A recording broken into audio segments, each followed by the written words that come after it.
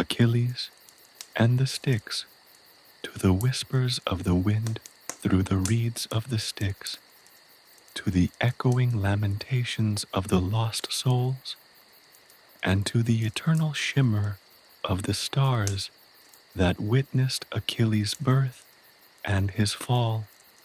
This story is dedicated. It is a testament to the enduring power of myth, to the enduring fascination with the human condition, and to the timeless struggle between fate and free will that defines our existence. For within the swirling currents of the river Styx lies not only a tale of divine intervention and near-immortality, but a reflection of the complex tapestry of human emotions, love and loss, ambition and despair, triumph and tragedy, the echoes of the hero's journey, his struggles, his triumphs, his ultimate downfall, all resonate with the inherent human experience, a symphony of joy and sorrow played out against the backdrop of a world both magical and real.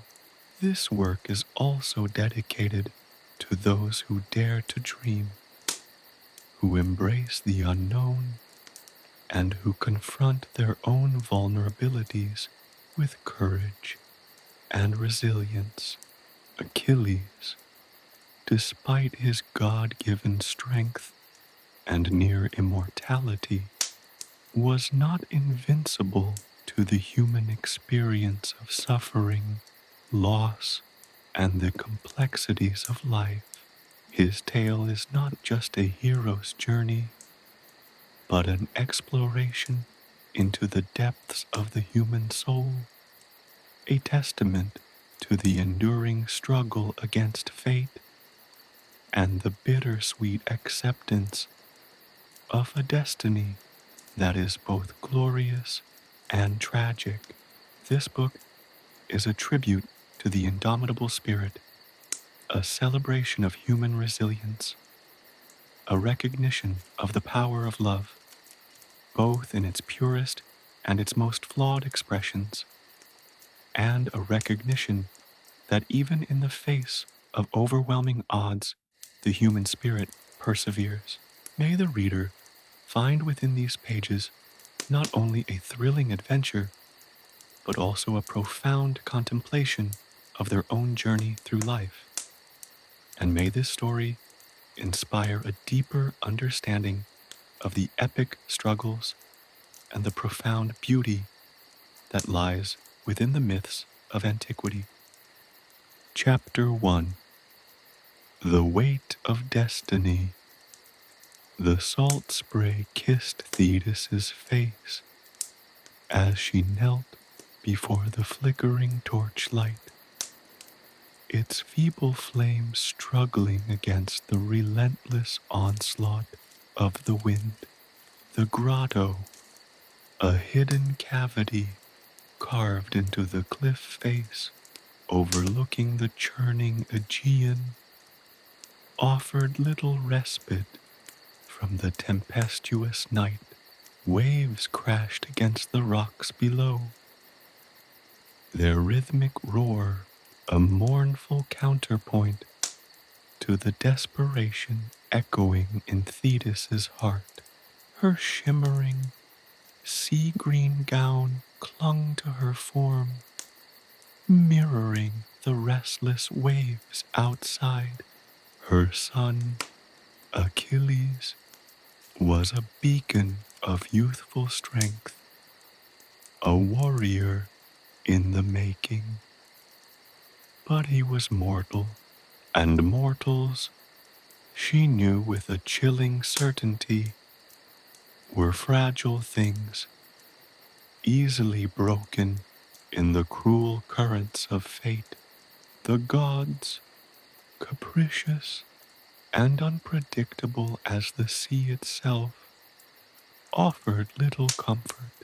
Zeus, her husband's brother, held the reins of Olympus, but his sympathies were as fickle as the weather.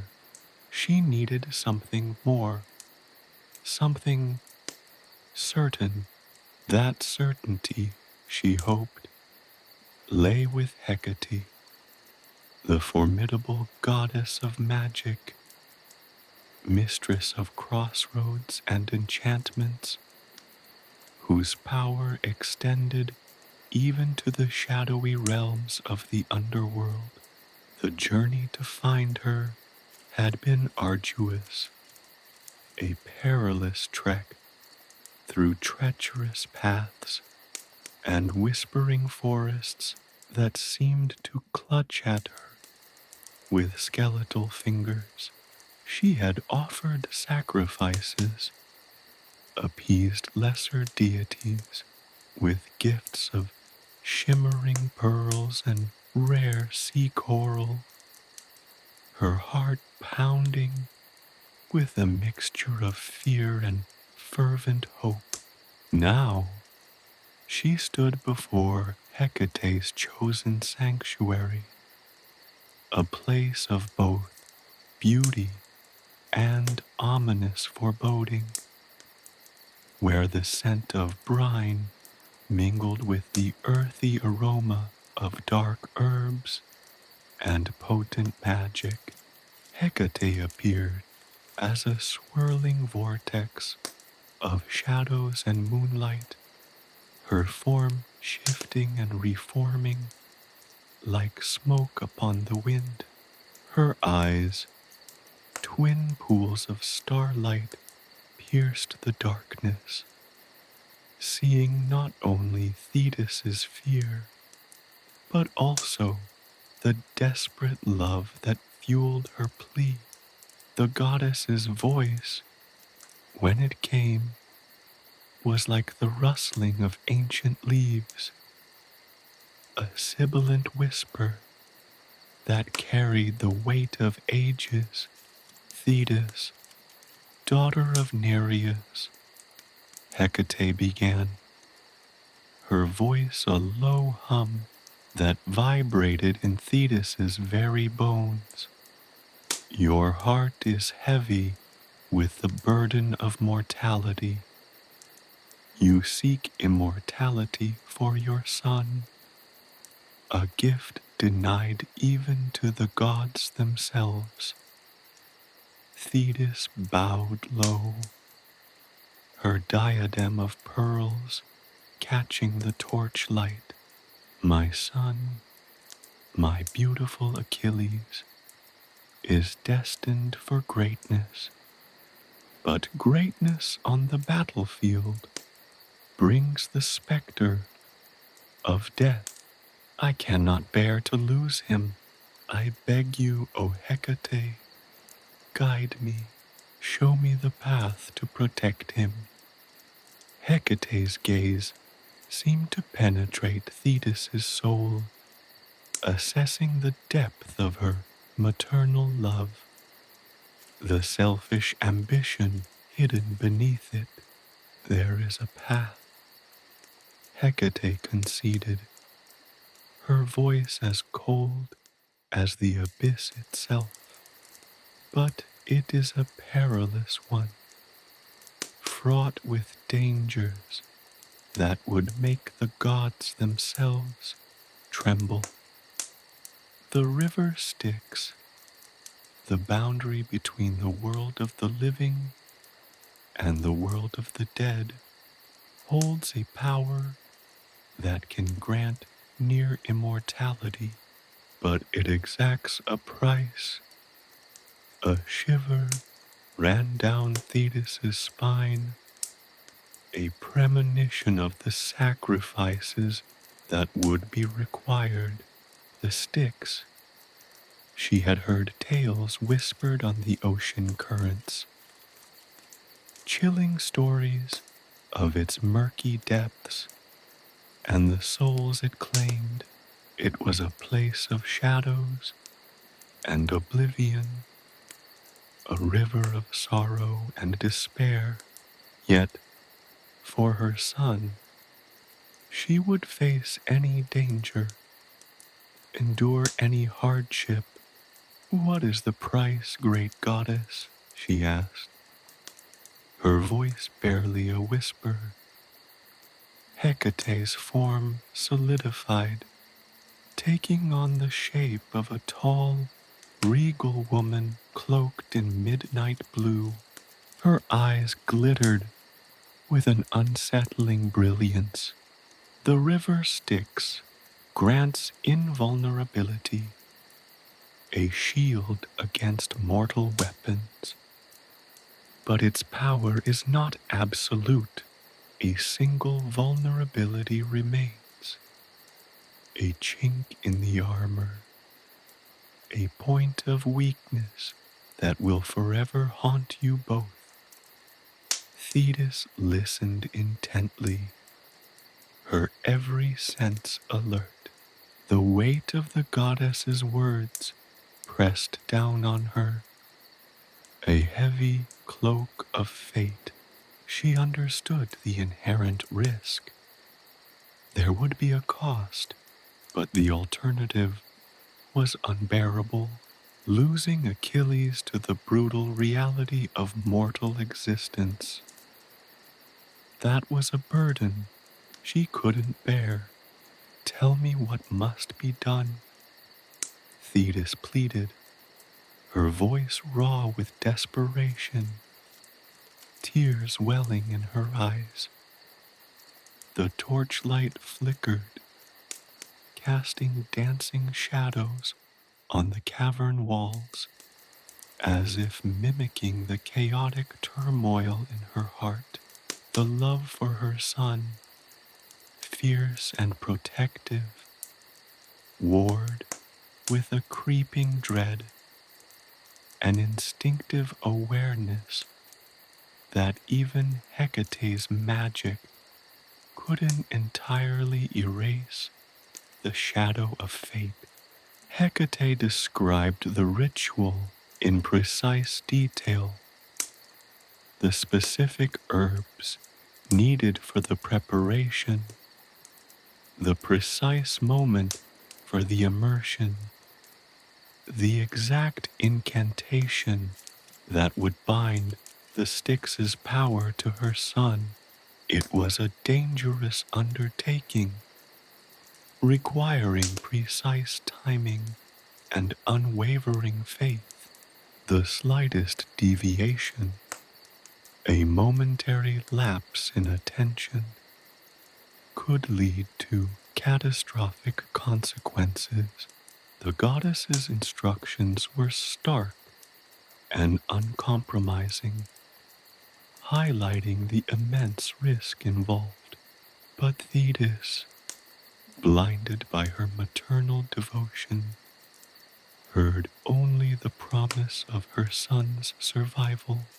The location of the ritual was described as a secluded bend in the river, a place of both beauty and terrifying stillness, where the very air seemed to vibrate with the power of the underworld.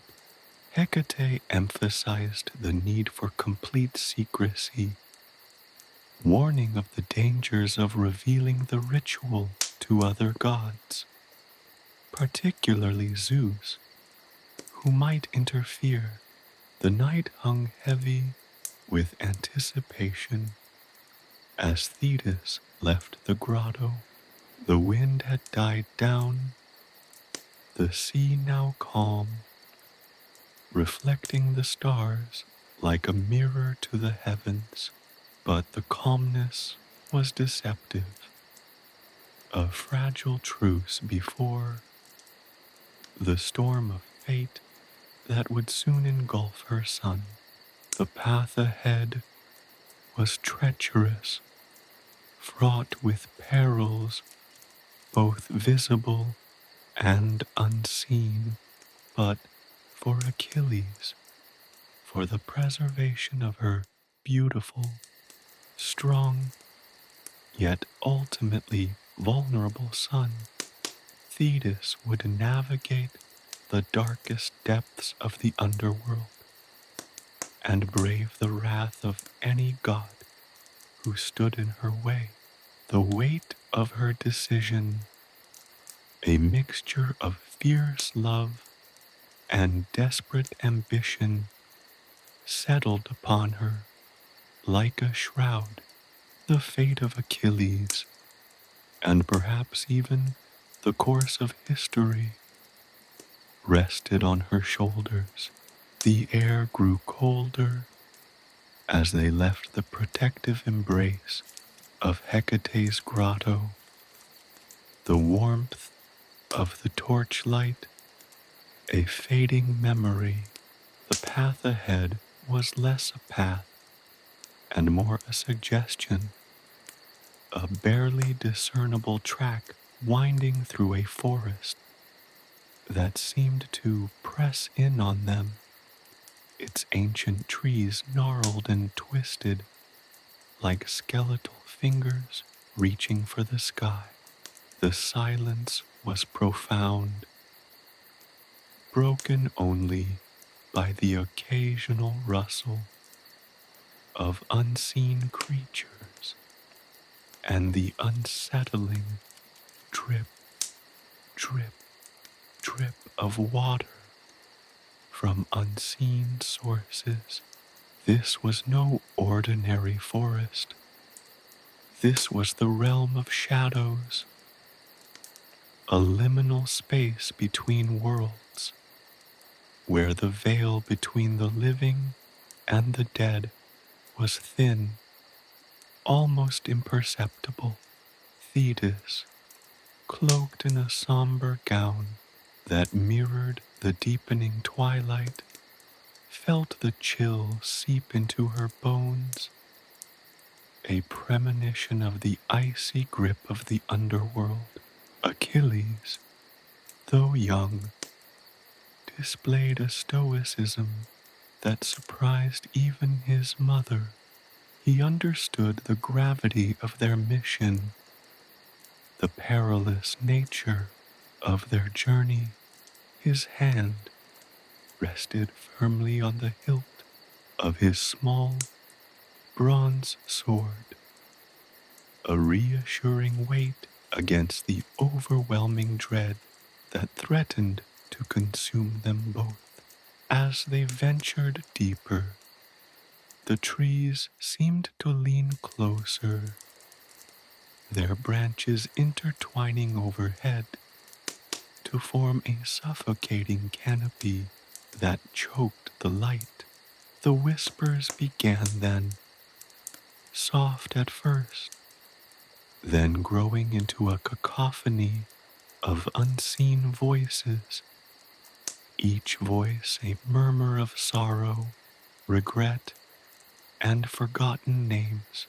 The ground beneath their feet was uneven, treacherous, littered with fallen branches, and slick with an unnatural moisture. The air itself seemed thick with sorrow, a palpable weight that pressed upon their chests, making each breath a labored effort. Thetis recognized the whispers as the mournful sighs of souls lost to the river, their lamentations echoing through the centuries. It was a chorus of anguish, a chilling prelude to the horrors that lay ahead. She gripped Achilles' hand tighter, her fingers digging into his skin, her touch a silent promise of protection, a desperate attempt to shield him from the suffocating despair that threatened to overwhelm them. Occasionally, fleeting glimpses of spectral figures flickered at the edge of their vision, shapes shifting and reforming, their features obscured by the encroaching shadows. Thetis would cast protective spells, ancient incantations learned from her sea nymph kin, to ward off these ethereal beings, but the spells offered only fleeting protection, their power weakening with each step they took further into the heart of the underworld's domain. Achilles, ever watchful, kept his sword drawn, his youthful body trembling slightly beneath the controlled facade of courage. The forest gave way to a desolate plain, a barren landscape stretched out under a sky devoid of stars. The earth was cracked and dry, devoid of life, yet the air hung heavy with a dampness that chilled them to the very marrow. Here, there were no whispers, only a suffocating silence, a stark contrast to the mournful chorus of the forest. This was the silence of oblivion, the quiet before the eternal sleep. In the distance, a shimmering haze marked the course of the River Styx. It wasn't a tranquil stream, but a churning torrent, its waters black as midnight, reflecting the desolate landscape like a funereal mirror. The air above the river shimmered with an unnatural heat, a palpable heat that warped the vision, creating phantasmagoric illusions that danced at the edge of perception.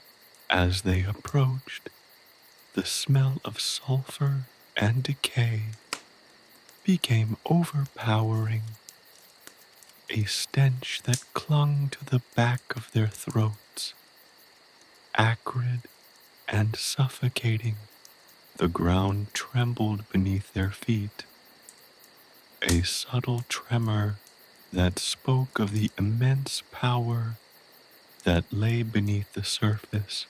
The river itself seemed to writhe, its murky depths swirling and churning in a chaotic dance of death and decay. Charon's ferry, a skeletal boat propelled by spectral oars, was visible on the far bank.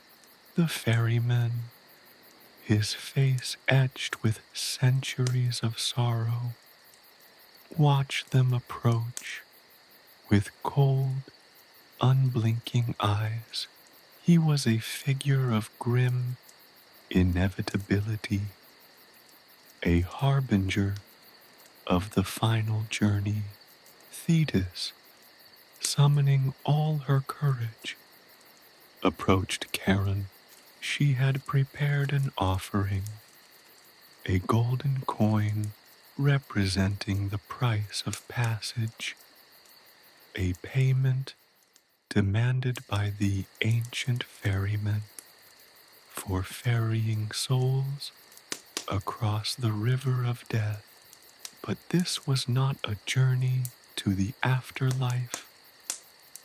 This was a journey to its edge, a foray into the underworld's realm for a purpose other than death. Charon accepted the coin, his gaze unwavering. He made no verbal acknowledgement, uttering not a word, as he gestured for them to board his dreadful craft. The boat creaked under their weight, its age and sorrow palpable, yet it moved with uncanny swiftness, across the churning waters. The closer they came to the far bank, the more intense the atmosphere grew, the shadows seeming to writhe and coalesce, forming grotesque shapes that haunted the periphery of their vision. The far bank was as desolate as the plains, but a single grove of willow trees offered a small respite, their weeping branches swaying in the ghostly breeze. This was where Thetis would perform the ritual at the river's edge, under the watchful, silent gaze of the underworld. The weight of their mission, the gravity of the undertaking, pressed down on them, a crushing burden that threatened to break them. But Thetis, driven by her fierce love for Achilles, held firm, her resolve unwavering. The journey to the edge had been perilous, but the true ordeal was yet to begin. The immersion in the Styx, the moment of near immortality, and the consequent price. These were the tests that would forge Achilles' destiny and determine the fate of them both. The shadow of the underworld stretched out before them, promising both glory and devastation. The air hung heavy, thick with the scent of brine and decay, a miasma clinging to the very fabric of the world. It was a smell that spoke of ancient secrets, of death and rebirth, a pungent perfume of the underworld itself. Before them, the Styx revealed itself not as a placid river, but as a churning, obsidian serpent, its waters blacker than the deepest night, reflecting the myriad stars like fractured jewels scattered across a velvet cloth. The surface rippled with an unnatural luminescence, a faint, ethereal glow that seemed to emanate from within the depths, a ghostly radiance that pulsed with an unsettling rhythm. Achilles stood at the water's edge, a young man on the precipice of a destiny, both glorious and terrifying. His lithe body, honed by years of rigorous training, was taut with a mixture of defiance and fear. His youthful face, usually alight with mischief and laughter, was now etched with a gravity far beyond his years. He was no longer the playful boy who chased butterflies in the fields of Phthia. He was a warrior on the brink of transformation, a demigod in the making. The bronze of his sword, polished to a mirror sheen, gleamed faintly in the starlight, mirroring the unnatural glow of the river. He clutched the hilt tightly, his knuckles white, the cold steel a small comfort against the chilling premonition that settled in his heart. Thetis, her face pale and drawn, watched her son with a mixture of pride and aching sorrow. Her sea-green eyes, usually sparkling with life and mirth, were now clouded with a profound sadness, a reflection of the sacrifice she was about to make. She had borne this son, this demigod, destined for greatness, yet cursed by the very power that would make him immortal. The weight of his future, the terrible price of his invulnerability, pressed heavily upon her. She adjusted the simple white chiton that draped her form, its stark simplicity, a stark contrast to the mystical setting.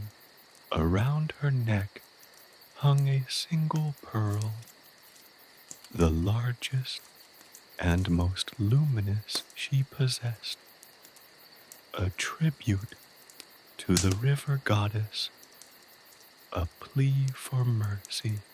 The air itself seemed to vibrate with anticipation, a palpable tension that hung between mother and son.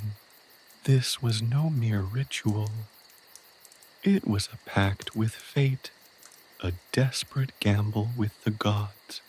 The Styx, the river of the underworld, demanded its price, and Thetis was prepared to pay it, even if it meant sacrificing a part of her own soul. She raised her hands, her movements slow and deliberate, and began a low, guttural incantation, a hymn to the river goddess, a prayer for protection and mercy. Her voice, usually melodious and clear, was roughened with emotion, each syllable laden with a deep-seated fear. Her words were ancient, imbued with the power of generations of sea nymphs, their ethereal resonance echoing across the desolate plain. The whispers of the underworld intensified as Thetis chanted, a chorus of disembodied voices rising and falling, a cacophony of sorrow and regret. These were the laments of souls lost to the Styx, their mournful cries echoing through eternity. They were warnings, prophecies of what lay ahead, a reminder of the cost of immortality. Yet, Thetis continued her incantation, her voice unwavering, her love for her son, her shield against the chilling dread. Achilles, though young, remained steadfast. He understood the gravity of the moment, the immensity of the sacrifice. He had seen the spectral figures that haunted the edge of the underworld, felt the chill of the Styx's breath upon his skin. He knew the price of power, the bitter taste of immortality. Yet he stood firm, his gaze unwavering, his fear tempered by a fierce determination. He was ready to embrace his destiny, whatever horrors it might bring. Thetis finished her incantation, her voice trembling, her body exhausted. She looked at her son, her eyes brimming with tears. She knelt before him, her touch gentle, her love boundless.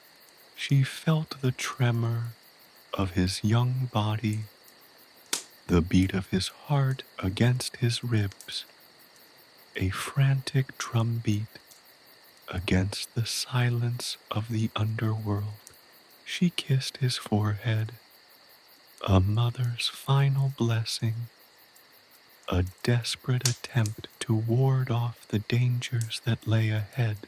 With a deep breath, Thetis lifted Achilles into her arms, his body supple and yielding.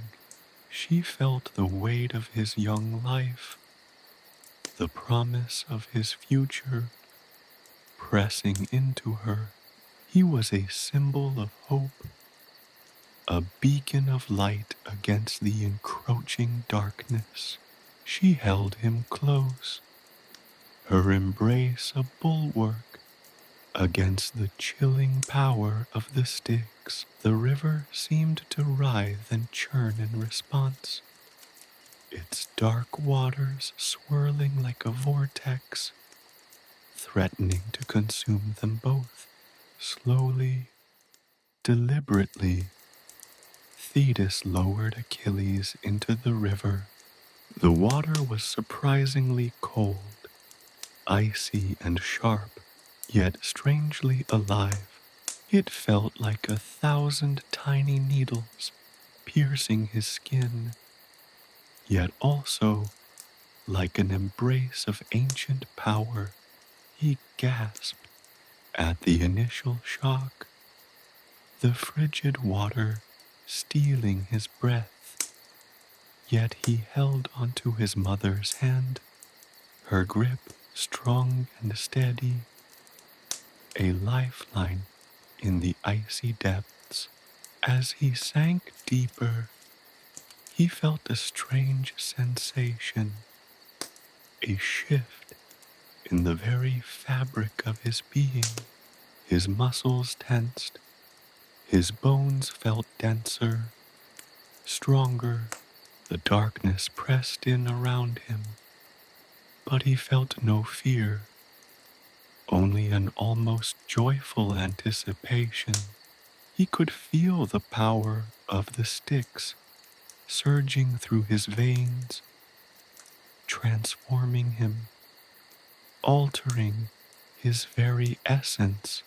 This was not death, but metamorphosis, a terrifying and glorious rebirth.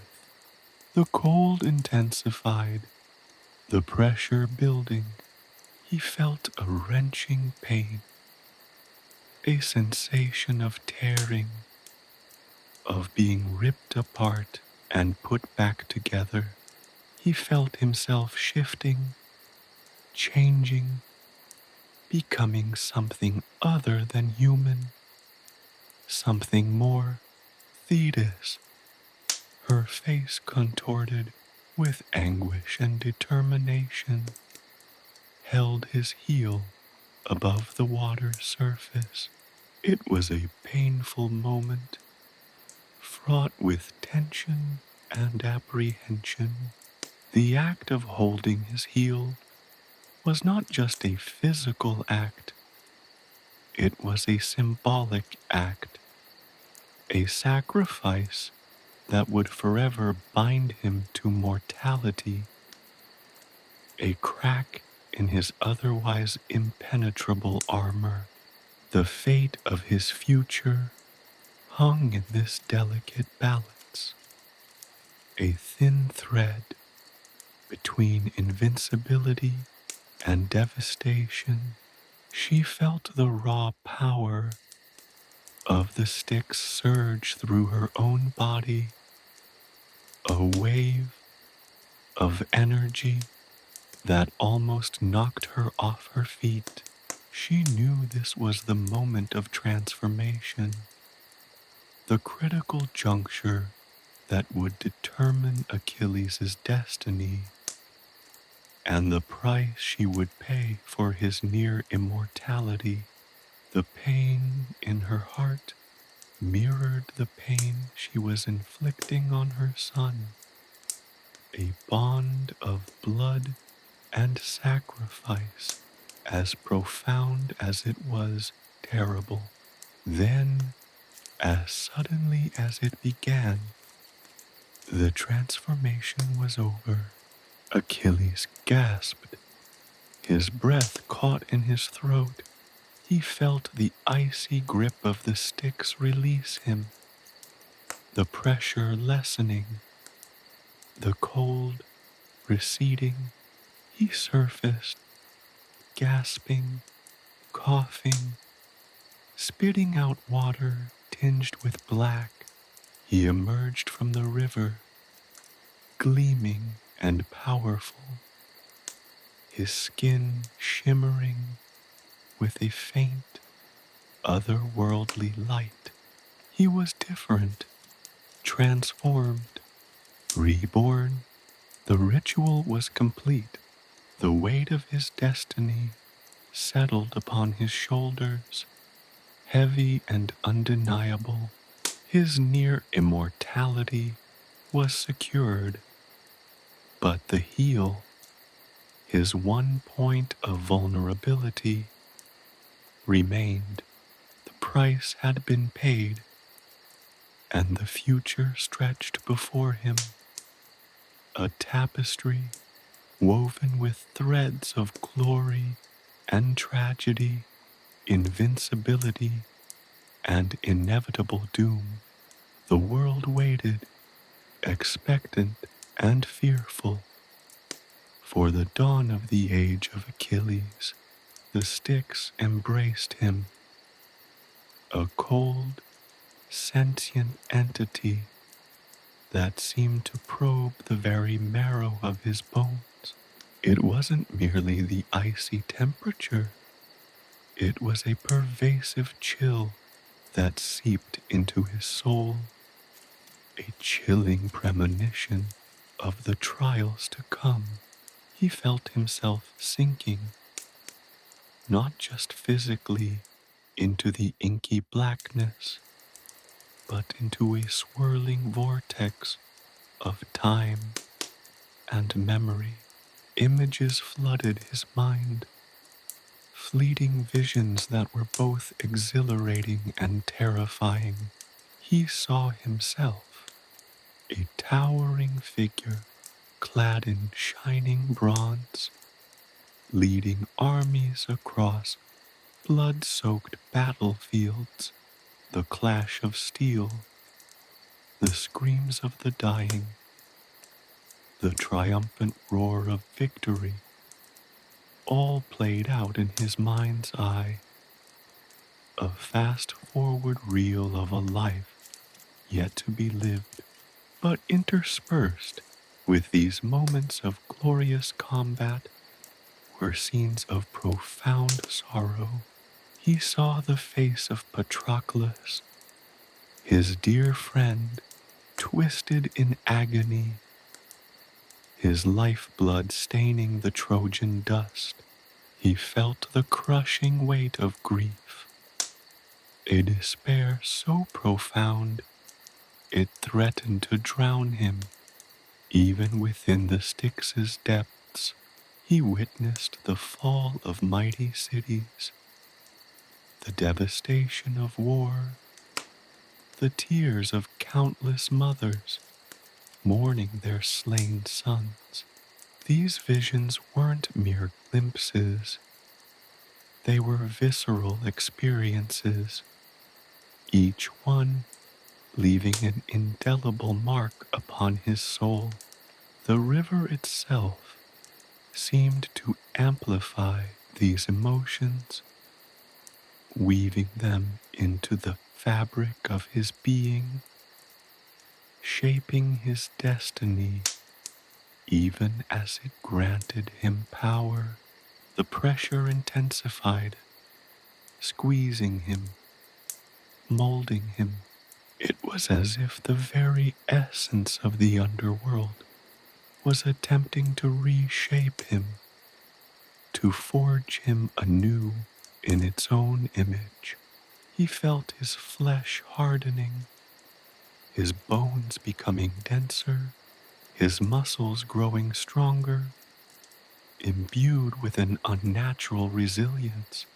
He felt the river's power surging through him, a primordial energy that invigorated and terrified him in equal measure.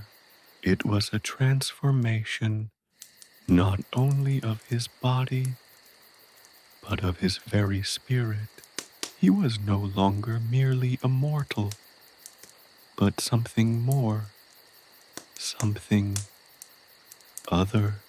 The visions continued, kaleidoscopic and disorienting. He saw himself standing atop the walls of Troy, a god amongst men, his very presence inspiring awe and terror in equal measure. Yet, even in this moment of ultimate triumph, he felt a deep, unsettling loneliness.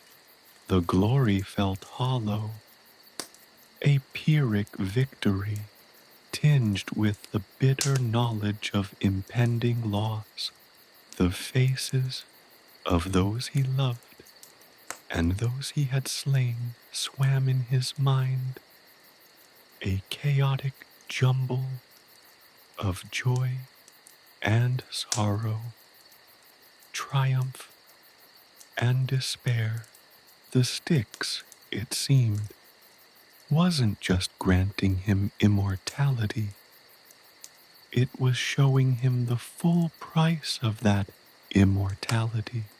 He saw glimpses of his mother, Thetis, her face etched with worry and desperation, her love for him as boundless as the sea from which he came. He saw her sacrifice, her agony at the knowledge of the fate that awaited him, the inevitable tragedy that would mark his life. He felt the weight of her love, a palpable pressure that added to the suffocating weight of his destiny. It was a love that both strengthened and burdened him. It pushed him towards his fate and made it even more dreadful, knowing it would cost her so much. Through the pain, through the visions, through the pressure, he clung to one thing, his mother's hand, or rather, the sensation of it. He was submerged in the darkness, yet he could feel the warmth of her touch, a lifeline in the cold, oppressive depths. It was this connection, this love, that anchored him, kept him from succumbing to the crushing weight of his foreordained fate. It gave him the courage to accept this new reality, to face the challenges that awaited him. Then, just as unexpectedly as the visions began, they ceased. The pressure lessened, the cold receded, the darkness lifted, replaced by a faint, ethereal glow. He felt himself rising, being pulled upwards, towards the surface. He broke through the inky surface of the Styx, gasping for air, his lungs burning. The world appeared to him anew, washed clean, cleansed by the ordeal. He coughed, spitting out the black water of the underworld. Each cough a painful expulsion of the memories he had carried from the depths. He was changed. His skin shimmered with an unnatural light. His eyes reflected the stars with an unsettling brilliance. He was stronger, faster, more resilient. The near-immortality the Styx had bestowed upon him was undeniable. Yet, as he looked down at his body, he noticed a single imperfection, a single flaw. His heel, the part of his body that his mother had held above the water during his immersion, remained untouched by the Styx's power. This small detail was the chilling truth that lay at the heart of his newly found invulnerability. The promise of an invincible warrior was tainted with the certainty of a fatal flaw. It was a stark reminder of the deal he had struck, a bittersweet victory over death, and a simultaneous surrender to it. He stood on the bank, dripping with the black water of the underworld, gazing at the river that had remade him. The Styx, the river of the dead, had given him life, in a sense, but it had also given him death. The weight of his destiny, heavy and inescapable, settled upon his shoulders. He was Achilles, the hero, the demigod, the invincible warrior, but also Achilles, the mortal. The prophecy of his greatness was now intertwined with the certainty of his downfall. He knew, with an unsettling clarity, that his life would be one of glorious battles and devastating losses. He would rise to unimaginable heights, but in the end, he would fall. The price of immortality was the knowledge of its ultimate end. The promise of greatness was accompanied by the inevitable shadow of his demise. The future awaited him, a battlefield of his own making, a tapestry woven with glory and tragedy, invincibility and doom. He was ready. He had to be. His fate, however cruel, was his to embrace. The world held its breath, awaiting the arrival of the man who would become a legend, a demigod destined for both unparalleled glory and a tragic end. The dawn approached, heralding not just a new day, but the dawn of the age of Achilles. The Styx, a churning obsidian river, reflected the pre-dawn sky, a tapestry woven with the faintest glimmer of starlight. The air hung heavy with the scent of brine and something else, something ancient and unsettling, the very breath of the underworld itself. Thetis, her sea-green eyes reflecting the river's dark depths, knelt beside her son, her face a mask of fierce love and agonizing apprehension. Achilles, barely a man, yet already possessing a strength that belied his years, lay within the river's embrace, his body slowly yielding to the Styx's chilling power. Her touch, light yet firm, rested on his heel. It was a small point of contact, a tiny island of warmth in the icy vastness of the Styx. but it was a significant one, a focal point of both hope and despair. This single, small point was the price of immortality, the crack in the flawless armor of his invulnerability. Thetis knew this, understood it with a visceral certainty that chilled her to the bone.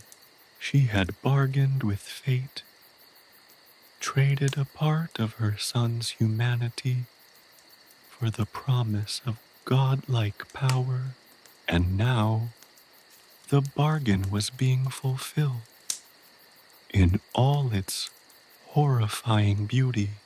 The river's power seemed to intensify around Achilles, swirling and eddying, pulling him deeper into its shadowy embrace. Thetis felt a wrenching pull on her own soul, a connection that bound mother and son in a desperate dance with destiny. She felt the coldness of the Styx seeping into her own being, mirroring the chilling premonition that had haunted her for years. The knowledge of the tragic fate that awaited him, even in his newfound godlike power. It was a knowledge that weighed heavily on her heart, a constant reminder of the terrible price of her ambition. Her fingers tightened around his heel, a desperate attempt to anchor him, to hold him fast against the relentless pull of the underworld. It was a gesture of love, fierce and unconditional, a mother's devotion laid bare against the stark canvas of impending tragedy. In that moment, she was not a sea nymph, not a goddess, but simply a mother, clinging to her child, her love as vast and untamed as the sea itself. Her tears, salty and warm, mingled with the icy river, a testament to the sacrifice she was making, a sacrifice born of a mother's desperate need to protect her son. But the Styx was indifferent to her love. It was a force of nature, ancient and implacable, heedless of mortal emotions. The river continued its inexorable work, molding Achilles, transforming him, forging him into something more than man. Thetis felt a wave of despair wash over her, a chilling awareness of the inevitable. She felt his strength growing, the resilience of his body becoming nearly invincible. His flesh glowed with an ethereal light, his eyes shining with a power that seemed both magnificent and frightening. The transformation was agonizing to watch. She could almost feel the Styx's icy fingers stripping away his mortality, replacing it with a power that held its own intrinsic danger. It was a terrifying and beautiful spectacle, a display of the ancient powers at work, their indifference to human emotions a chilling testament to the forces shaping his destiny. She felt the weight of her own choice, the weight of her own ambition. Each moment of his transformation felt like a searing burn, in her soul. The love for her son was a constant and ever-present flame, but the weight of knowing the cost of that protection, the knowledge of his vulnerability, that single point of weakness that would be his undoing, was a heavy burden. She clung to him, not only for support, but also in a desperate effort to share the weight of his fate, to lessen the burden, even just a tiny bit. As the final stages of the ritual concluded, and the glow of his altered body faded, the river released him. He emerged, dripping and powerful, a vision of bronze and might, but the moment held an underlying tension, a palpable contrast between the gleaming warrior and the single point of weakness, his heel. It was a stark reminder that even in his near immortality, Achilles was not a god, but a man bound to mortality by a single, tragically vulnerable point. Thetis watched him rise from the Styx, her heart aching with a bittersweet mixture of pride and fear. The act was done, the sacrifice made, and the price was clear. The weight of his destiny now rested squarely on his shoulders, a burden shared, but ultimately his alone to carry. She had done all she could, sacrificed everything she could, and now he was ready. He was Achilles, the man who would become a legend, a demigod forged in the fires of the underworld, his invincibility forever tainted by the fragile vulnerability of his heel, a reminder of his humanity, of his mortality, and the inevitable tragedy that awaited him. The first rays of dawn touched the horizon, painting the sky in hues of gold and crimson. The sun rose to herald a new age, the age of Achilles. He stood poised, ready to face the world, his strength matched only by his vulnerability, the weight of his destiny, the promise of glory, and the certainty of his tragic end settled upon him, a crown both glorious and heartbreaking. His eyes were now pools of deep understanding, reflecting the complexities of his fate, the heroism, the pain, the triumph, and the inevitable fall. His destiny, however laden with peril, had been forged. He was ready to meet it. He had no choice but to be. Chapter 2. Emerging from the depths. The Styx relinquished its hold, its icy grip releasing Achilles into the nascent light of dawn. He rose from the river, not with a splash, but with a slow, deliberate emergence, like a statue unveiled. Water cascaded from his form, not in a chaotic torrent, but in sheets of glistening liquid, mirroring the ethereal glow emanating from his skin. It was a light unlike anything Thetis had ever witnessed, an incandescent, luminescence that seemed to shimmer and pulse with a power both terrifying and magnificent.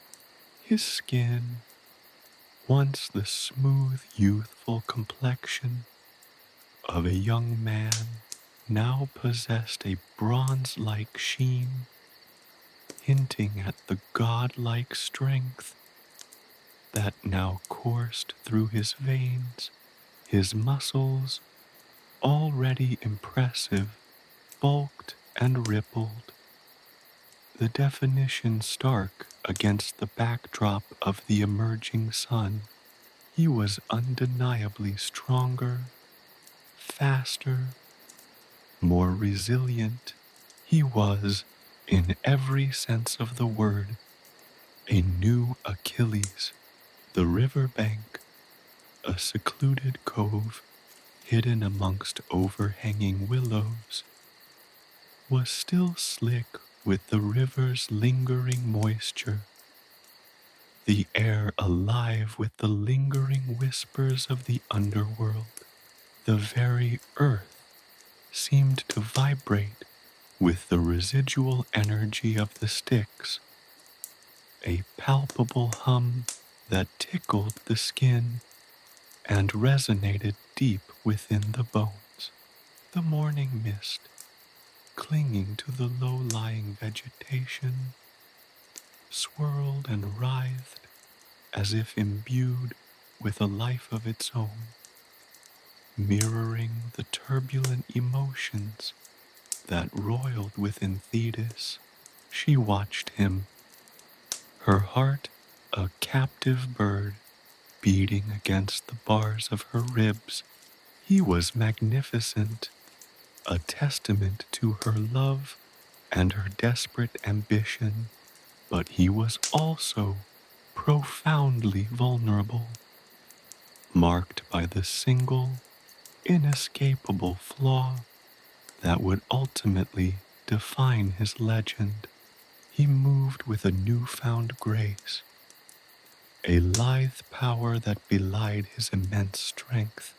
His breath plumed into the cold morning air, each exhale a visible puff of vapor that momentarily obscured the rising sun, making the scene almost surreal, a mystical blend of the earthly and the divine.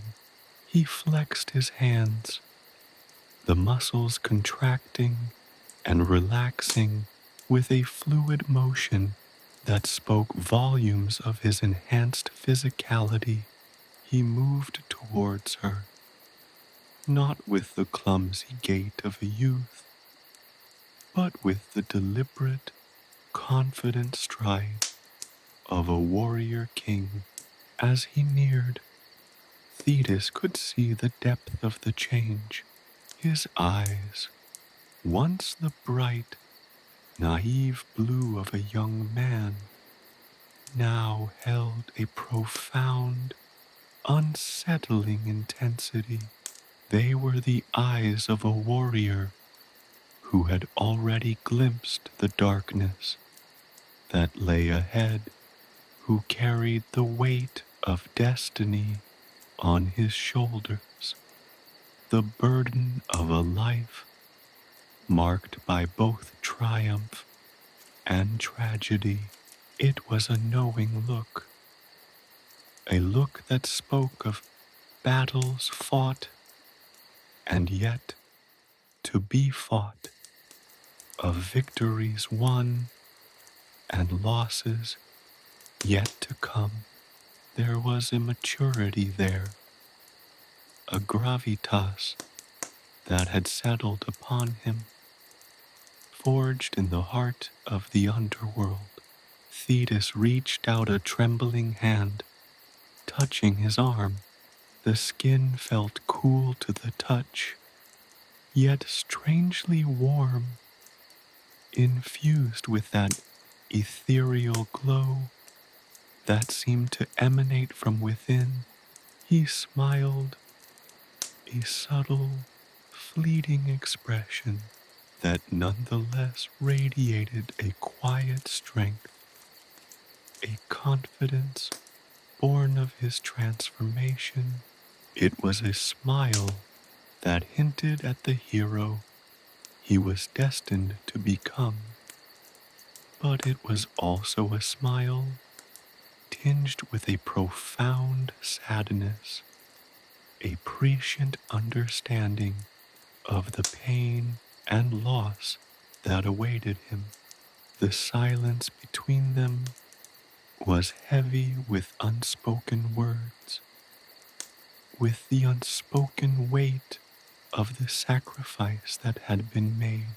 Thetis felt the echo of the Styx's chill clinging to him, a reminder of the price of immortality, of the bargain struck with the river's dark embrace.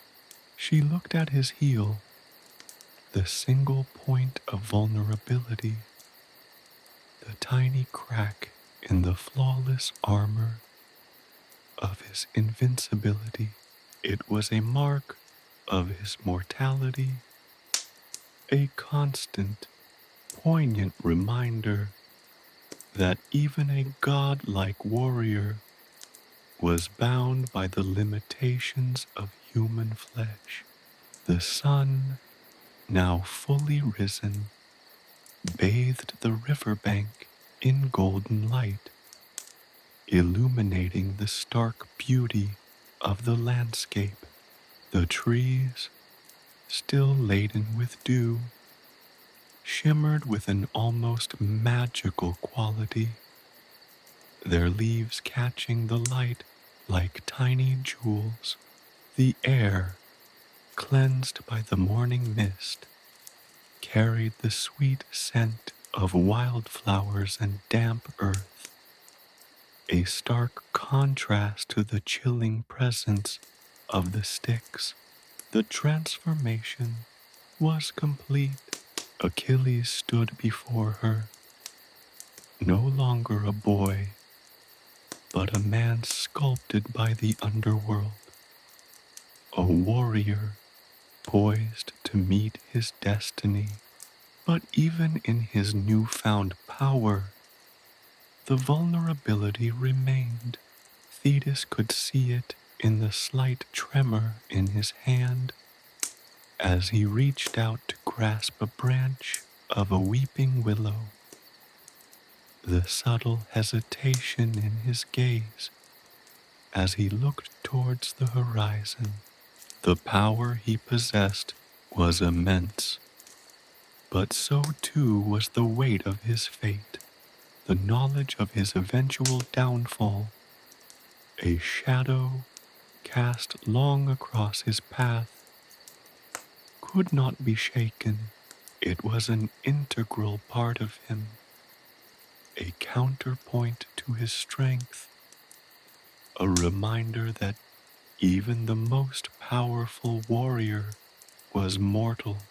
He was a paradox, a being forged in the crucible of divine and mortal forces, a blend of invincibility and inherent fragility.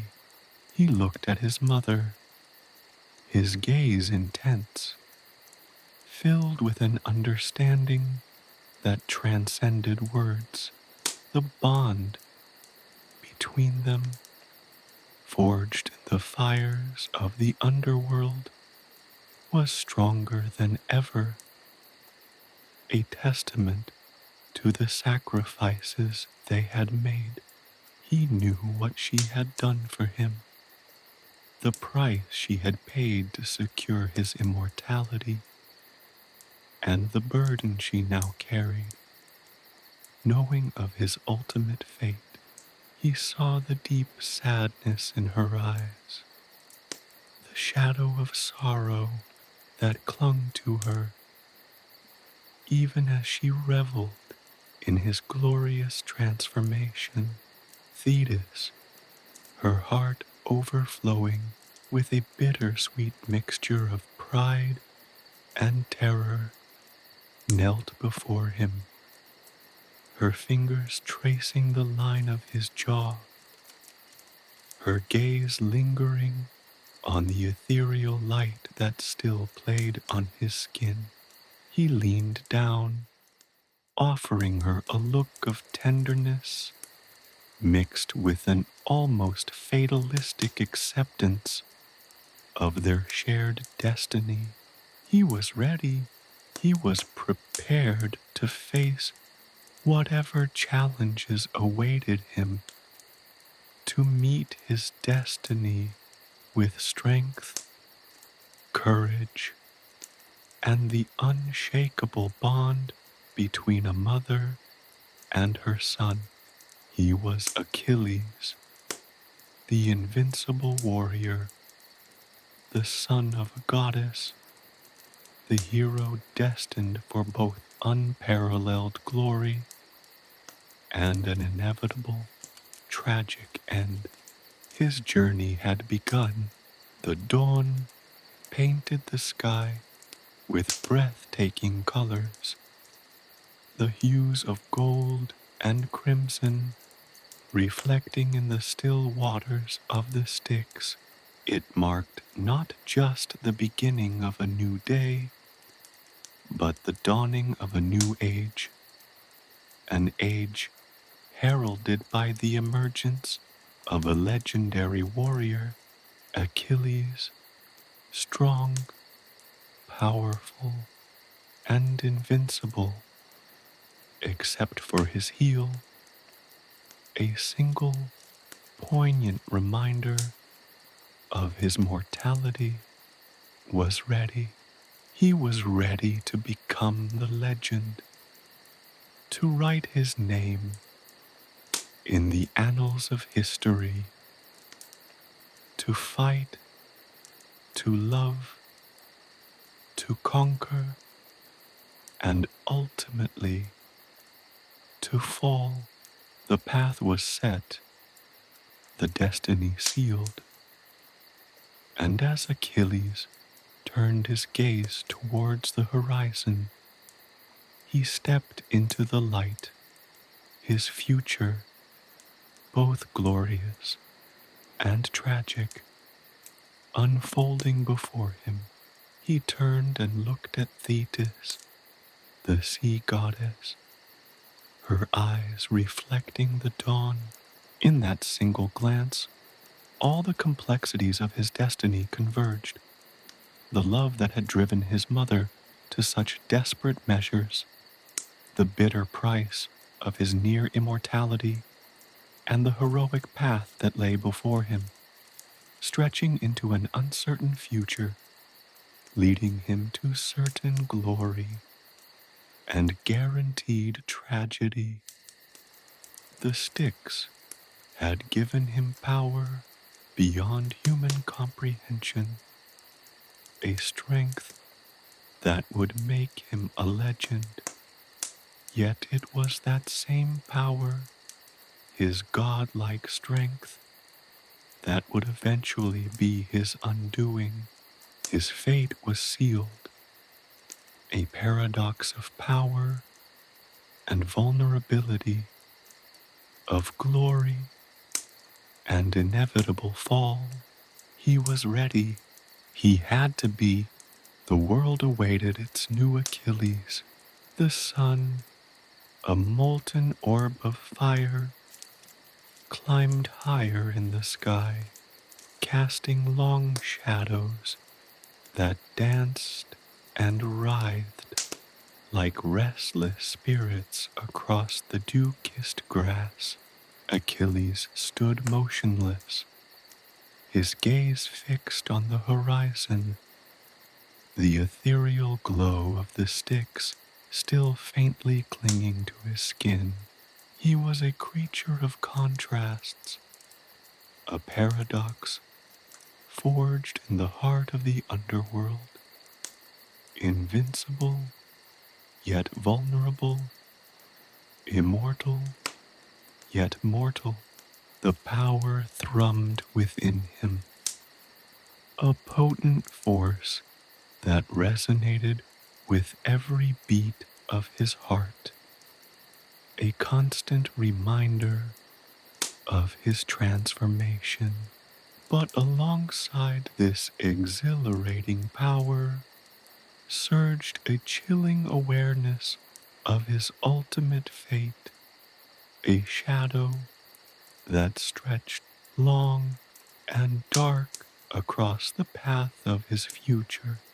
He felt the weight of his destiny, a crushing burden that pressed down on his shoulders, a tangible thing that threatened to suffocate him. It was the weight of expectation, the weight of prophecy, the weight of a life predetermined, a narrative already written in the stars. He was to be a hero, a legend, a name whispered in awe for generations to come. Yet, this destiny was intertwined with an inescapable tragedy, a foreordained end that cast a pall over even the brightest moments. The knowledge of his death, the certainty of his fall, was a constant companion, a chilling undercurrent beneath the surface of his newfound strength. The air itself seemed to vibrate with the tension, a silent hum that echoed the tumultuous emotions that wrestled within him. He felt the echo of the Styx's chilling embrace, its icy fingers still tracing the contours of his body, a lingering reminder of the sacrifice made, the price paid for his near immortality. He was a vessel crafted from the very essence of both gods and mortals, a testament to his mother's unwavering love and her audacious ambition. Yet, this very vessel held within it the seeds of its own destruction. He turned slowly, his gaze falling upon his mother. Thetis, the sea goddess, watched him with an intensity that mirrored his own internal struggle. Her eyes, usually shimmering with the radiant beauty of the ocean depths, were now clouded with a sorrow that was as vast and deep as the sea itself. She had given him the gift of near immortality, but in doing so, she had also bestowed upon him the curse of knowing his own demise. Their eyes met, a silent exchange passing between them, a language woven from unspoken words and shared knowledge of the inevitable. The bond between them, already profound, was now strengthened by the shared weight of this terrible secret. He walked towards her, his steps measured and deliberate, the grace and power of his new form evident in every movement. He reached out and took her hand, his touch sending a jolt of warmth through her, a comforting reassurance that cut through the chilling awareness of his fate. Her fingers, long and slender, traced the contours of his hand, lingering on the bronze-like sheen of his skin, a testament to the transformation he had undergone. The silence between them was heavy, thick with unspoken emotions. The shared burden of prophecy pressing down upon them like a suffocating blanket. The wind whispered through the willows that lined the river bank, their leaves rustling like ancient secrets being unveiled. The sounds of nature, the gentle lapping of the river, the chirping of unseen birds, served only to amplify the profound silence between mother and son. He looked at her, truly looked at her, and saw the depths of her sacrifice reflected in her eyes. The pain, the fear, the love that had driven her to this desperate act. He knew that she carried the burden of his fate as heavily as he did, perhaps even more so.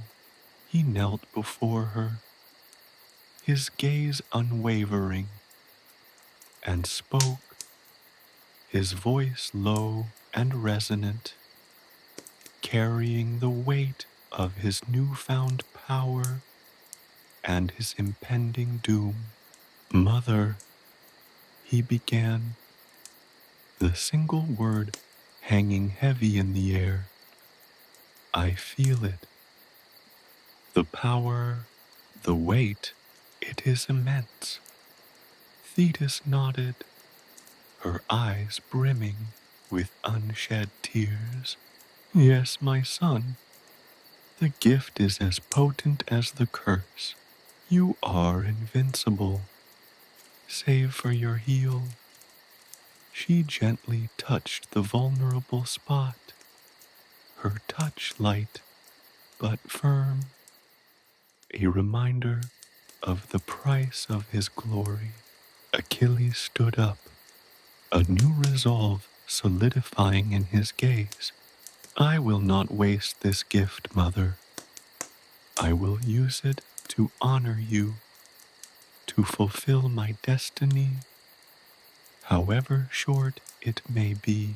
I will become the hero they speak of, the legend that will be sung for generations.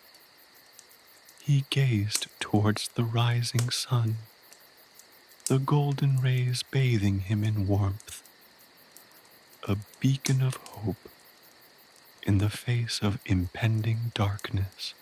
The future stretched before him, a tapestry woven with threads of glory and tragedy, of triumph and defeat. He saw the battles, the victories, the losses, the love, the heartbreak, all of it unfolded before his eyes, a panoramic vision of his life, played out as if on a celestial stage. He saw the faces of those he would love, those he would lose, those he would fight beside. He saw the field of Troy, the culmination of his legend, his inevitable downfall. But despite the bleakness of his ending, he felt no fear. He was ready. He was ready to embrace his destiny, to meet the challenges that lay ahead with courage and strength. He would live his life to the fullest, striving for glory and excellence, honoring the sacrifices that had been made to secure his immortality. He would love fiercely, fight bravely, and leave behind a legacy that would echo through the ages. even in the face of his own inevitable end. The sun bathed him in its golden embrace, a silent witness to the powerful emotions that surged through him. He was Achilles, son of a goddess, warrior extraordinaire, a hero whose legend was destined to become as vast and eternal as the sea itself, even though his life itself would be tragically brief. His journey had begun, and though he knew the end, he embraced the adventure, his heart filled with a complex blend of determination, sorrow, and unwavering resolve. His strength was not just in his near immortality, but in his acceptance of his fate, a warrior's acceptance of the ultimate sacrifice. The sun, his future, shone both bright and shadowed, and he would meet it head on, a legend in the making. The weight of his destiny did not break him, it forged him, shaping him into the indomitable spirit that he was destined to become. The night descended, cloaking the land in a velvet darkness, punctuated by the incandescent brilliance of a million stars. They hung like glittering jewels in the inky expanse, a celestial tapestry woven with threads of destiny. Achilles, still bearing the faint luminescence of the Styx, sat upon a rock overlooking the river, its placid surface mirroring the turmoil within him. The whispers of the wind through the reeds seemed to carry with them the echoes of forgotten ages, the murmurs of prophecies yet to be fulfilled. He felt the weight of his immortality, not as a joyous liberation, but as a heavy cloak. The near invulnerability granted by the Styx was a double-edged sword, a gift poisoned by the knowledge of its limitations, the awareness of its ultimate failure. His mother's desperate act, her willingness to sacrifice her own divine being for his, now loomed over him as a constant reminder of the price of his power, a price yet to be fully paid. The invincibility offered only a temporary respite from the cold embrace of death, a stay of execution etched into the very fabric of his being, a shiver born not of cold but of foreboding ran down his spine. He closed his eyes, attempting to shut out the visions that began to flicker at the edges of his mind's eye, glimpses of a future painted in hues of both glory and despair. He saw himself, a youthful warrior, resplendent in bronze armor, leading his Myrmidon warriors into battle, his every strike a testament to his God-given strength. He heard the roar of the crowds, the clash of steel, the agonizing cries of the fallen, all echoing in a symphony of chaos and valor. But interspersed with these moments of triumph were scenes of heart-wrenching loss. He saw the faces of fallen comrades, friends, and brothers in arms, their lives extinguished in the bloody maelstrom of war. He saw the anguish etched onto the faces of his loved ones, the tears that would fall like rain upon his own eventual demise, and above all, he saw the inevitable, a dark, shadowy figure, the harbinger of his own death, a spear aimed at the vulnerable point on his heel, a single chink in his divine armor. The visions were not just images, they were emotions, raw and visceral. He felt the sting of betrayal, the agony of loss, the crushing weight of defeat, the knowledge of his impending death, once a distant threat, now pressed down upon him, suffocating him with its inevitability. He felt a cold dread, a primal fear that transcended even his godlike strength, the awareness that even immortality had its limits.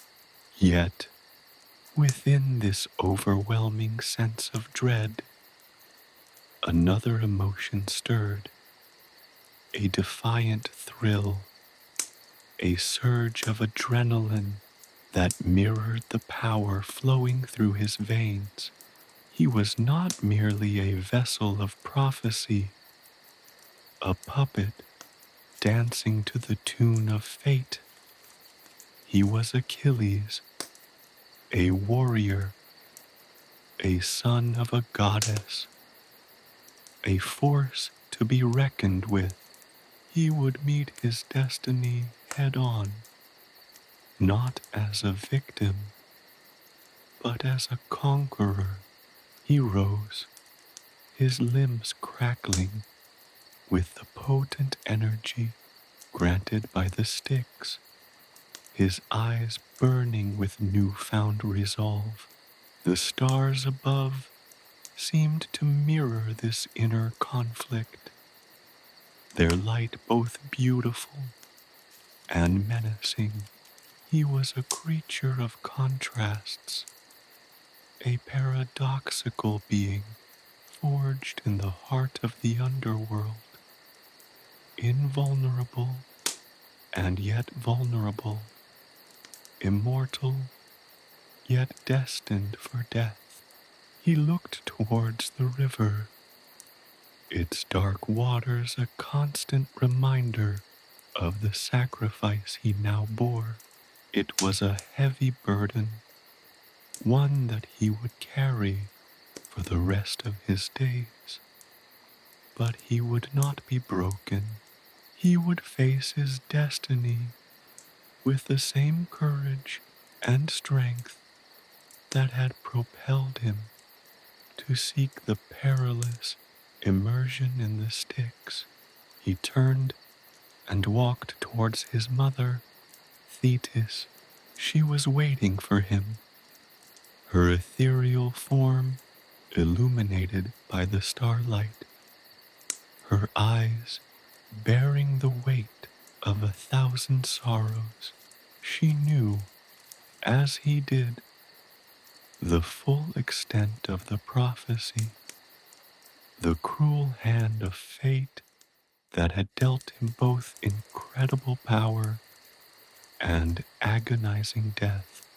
"Mother," he began, his voice resonating with the power that thrummed within him. He did not ask for solace, for comfort. He sought understanding, a confirmation of the terrible truth that had been revealed.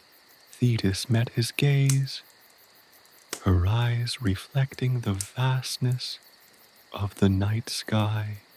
"The fates have spoken, my son," she said, her voice a low whisper that carried across the silent landscape. "You will be a hero unmatched in the annals of history, your name sung in every corner of the world. Yet your life shall be tragically short." She spoke of the battles he would fight, the victories he would claim, the glory he would achieve. She painted vivid pictures with her words, details that matched the visions he had glimpsed in his mind's eye. She spoke of his victories, of his unwavering courage, of the friends he would gather, and the battles he would lead. Yet, with each stroke of glory, she cast a shadow of impending doom, a reminder that every triumph would only bring him closer to his final, inevitable fall. She spoke of Briseis, the beautiful captive woman who would steal his heart and become a focal point of his rage, the catalyst for a conflict that would lead to his tragic end. She spoke of Patroclus, his dearest friend, whose death would ignite the fury that would consume him, leading him to his own demise. Achilles listened, his heart a tempest of emotions, of pride, ambition, love, and fear. The prophecy was a double-edged sword, a curse that was inseparable from the blessing of his near immortality. He was granted the gift of legendary heroism, but he was also sentenced to a premature, painful end. The knowledge was heavy, the burden almost unbearable. Yet it was a burden he would carry, and he would not let it define him. He would meet every challenge, every battle, every tragedy with unwavering determination. He would choose to write his own destiny, even if its end was predetermined. As the first rays of dawn painted the eastern sky with hues of gold and rose, Achilles stood tall, his eyes fixed on the horizon. He carried the weight of prophecy, but he was not broken. He was a hero, forged in the heart of the underworld, a testament to his mother's love, and he would embrace his fate, glory, and tragedy with the same fierce courage that defined his immortal being. His legend would be written in blood and glory, a testament to a warrior's life lived to its fullest extent, even if that extent was tragically short. His name would be whispered through the ages, not only for his prowess in battle, but for his acceptance of destiny, for his unwavering spirit in the face of an unavoidable end. The prophecy was unveiled, and he stood ready to meet it. The salty tang of the sea air, thick with the scent of tar and sweat, filled Achilles' nostrils. He stood on the precipice of a bustling harbor, a hive of activity that hummed with a frenetic energy, the rhythmic clang of hammers against bronze, the creak of timbers, the shouts of men, all formed a cacophony that resonated with the burgeoning storm within his own soul. Ships, majestic vessels of war, were being readied for a voyage none could truly anticipate, their hulls gleaming under the pale morning light, promising adventure, glory, and death. This was Bethia, the heart of his kingdom, usually a scene of peaceful serenity, now transformed into a martial arena, a staging ground for a conflict of epic proportions. The air crackled with an almost palpable tension, a tangible sense of impending doom that even his near immortality could not fully dispel. The news had arrived like a blow, a cruel and swift messenger that ripped through the peaceful veil of his post-Styx contemplation. A war was brewing, a war that would engulf the world and claim the lives of countless heroes.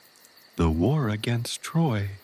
He watched as men, hardened by years of training and forged in the fires of countless skirmishes, swarmed around the ships, their movements precise and efficient, their faces grimly determined. They were warriors, veterans who had witnessed the horrors of war, and yet still stood ready to face its unrelenting fury. They were men who understood the price of glory, a price paid in blood and sacrifice. Their stoicism, their quiet resolve, struck a chord within Achilles. It was a reflection of his own burgeoning spirit, a warrior spirit that could not be ignored, a destiny that could not be denied. The call to arms was not a mere summons. It was a clarion call resonating through his very being, a vibration that echoed the ancient prophecies. It was a confirmation of his fate, a relentless pull towards the inevitable. The whispers of the fates, once a distant murmur, now roared in his ears, a chorus of destiny's symphony. He felt the familiar weight of his near immortality, the burden of his invulnerability, a gift tainted by the knowledge of its single fatal flaw, the heel, the vulnerability that was his Achilles' heel. Yet, despite the foreboding, a thrill coursed through him, a potent cocktail of excitement and dread.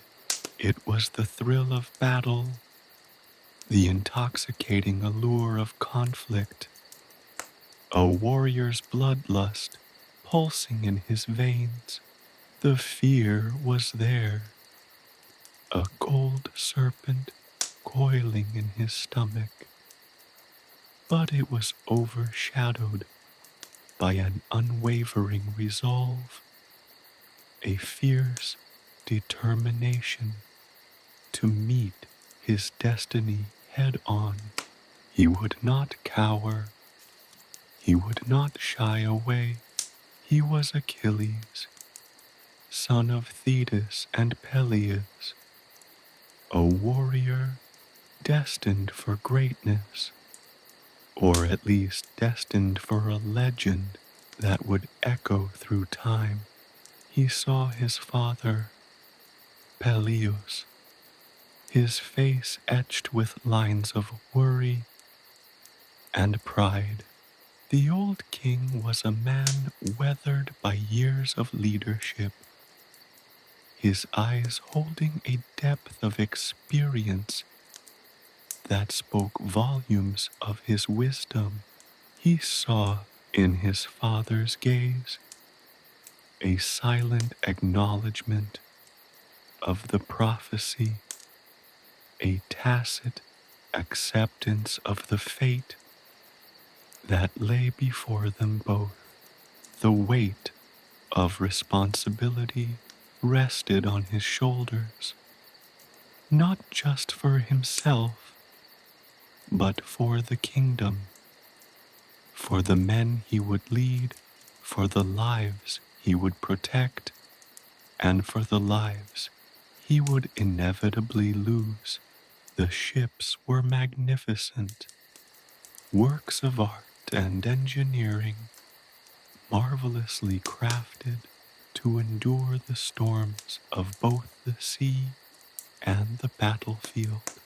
Each one was a symbol of hope, of resistance, of the unyielding spirit of humanity in the face of an overwhelming foe. The air thrummed with the energy of thousands of men, their combined strength a force to be reckoned with.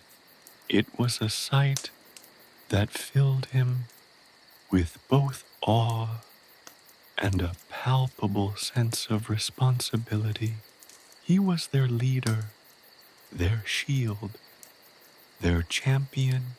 He would lead them to glory, even if it meant walking the path towards his own tragic end. The clang of bronze armor resonated with the beating of his own heart. The sight of his Myrmidon warriors, his loyal companions, their faces painted with the same mix of anticipation and apprehension as his own, filled him with a surge of unwavering devotion. They were his brothers, his friends, men who would fight and die alongside him, a bond forged in loyalty, respect, and a shared understanding of the weight of their impending task. He gazed at them, seeing in their eyes the same reflections of his own inner conflict, a mixture of fear and eagerness, of dread and unwavering determination. This was not just an army, it was a family, a brotherhood, bound by a common cause. The harbor was a microcosm of the world itself, a place where the mundane and the extraordinary intertwined. It was a place of bustling preparation, of quiet farewells, of nervous anticipation, of steadfast resolve. The sea stretched before them, vast and unforgiving, yet they would sail into it, toward the shores of a land that was destined to become the setting for the greatest war the world had ever known. The weight of that war settled upon his shoulders, a crushing burden balanced by the exhilarating prospect of glory, of heroic achievement that would etch his name forever in the annals of history. The call to arms was not just a summons to war, it was a summoning of his destiny. He felt the gaze of the gods upon him, their silent judgment hanging heavy in the air. He was a chosen one, a warrior blessed with near immortality, yet cursed with a tragic flaw. He was a pawn in their game, yet he was also the master of his own fate, the architect of his own legend. The choice was his, not just to fight, but to live and die according to his own terms. He would not be a mere puppet. He would be a force, a whirlwind of power that would sweep across the plains of Troy, leaving an indelible mark on the world.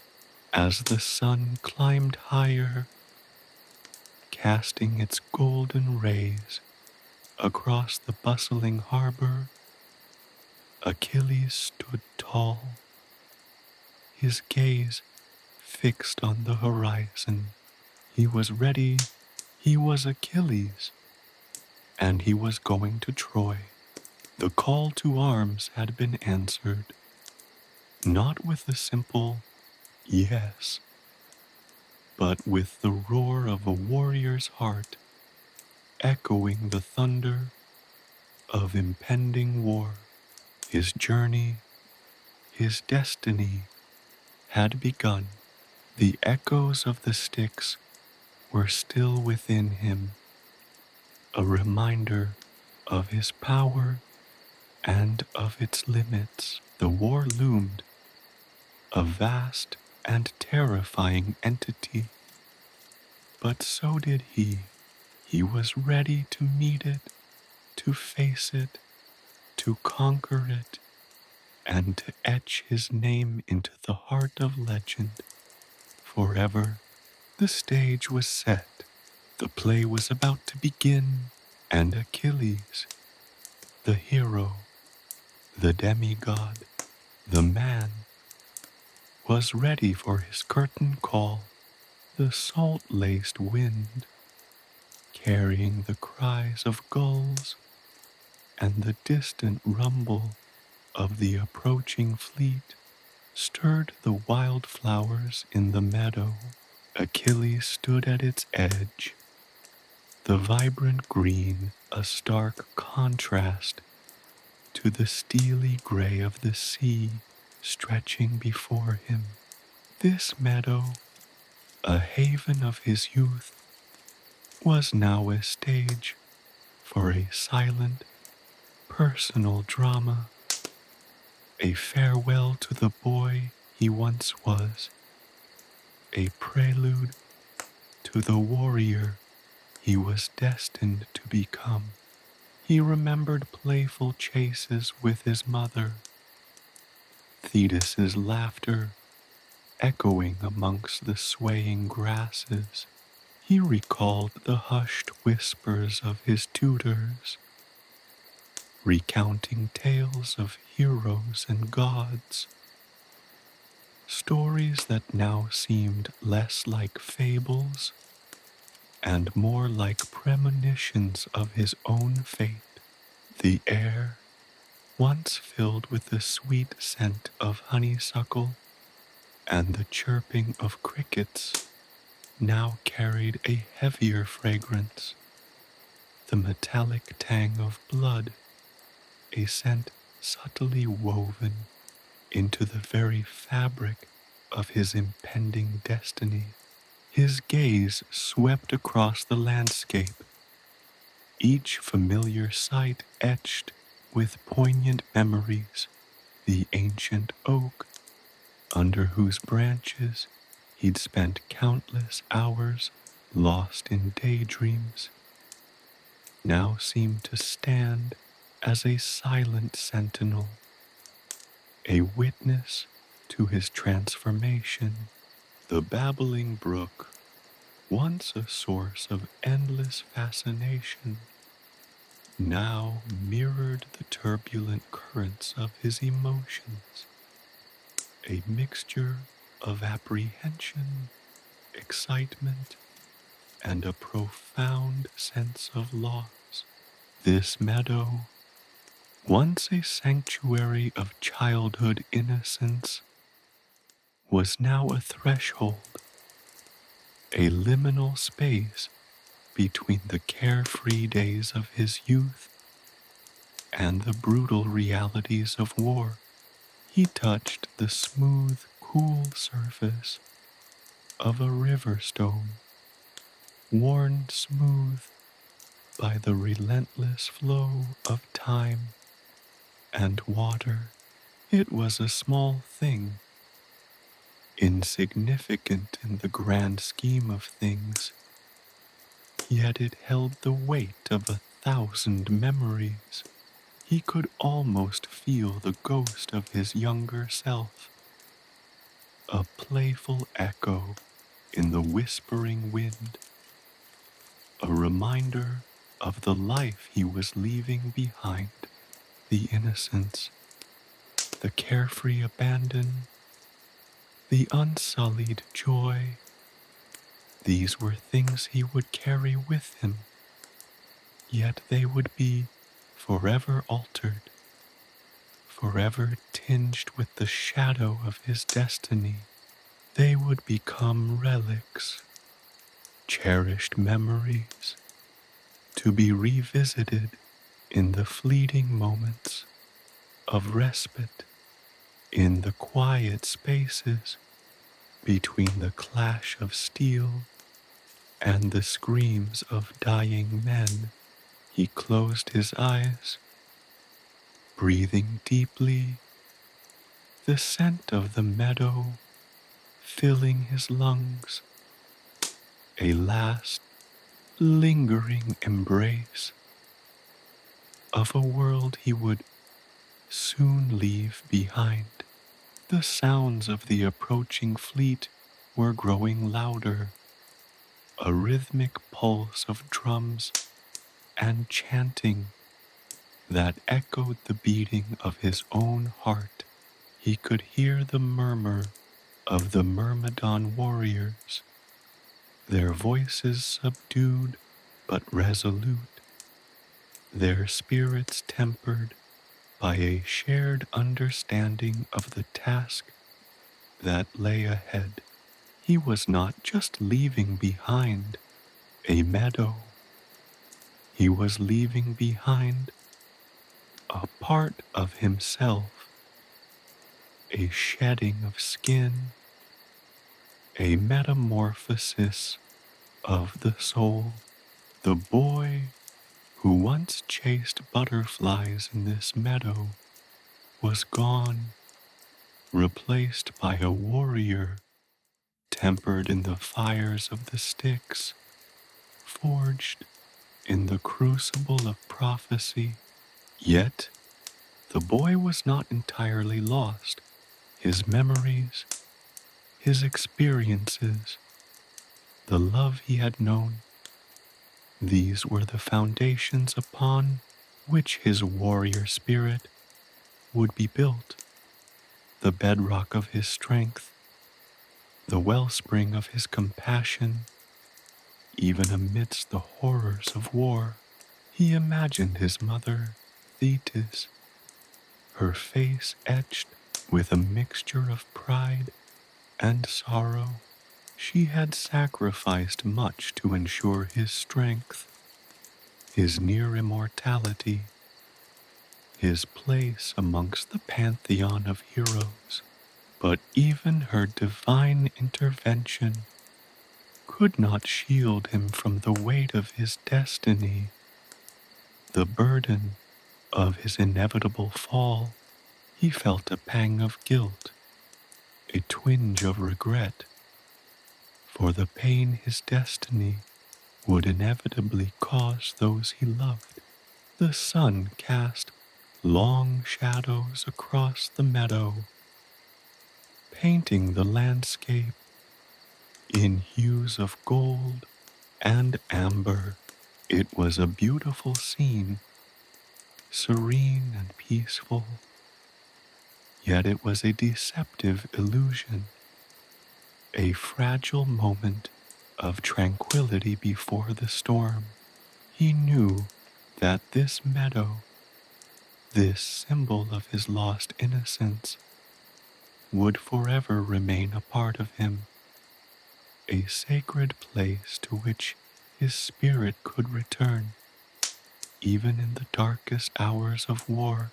As he turned towards the approaching fleet, his heart filled with a mixture of trepidation and determination, he felt a strange sense of peace. It was not the peace of ignorance, but the peace of acceptance, the quiet understanding that he was walking a path he could not avoid, a path etched in the stars themselves. He was a warrior, a hero, a demigod, but above all, he was a man facing his destiny with courage, with sorrow, and with the unwavering resolve of one who knew the price of glory. The sound of bronze clashing against bronze grew louder, closer. The cries of men, the rhythmic pounding of feet, the blare of trumpets. It was a symphony of war, a chorus of impending conflict that filled the air. The meadow, once a sanctuary of peace, was now engulfed in the thunderous roar of an approaching army. He straightened his shoulders, his gaze fixed on the horizon, his heart beating in time with the drums of war. The farewell to his innocence was complete. The boy was gone, consumed by the fire of his destiny. Achilles, the warrior, the legend, had arrived. He walked towards the gathering troops, his footsteps echoing on the hallowed ground of his childhood, a prelude to the thunderous march to Troy. The innocence was gone, replaced by the steely resolve of a man prepared to face his fate, to embrace the glory and the tragedy that awaited him on the plains of Troy. His journey, his epic journey, had truly begun. The weight of the world, or at least the weight of a kingdom and its impending war, settled on his shoulders. The laughter of his youth, the carefree games in this very meadow, felt like a distant echo in the growing roar of the approaching army.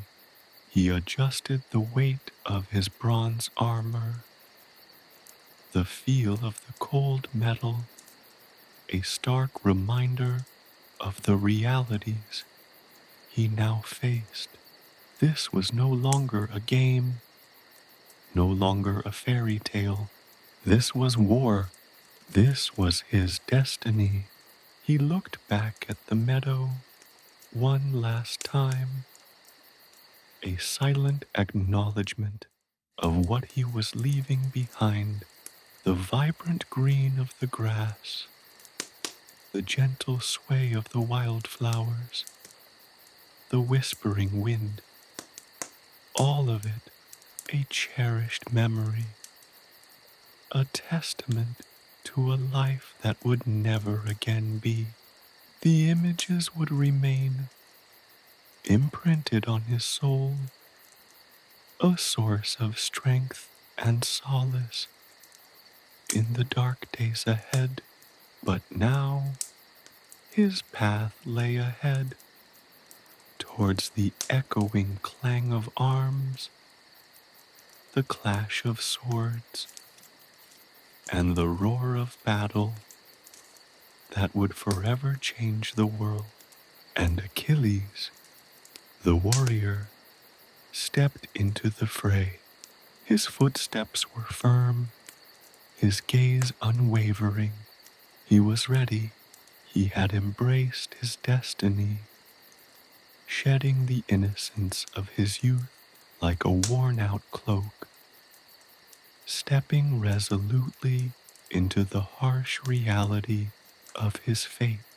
The meadow, once his playground, was now behind him, a symbol of a life left behind, a life forever cherished, yet forever lost in the grandeur and terror of his impending destiny.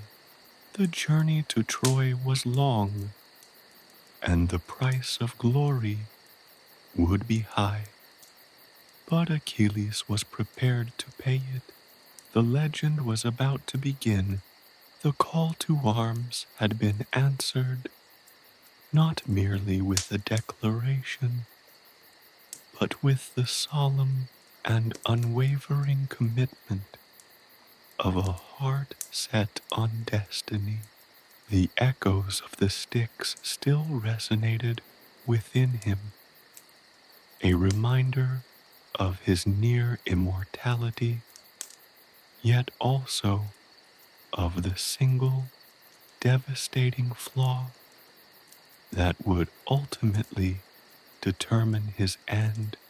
He walked on towards the tumult, towards the future, and towards his legend. The farewell to innocence was not a moment, but a process, a shedding of the past as he embraced the immensity of what awaited him. And in that moment, on the edge of the meadow, Achilles, son of Thetis, became truly Achilles, the hero. Chapter 3. Whispers of War. The palace of King Agamemnon throbbed with a restless energy. Bronze gleamed under the flickering torchlight, reflecting in the polished marble floors. The air, thick with the scent of incense and sweat, vibrated with a mixture of anticipation and apprehension. Achilles, still bearing the faint, lingering scent of the Styx upon his skin, found himself amidst a throng of heroes, a kaleidoscope of human ambition and mortal fear arrayed before him. He had expected a grand assembly, a formal gathering of kings and commanders, but the reality was far more human. There were seasoned veterans, their faces etched with the grim wisdom of countless battles, their eyes holding the weary weight of past campaigns. Ajax the Great, a mountain of a man, stood apart, his broad shoulders and powerful physique radiating a quiet confidence, a palpable aura of unyielding strength. He exuded an almost brutal simplicity, a warrior's stoicism that spoke volumes without a single word. Achilles felt a grudging respect for the man, a sense of kinship forged in the shared knowledge of impending violence. Diomedes, smaller in stature but no less formidable, moved with a restless energy, his eyes sharp and watchful, constantly assessing the shifting currents of the gathering. He was a master strategist, a cunning tactician, his mind as sharp as any sword. A subtle smile played on his lips, hinting at a shrewd intelligence that belied his youthful appearance. He seemed less concerned with the pomp of the occasion than with the subtle dynamics of power and strategy at play. His quiet observations held a weight that Achilles found himself oddly drawn to.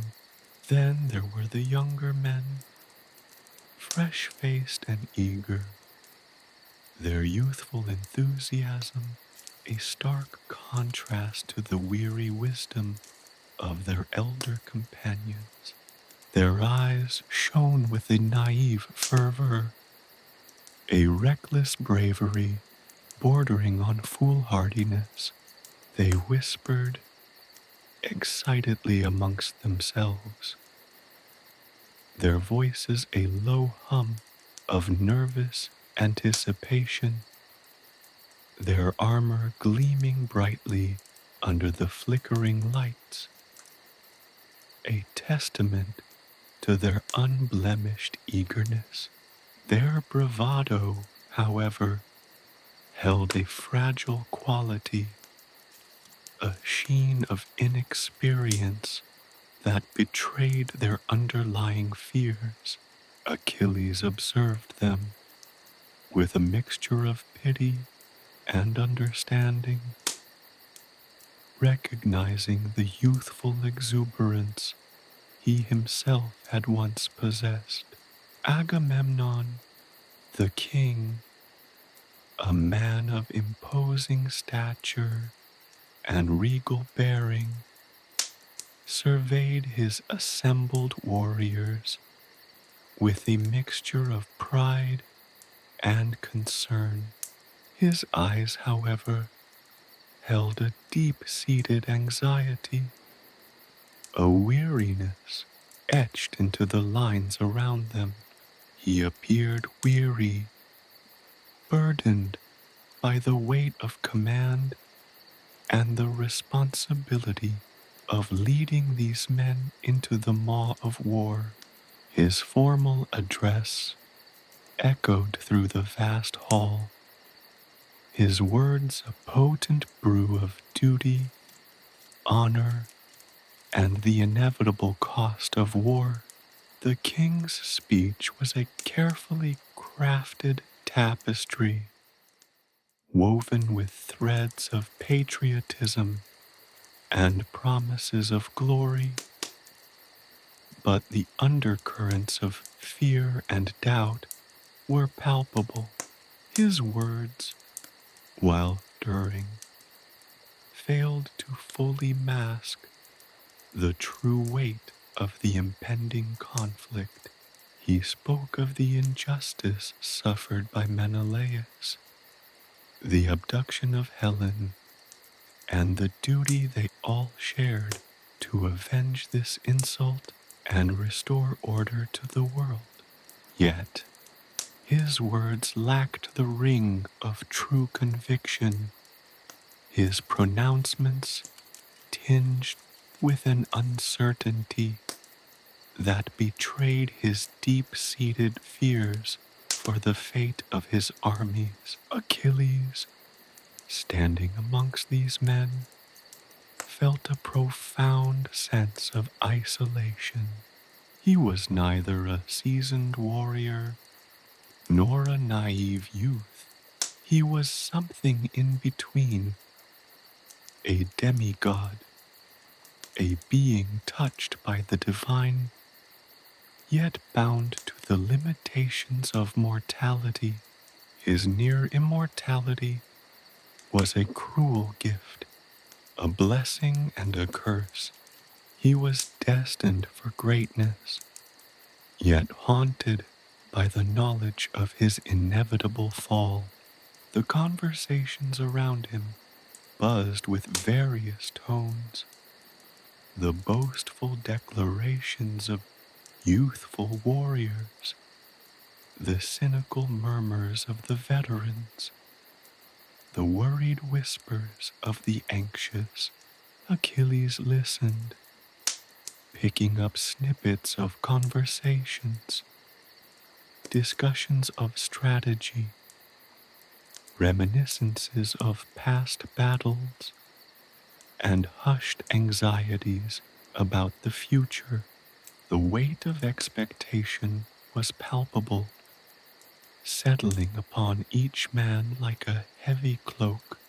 He saw Odysseus, the cunning strategist, whispering intently to Nestor, the wisest of the Achaean leaders. Their low voices suggested a complex plan, a strategy that held the weight of countless lives in its balance.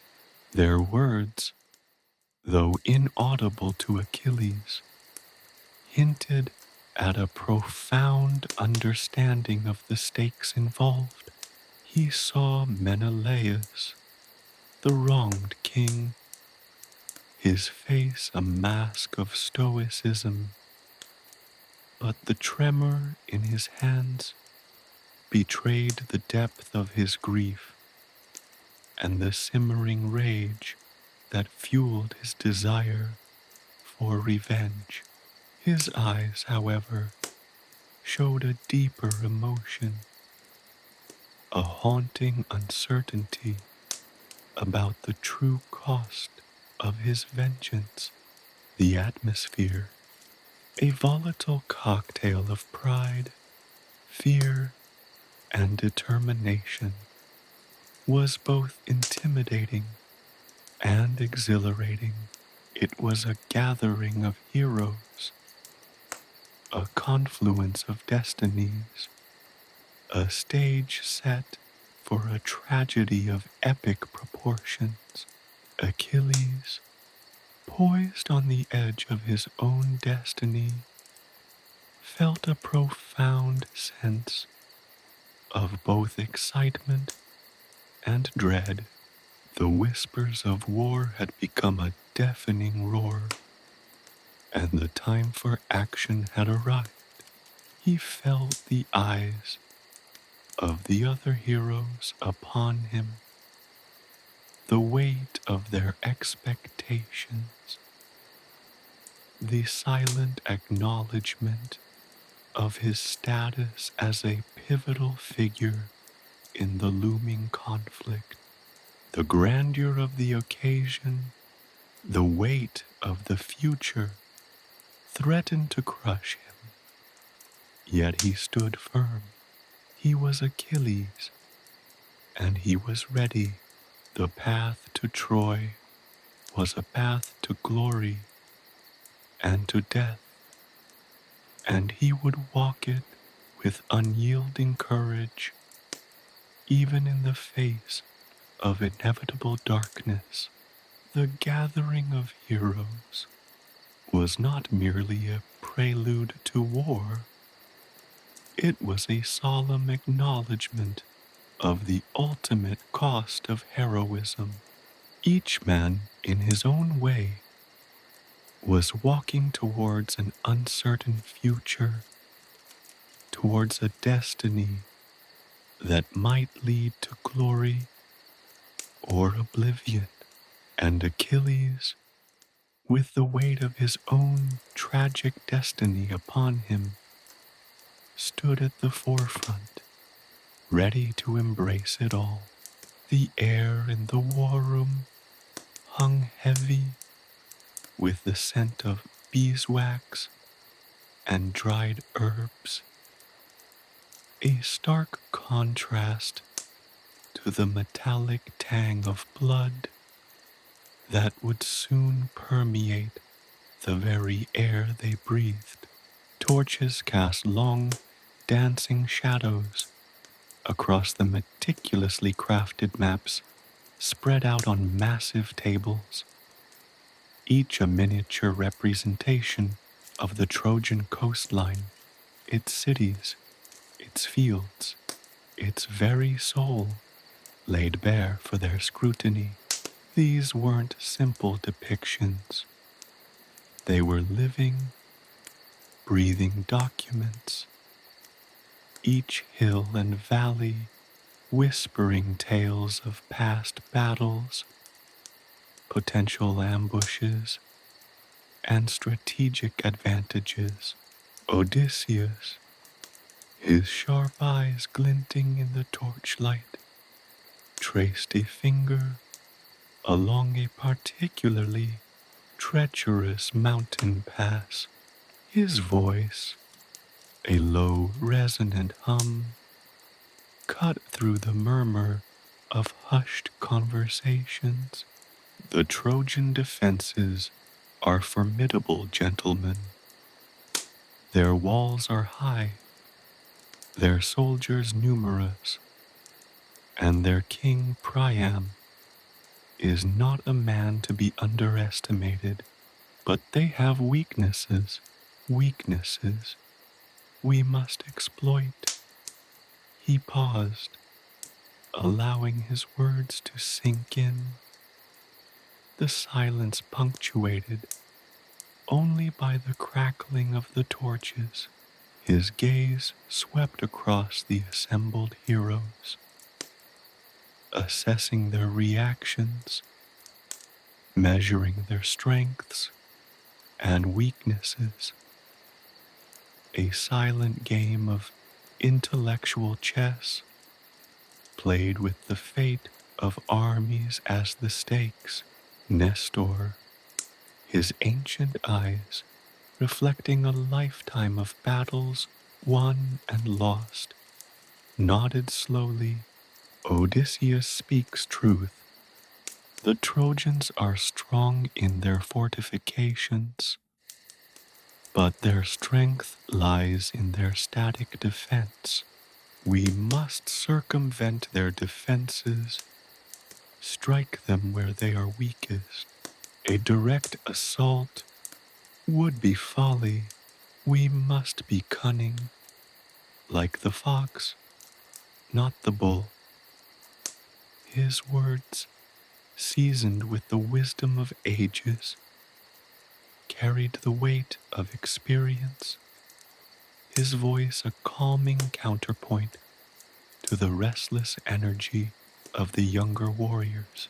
Ajax, the great, his imposing frame filling the space around him, scoffed, "Cunning? I prefer brute force. Let us breach their walls, and let the swords decide the fate of this war. The Trojans will fall before the might of the Achaean arms. No clever schemes, no intricate plans, just good, honest fighting." His voice boomed, the raw power in his words reflecting his unwavering belief in his own strength and the unwavering might of his arms. His approach was simple, direct, brutal, a refreshing contrast to the intricate schemes of Odysseus. Diomedes, however, offered a counterpoint to both extremes. "Strength alone is insufficient, Ajax. Cunning without strength is futile. We must blend both approaches, using our strengths to exploit their weaknesses." A strategic assault, combined with decisive tactical maneuvers, will achieve victory more swiftly and with less loss of life. He gestured towards a section of the map, pointing to a relatively unguarded section of the coastline, suggesting a flanking maneuver. His voice was measured, his demeanor calm, but his words held the weight of 1,000 battles meticulously planned, each maneuver considered, each risk calculated. Achilles, observing the interplay of these great minds, felt a mixture of awe and apprehension. He had expected grand pronouncements, sweeping pronouncements of glory and certain victory. Instead, he witnessed a complex dance of strategy, a delicate balancing act of strengths, weaknesses, and potential outcomes. The heroes weren't simply warriors, they were architects of war, shaping the battlefield with their minds as skillfully as they shaped it with their swords. The discussion continued late into the night. A tapestry woven from ambitious boasts and cautious warnings, from tactical maneuvers and strategic retreats. Menelaus, his face still etched with the bitterness of his loss, remained mostly silent, his quiet intensity a constant presence, his every word measured and laden with the weight of his personal stake in the conflict. Patroclus, Achilles' closest friend, watched him with concern, his youthful face clouded with apprehension, but his loyalty to his friend unwavering. The war room itself was a microcosm of the impending conflict, each hero representing a facet of the complex struggle ahead. The maps, the diagrams, the hushed voices, all contributed to a palpable sense of impending conflict, a tension so thick it could almost be cut with a sword. Yet, amidst the solemn deliberations, there was a spark of hope, a flicker of determination. The Achaean heroes were not just fighting for glory or revenge. They were fighting for their homes, for their families, for their very survival. As the hours crawled by, arguments raged and compromises were made. The clash of differing opinions, the friction of egos, the weight of responsibility, all played their part in shaping the final strategy.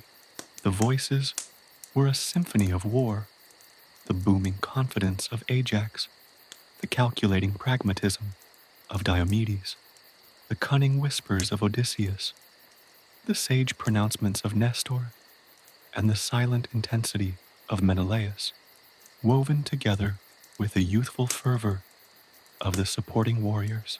Achilles listened, absorbing every word, each nuanced disagreement, each carefully weighed decision, feeling the weight of their hopes and fears pressing down on him. He was a piece in this intricate game, and his actions would have a profound impact on the outcome. The weight of the world rested upon his shoulders. The night wore on, transforming the room into a canvas of flickering light and shadow. The faces of the heroes, etched with exhaustion and determination. Finally, a plan emerged from the chaos, a multifaceted strategy, a tapestry of cunning and brute force, a delicate balance of aggression and caution. It was not a perfect plan, for war is never predictable, but it was a plan forged in the fires of debate and forged in the crucible of their collective experience and wisdom. It was a plan that gave them the best chance of success against a formidable foe. Achilles, sensing the finality of the decision, felt a knot of apprehension tighten in his chest. The whispers of war had solidified into a deafening roar, and the march towards Troy was about to begin. His near immortality offered no comfort. The weight of his destiny hung heavier than any armor. He was Achilles, and he was ready, but even he could not escape the chilling premonition of the coming conflict, a tragedy written in the stars and destined to shape his fate and the fate of countless others. The finality of the decision weighed heavily on the room, a silence settling in the aftermath of intense discussion. The plan, though forged in collaboration, bore the distinct imprints of each hero's personality and approach to war. The ensuing quiet underscored the profound gravity of their collective choice, their shared commitment to face the brutal realities that lay ahead. The air, thick with the scent of wood smoke and sweat, crackled with a nervous energy that belied the forced calm of the Achaean encampment. Days bled into nights as the vast army prepared for the arduous journey to Troy, a journey shrouded in a growing unease that transcended the usual anxieties of war. It was a premonition, a whisper on the wind, a chill that settled deep in the bones.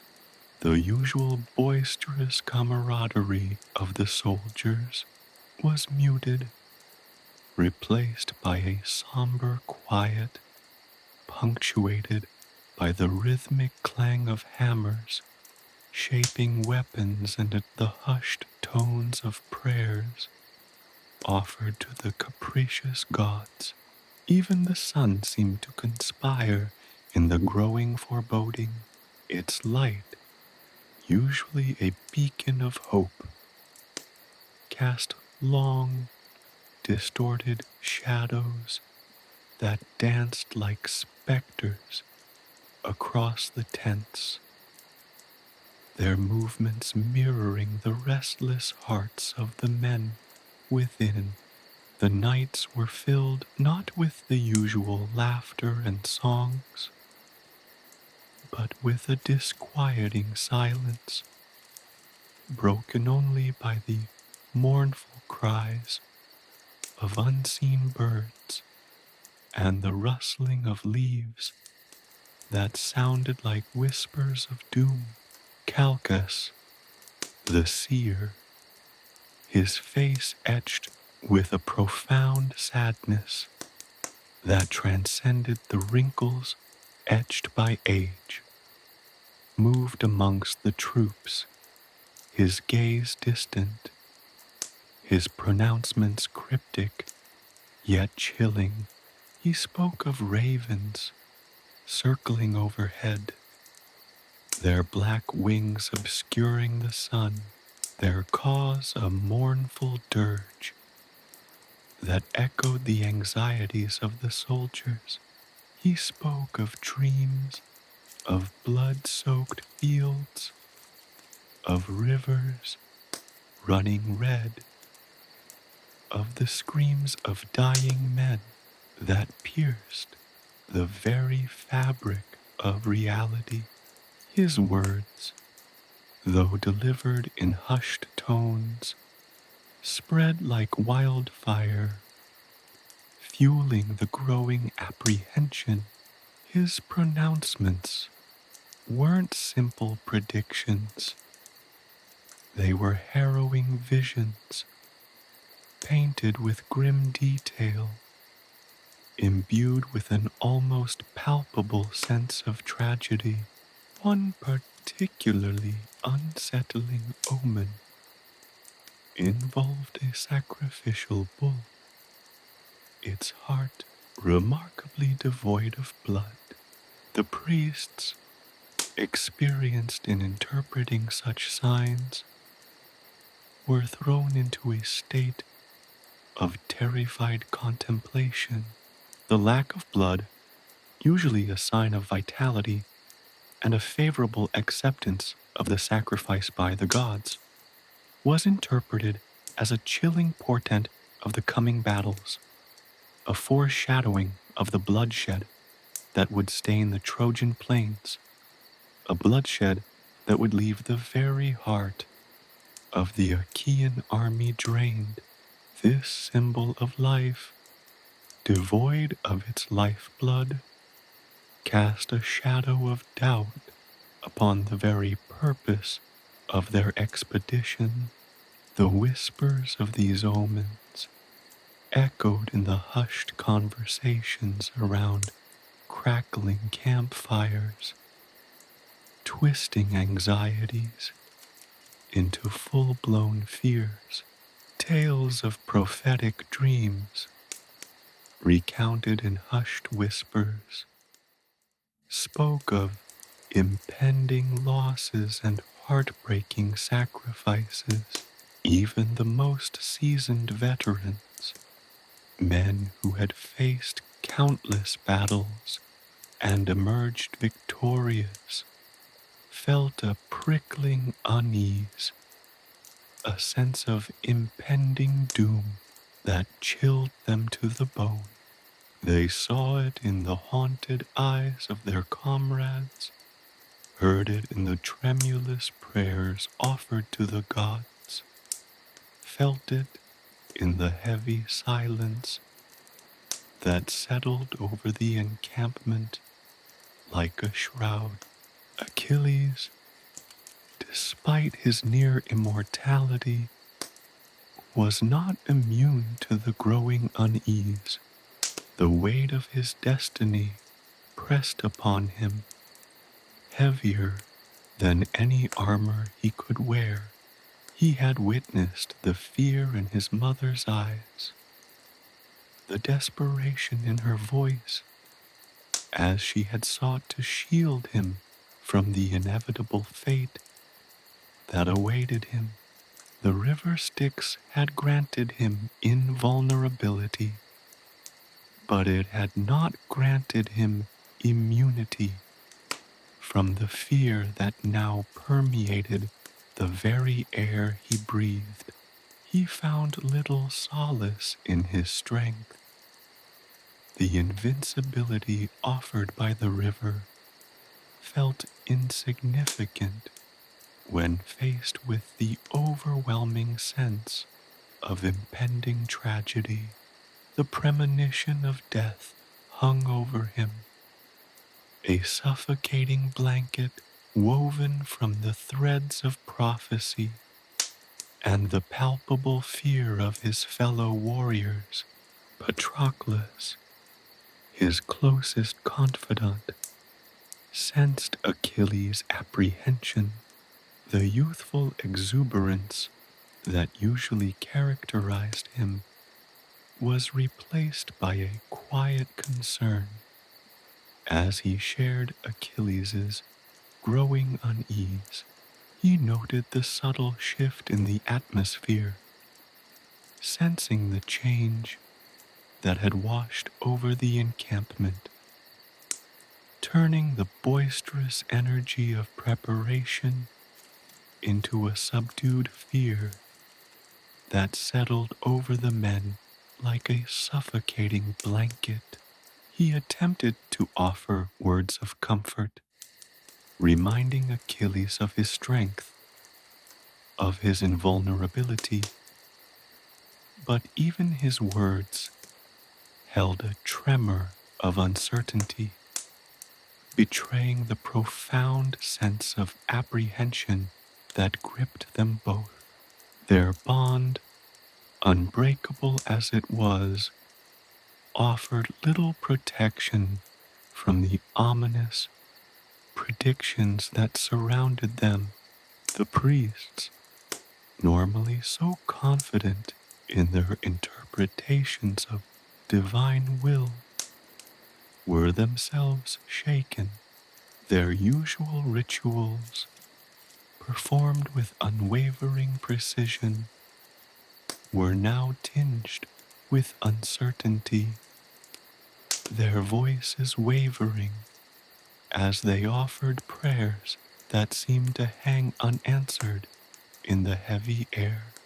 The sacrifices, normally signs of appeasement and hope, seemed to offer little comfort. The smoke from the offerings swirling ominously in the wind, carrying the unspoken fears of 1,000 hearts. The familiar chants, normally a source of reassurance and hope, now sounded like mournful dirges, their rhythm mirroring the growing anxiety in the ranks.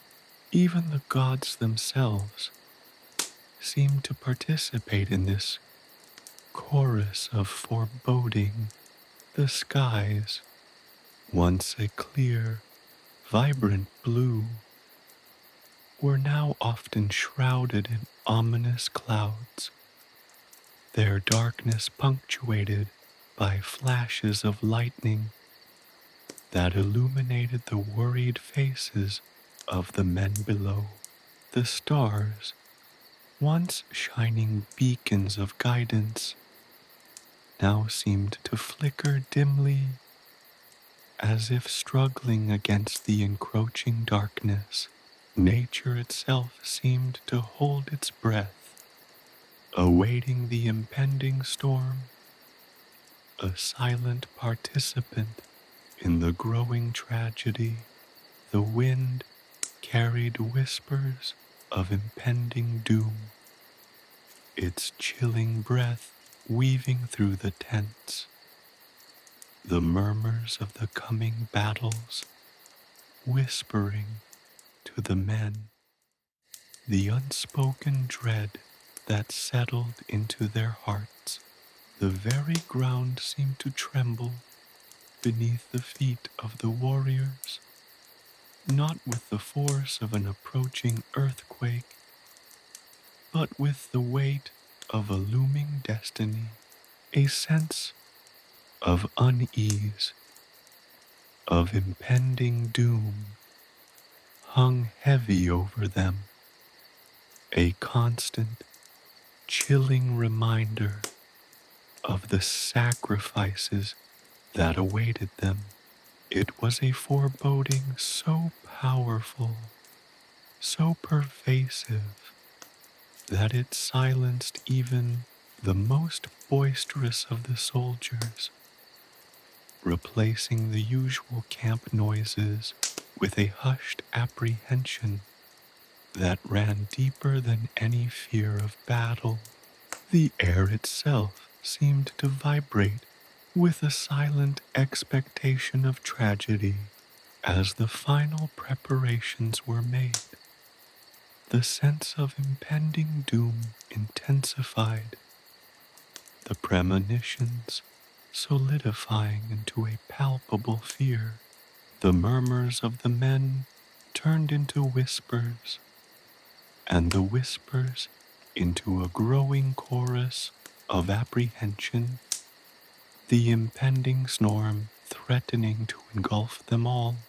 The chilling foreshadowings painted a grim picture of the coming conflict, a picture that transcended the usual anxieties of war, a tragedy set in motion by fate and woven into the very fabric of their destiny.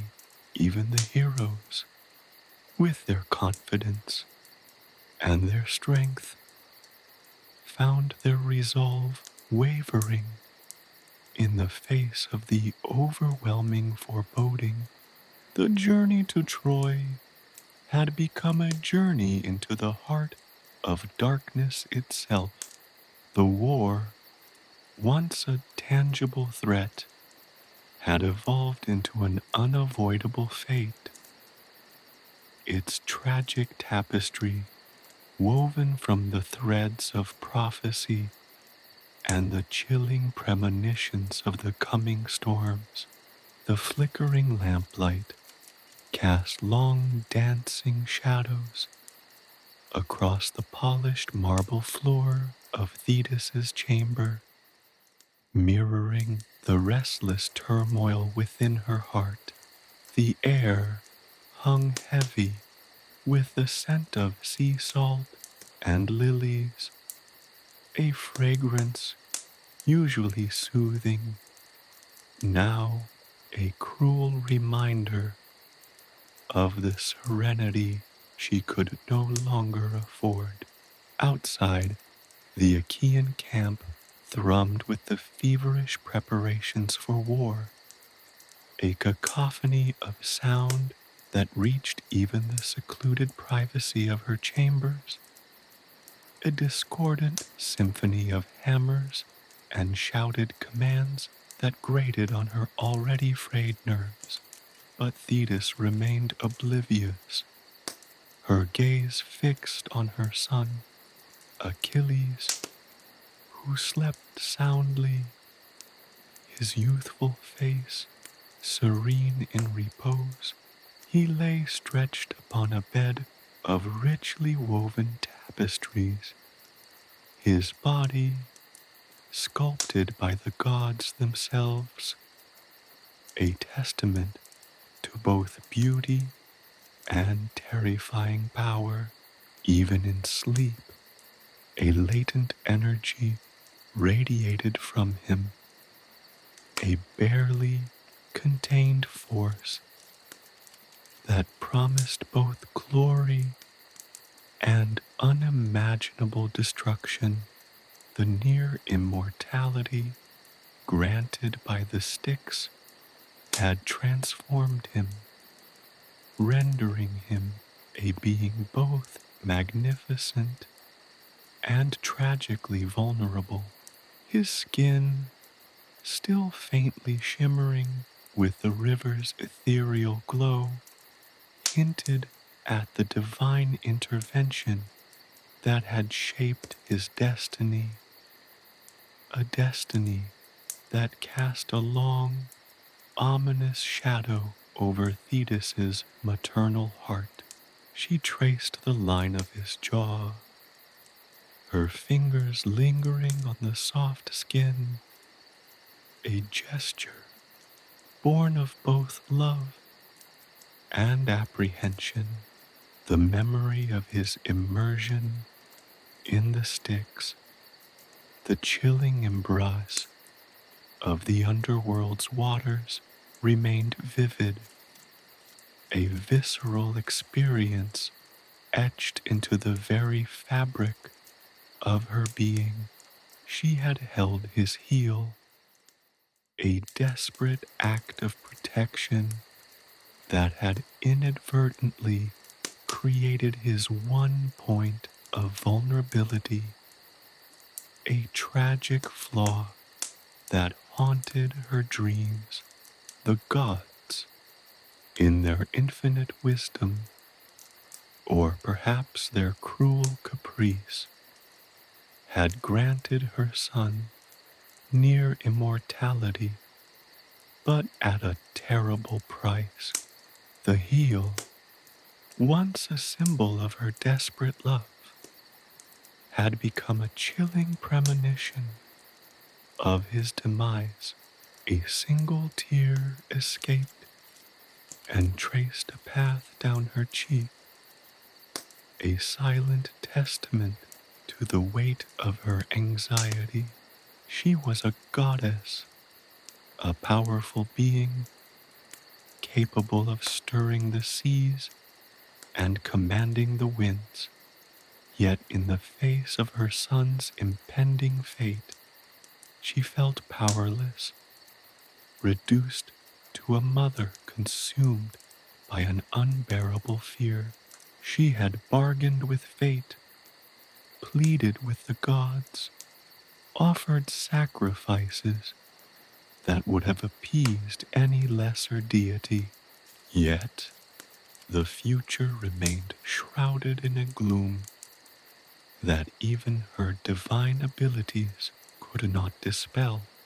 The prophetic whispers, the ominous omens, the pervasive sense of dread that clung to the Achaean camp, all of it echoed in the silent chambers, a constant reminder of the terrible price her son was destined to pay.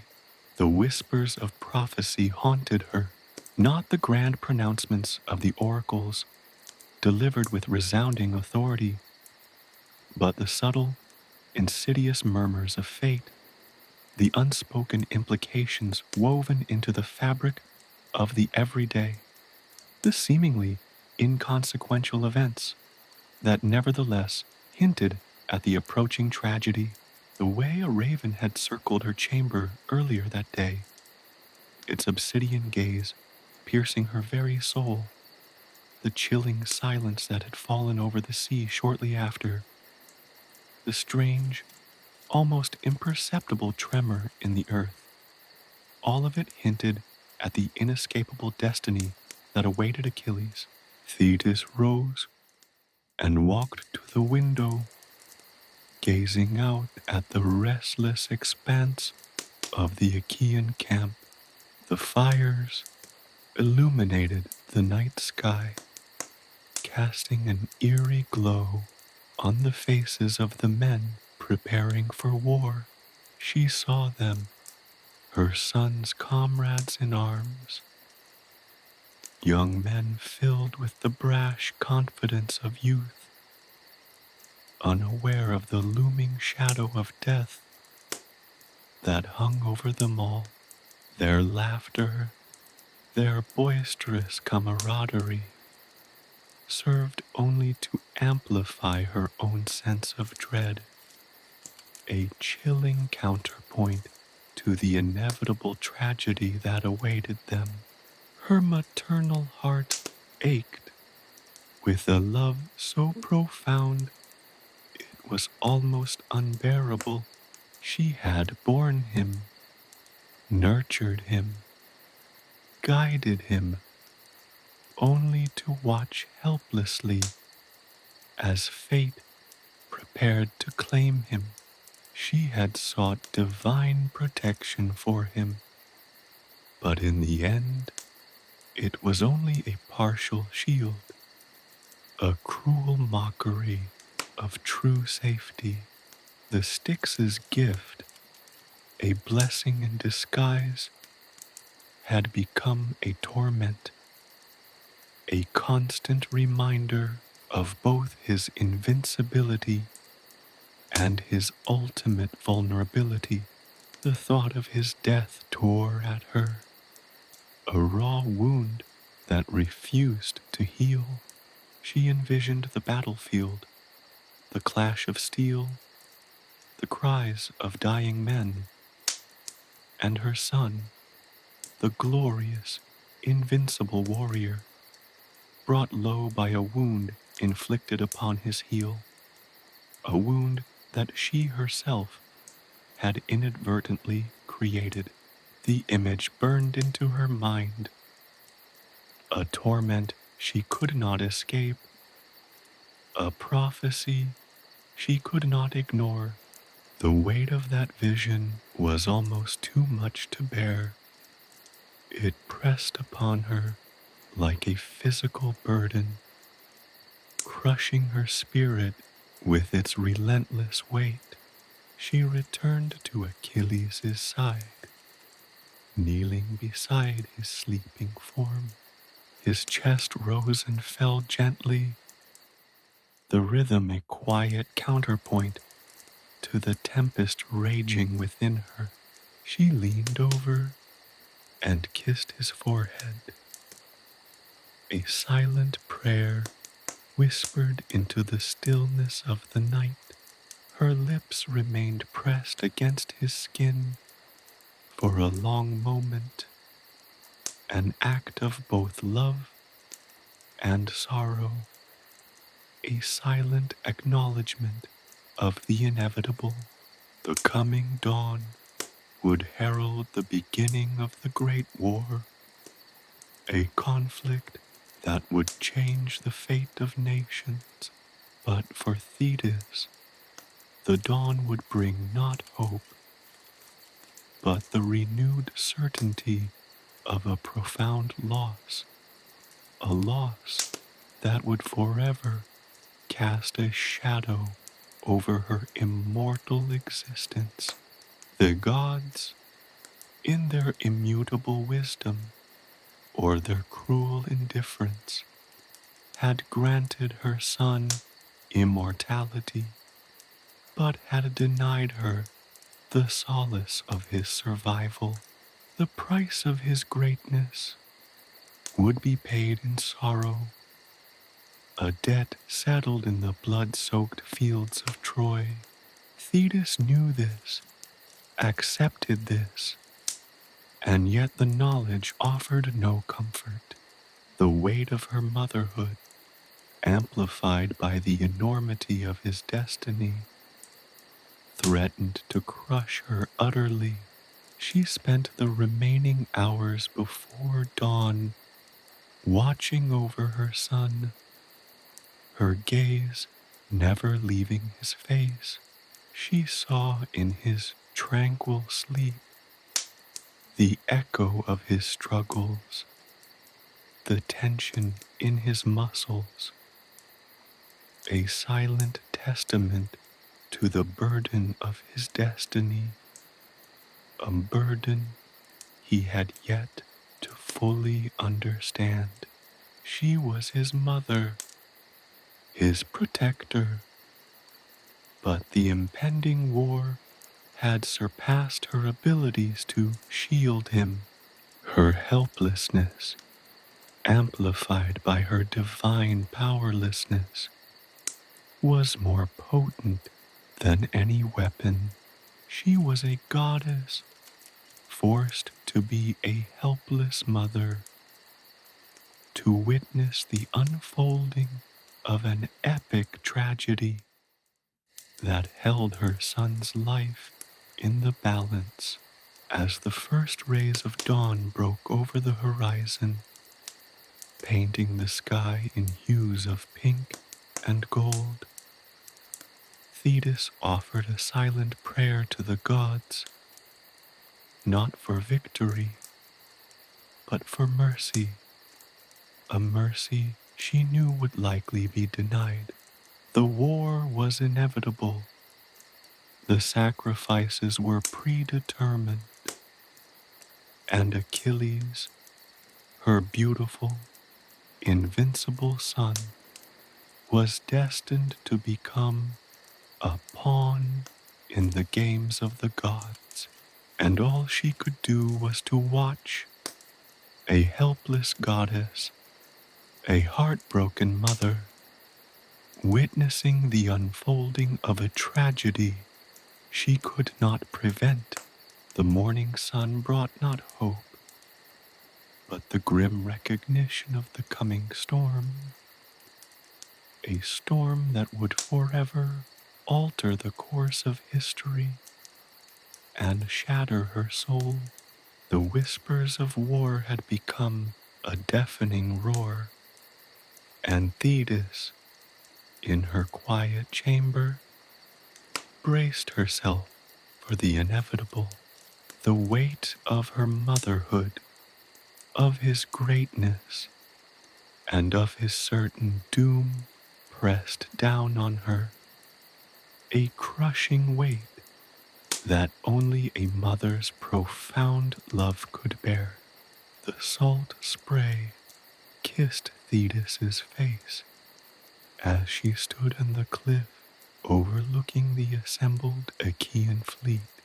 The dawn painted the sky in hues of blood orange and bruised purple, a fitting backdrop to the impending conflict.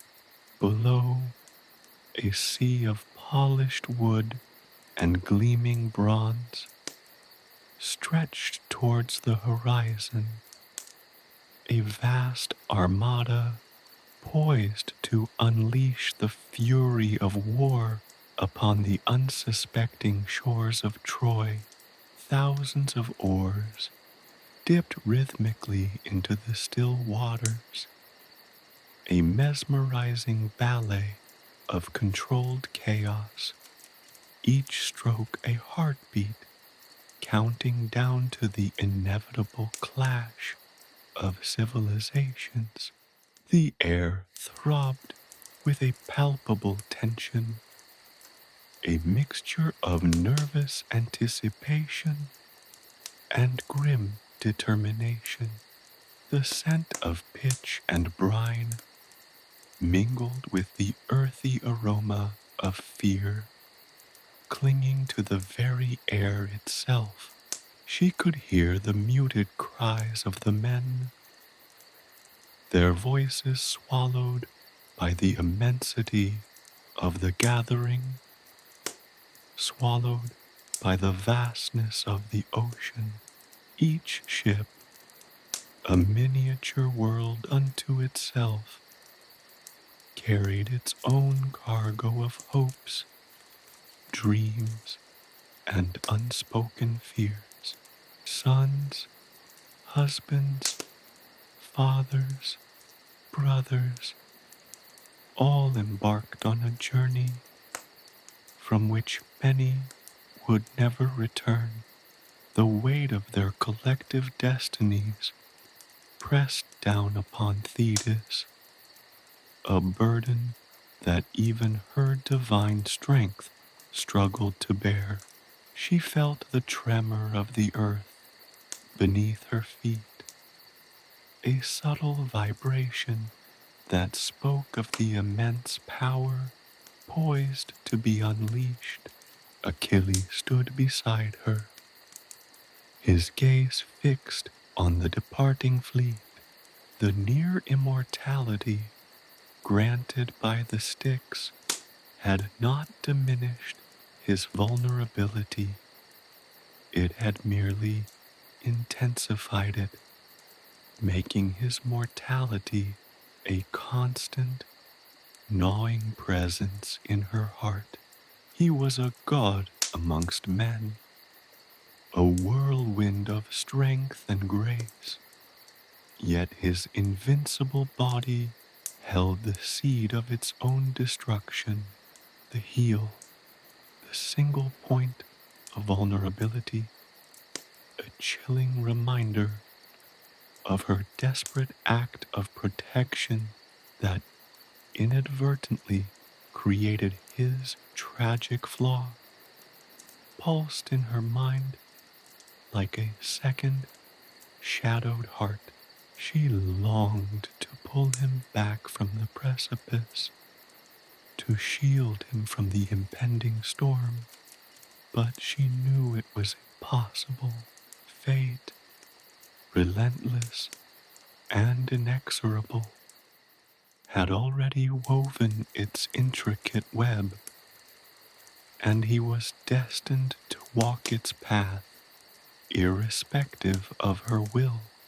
The air was filled with the sounds of departure, the creak of timber, the shouts of command, the mournful cries of seagulls circling the departing vessels, the drums, beating a relentless rhythm, resonated through her, a pulsating drumbeat that echoed the frantic rhythm of her own heart. She watched as Menelaus, his face grim beneath his helmet, boarded his flagship, the king, the catalyst for this entire war, his face drawn and haunted, betrayed his hopes for glory and retribution. She saw Odysseus, his eyes narrowed, his gaze piercing the distance, his mind already strategizing the coming battles. And she saw Patroclus, his youthful exuberance only slightly tempered by the seriousness of the occasion. She traced the line of Achilles' jaw, her fingers lightly resting on his skin, a gesture of both comfort and farewell. The warmth of his flesh, still faintly glowing with the residual magic of the Styx, a testament to his otherworldly power, brought a pang of grief to her heart. This was not just a war, it was a sacrifice, an offering to the whims of the gods. And Achilles, her son, the culmination of her desperate ambition and passionate love, was the chosen lamb. The ships, a majestic procession of warriors heading towards an uncertain fate, moved slowly at first, their progress deliberate and measured. Then, as they neared the open sea, the oarsmen surged forward, their coordinated movements transforming the stately fleet into a powerful, unified organism, a moving testament to the might of the Achaean civilization. The rhythmic dip of the oars created a mesmerizing spectacle, a symphony of human endeavor that underscored the tremendous undertaking they had embarked upon. The sea responded to the mighty force of their concerted efforts, parting to let them pass, as if nature itself acknowledged the momentous task before them. The sun climbed higher, casting long shadows across the waves, making the ships appear to dance upon the undulating water, a surreal spectacle of wood and bronze that reflected the hope and dread in the hearts of those on board. The air was charged with a potent blend of anticipation and fear, an atmosphere heavy with the unspoken understanding that not all would return from this epic journey. The waves, at first calm and serene, began to swell as the fleet ventured further from the protective embrace of the land, reflecting the rising tempest in their hearts. As the distance between the fleet and the shore increased, the individual ships began to resemble pieces of a vast jigsaw puzzle, slowly dispersing over the expanse of the sea, each a tiny speck bearing witness to the immensity of the approaching conflict. The rhythmic strokes of the oars softened, becoming a gentle murmur against the rising wind, gradually lost to the vast soundscape of the ocean. The shore, once so close, transformed into a distant memory, a symbol of home they might never see again. Thetis watched until the last ship vanished over the horizon, a vanishing point where hope and dread merged, where the future remained uncertain, where destiny played out in the vast, unforgiving expanse of the sea. The weight of her motherhood, amplified by the inescapable reality of Achilles' impending fate, settled heavily upon her, a burden she would bear alone. She turned away from the empty horizon, the image of the disappearing fleet imprinted on her soul, forever etched into the landscape of her memory. The wind, a mournful chorus to her silent grief, whispered of the coming battles, the coming bloodshed, the coming loss that would irrevocably alter the fabric of her existence. The sea, once her solace, now reflected her own internal storm, mirroring the turmoil of a mother's heart facing the inevitable tragedy of war. The whispers of war had become a roar, a tempest that would consume her son, and with him a piece of her own immortal soul. The journey had begun, and Thetis, helpless goddess and heartbroken mother, could only wait for its devastating conclusion. The vastness of the sea mirrored the immensity of her grief, a grief so profound it threatened to drown her in its depths. Chapter 4. The shores of Troy. The salt-laced wind whipped at their faces, carrying the cries of gulls and the low murmur of the waves breaking against the shore. The Achaean army, a tide of bronze and steel, spilled from the ships onto the sands of Troy. The beachhead, a crescent of pale sand backed by towering cliffs, offered little respite from the harsh elements, and even less protection from the eyes of the enemy.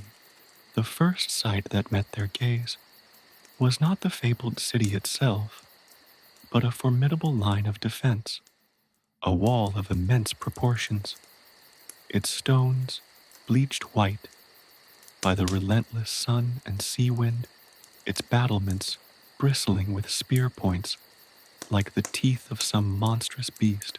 The sheer scale of the walls was breathtaking, a testament to the Trojans' skill and the strength of their resolve.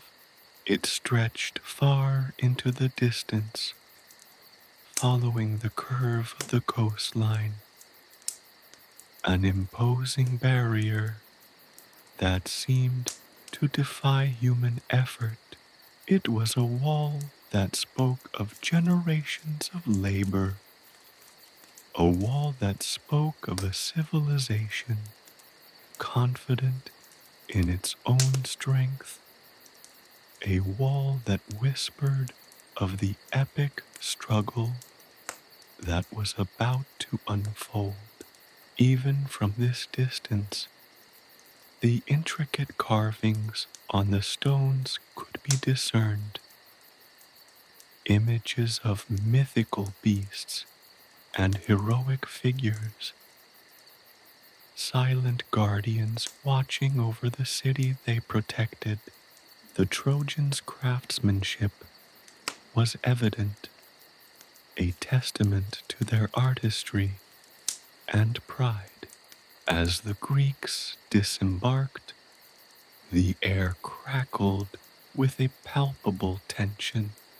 The rhythmic splash of oars in the water ceased, replaced by the shuffling of thousands of feet on the sand, the clash of bronze armor, and the occasional grunt of exertion.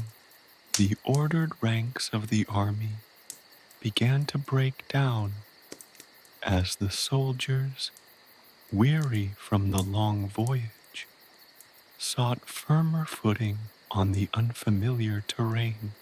This was not a triumphant arrival. It was a landing in the face of formidable opposition. The initial euphoria of setting foot on Trojan soil gave way to a grim acknowledgment of the challenge that lay ahead. Odysseus, ever the strategist, moved among the ranks, his keen eyes scanning the terrain. He noted the position of the sun, the angles of the walls, and the potential vantage points for both attack and defense. He spoke in hushed tones with Agamemnon, the overlord of the Achaean forces, their voices barely audible above the din of the army. Their conversation, a silent ballet of strategic maneuvers, was a study in calculated risk and unwavering determination. They surveyed the beach, a critical expanse of land between the ships and the walls of Troy, assessing its vulnerabilities, planning their approach. The Trojan defenses were not solely architectural. Scattered along the walls, figures could be seen: archers, spearmen, warriors, clad in dark armor, their shields glinting in the sunlight. They were motionless, like statues carved from the very stone of the walls. Yet their stillness conveyed an aura of intense vigilance. They were the eyes and ears of Troy, silently observing the movements of the Achaean host, patiently waiting for the moment to unleash their fury. Achilles, despite his near immortality, felt the weight of the situation.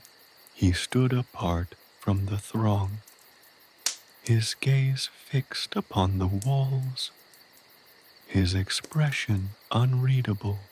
The invincibility granted by the River Styx did not diminish his apprehension. Instead, it sharpened his awareness of the mortal dangers that still threatened him.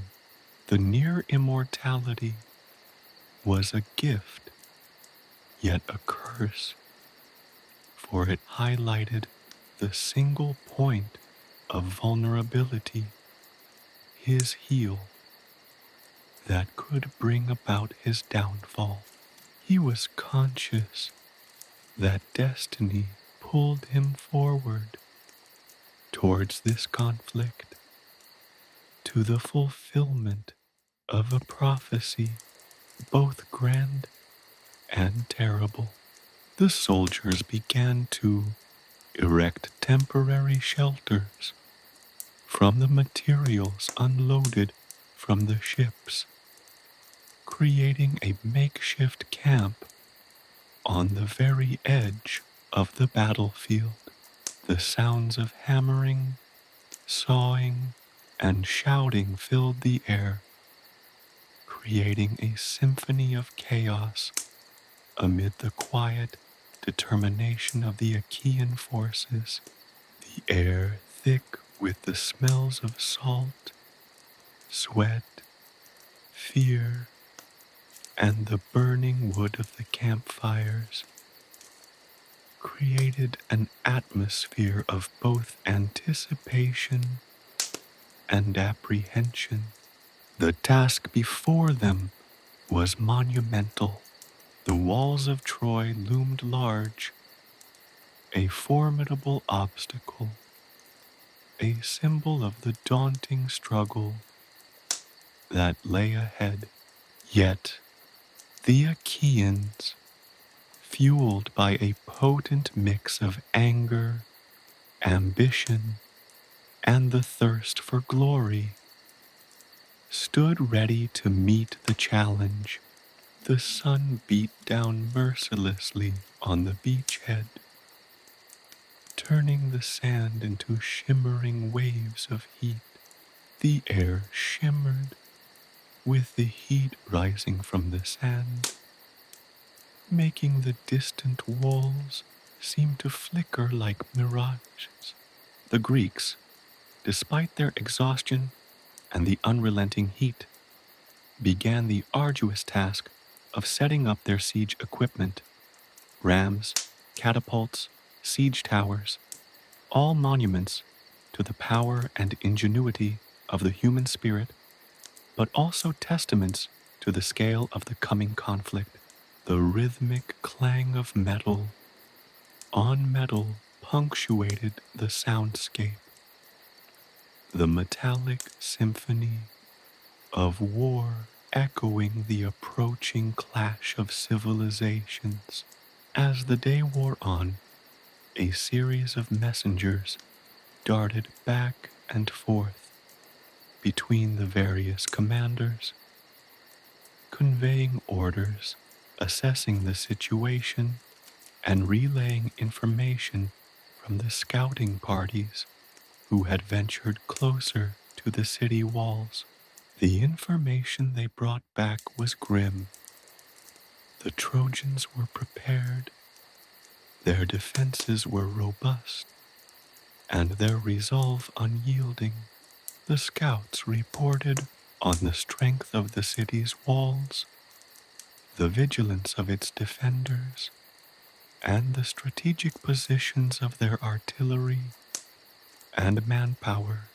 The initial optimism began to wane, replaced by a sobering awareness of the magnitude of the task before them.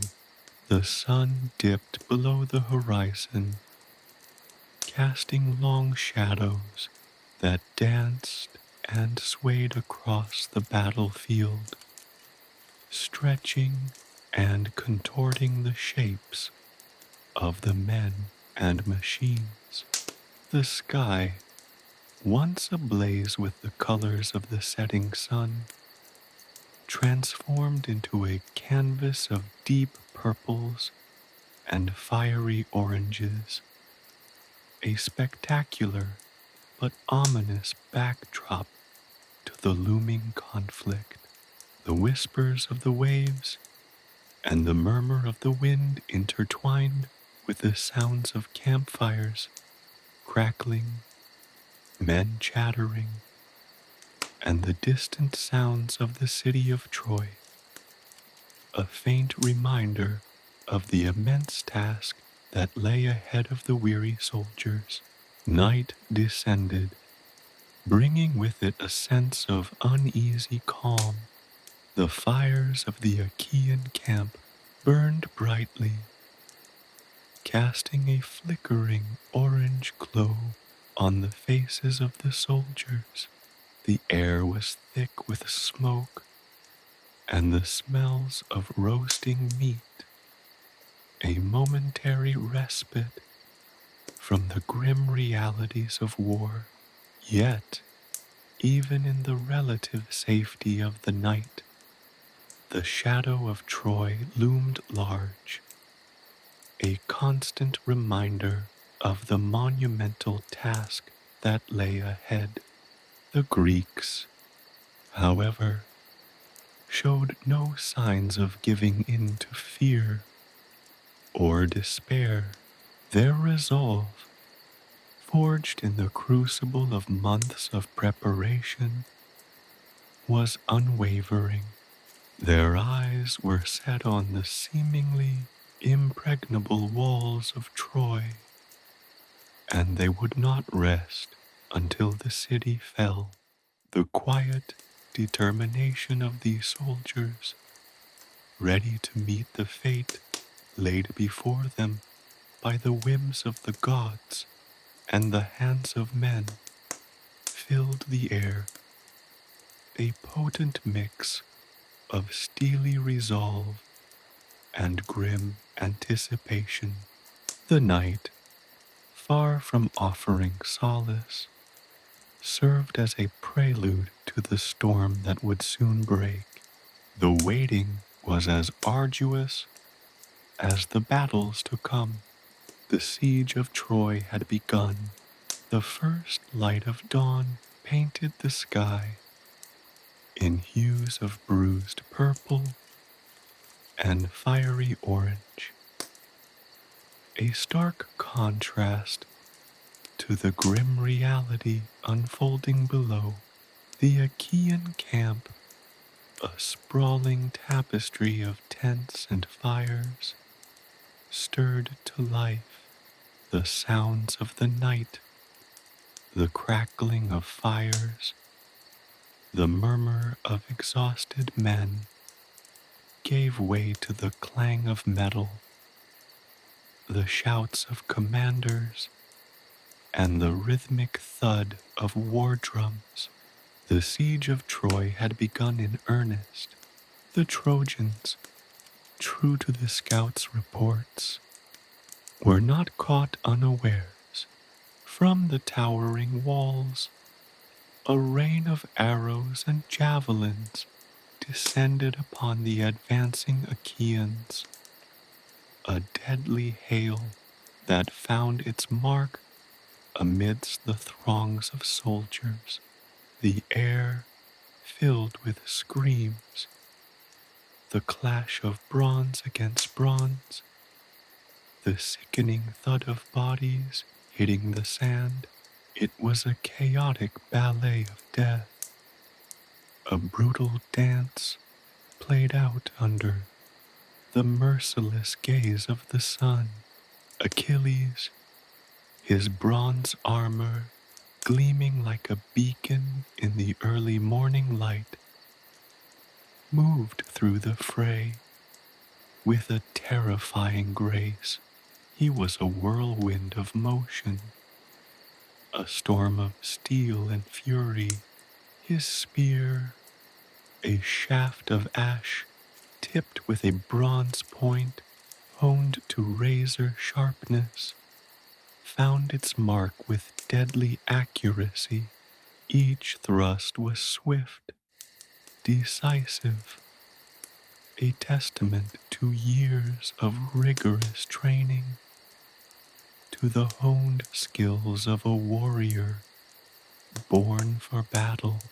The Trojans, though brave and skilled, were no match for his terrifying power. He cut through their ranks like a scythe through wheat, leaving a swathe of fallen bodies in his wake.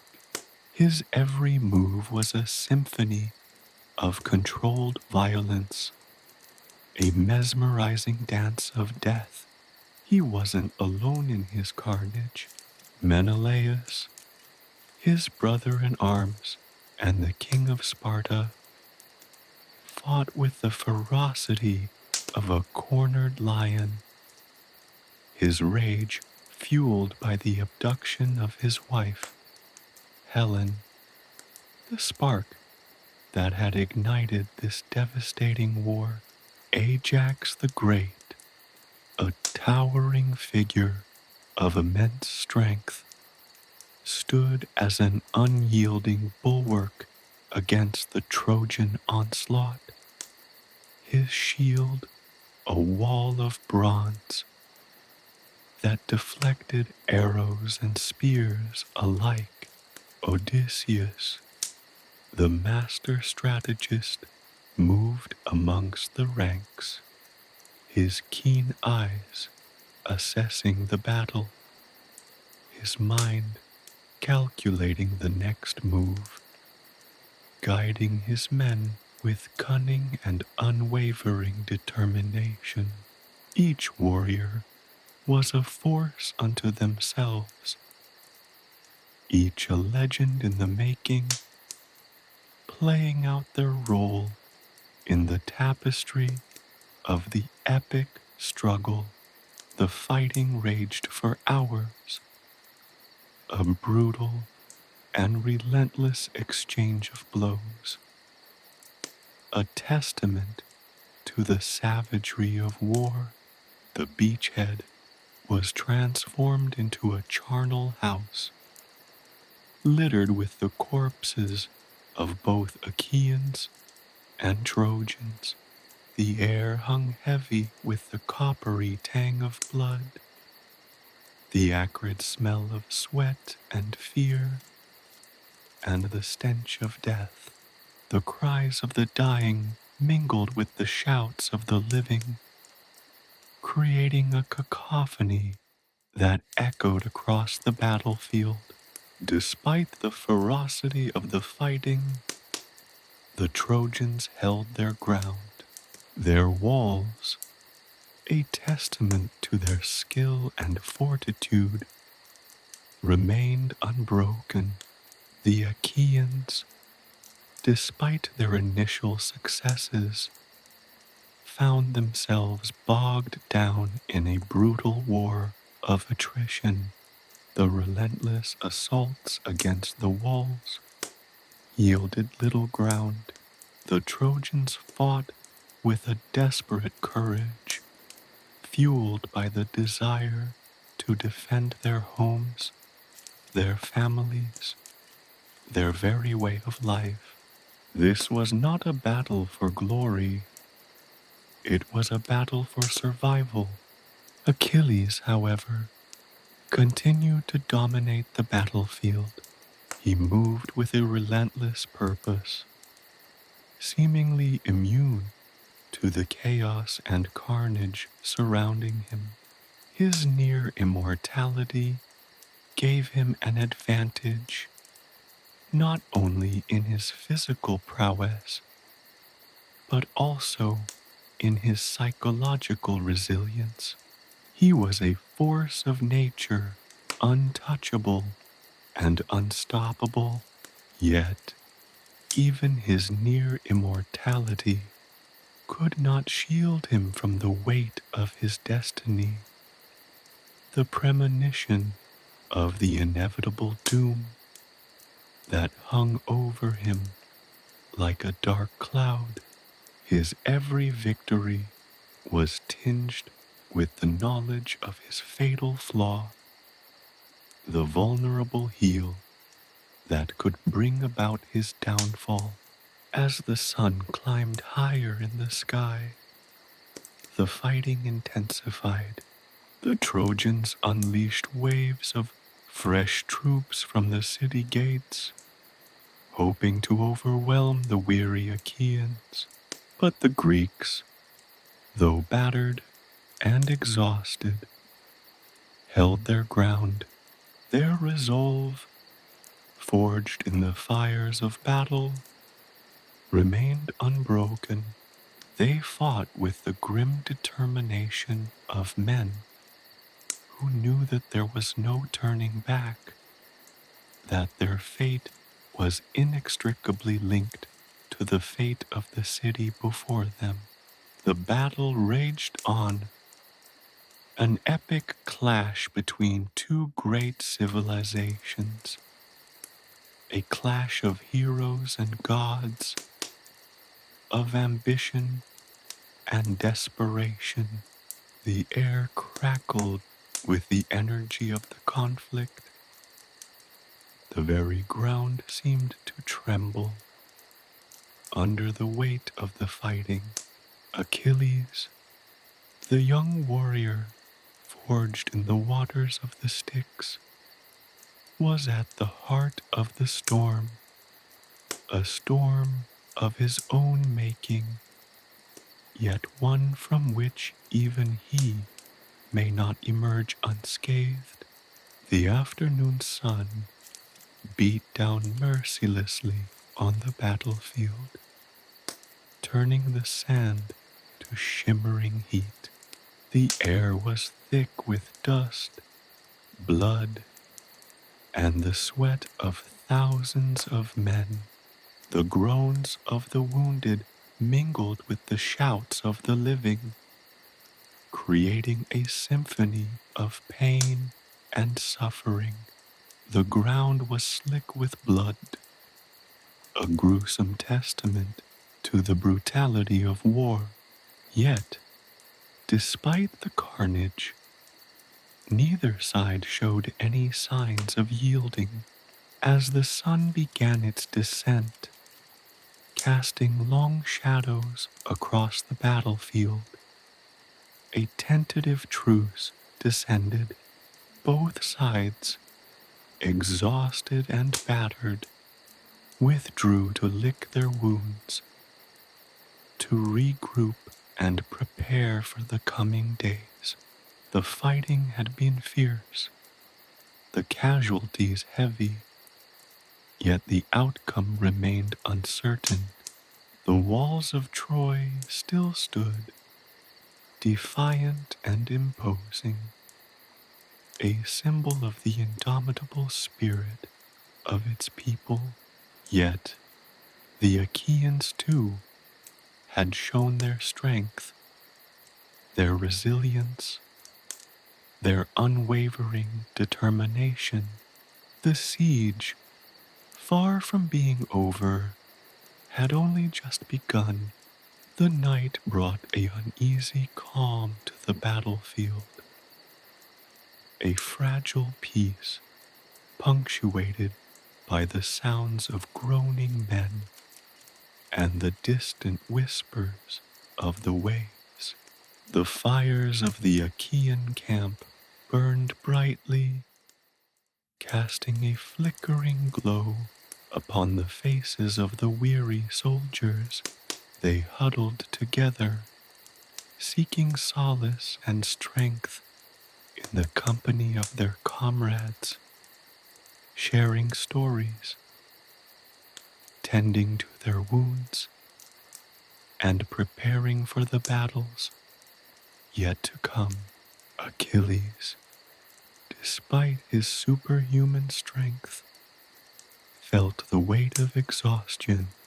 His body ached, his muscles screamed in protest, yet his spirit remained unbowed. He knew the battle had only just begun. The siege of Troy, a conflict of epic proportions, was destined to be a long and arduous campaign, a relentless test of strength, courage, and endurance. The weight of his destiny, of his near-immortality, and his single point of vulnerability pressed heavily upon him. But he stood ready, his spirit hardened by the crucible of war, his eyes fixed upon the towering walls of Troy, waiting for the dawn to break, waiting for the next battle, knowing that his legend was being forged in the fires of this endless war. The fate of Troy, and perhaps his own, hung precariously in the balance. The silence of the night offered no respite. It was merely the prelude to the next day's inevitable carnage. The siege of Troy continued, its shadow stretching long and dark over the lives of all who were caught in its relentless embrace. The dawn broke, painting the sky in hues of blood orange and bruised plum, a fitting backdrop for the day's anticipated carnage. The air hung thick with the stench of death and decay, a grim perfume clinging to the battlefield like a shroud. The previous day's fighting had left its mark, a grim tapestry woven from the bodies of men, a testament to the brutal reality of war. The Achaean lines were still adjusting from the night's uneasy rest. The fires had dwindled to embers, the soldiers moving with a sluggishness born of exhaustion and the foreboding of another day's conflict. But even in the weariness, a tense anticipation crackled in the air, a palpable energy building as the Trojans began to stir within their city walls. Then he saw him across the field. A figure emerged from the chaos of the Trojan ranks. He was a magnificent sight, a warrior sculpted from bronze and fire, his movements possessing a fluid grace that belied the devastating power he wielded. This was Hector, son of Priam, prince of Troy, the champion of his people, a warrior whose name echoed in fear and respect across the Achaean camp. He stood tall and proud, his bronze armor gleaming in the morning light, a magnificent figure against the grim backdrop of the battlefield. He carried himself with an almost regal bearing, a quiet confidence that spoke volumes of his skill and unwavering courage. Achilles felt a surge of adrenaline, a thrill of anticipation that mixed with a profound sense of respect. This was no mere soldier. This was Hector, the man who stood as the very embodiment of Trojan resistance, the bulwark against the Achaean tide. He had heard tales of Hector's prowess, whispers of his strength and skill, the stories painting him as a warrior without equal, a hero worthy of admiration even from his enemies. The two titans stood facing each other, a silent acknowledgement passing between them across the brutal field. Neither moved, neither spoke, yet the tension between them was palpable, a silent exchange of respect and understanding between two warriors who understood the brutal dance of death they were about to engage in. The air itself seemed to crackle with the energy of their silent confrontation, a silent dialogue played out against the backdrop of the still smoldering battlefield. The earth itself trembled, not from tremors, but from the weight of their impending clash. For a moment, time seemed to stand still.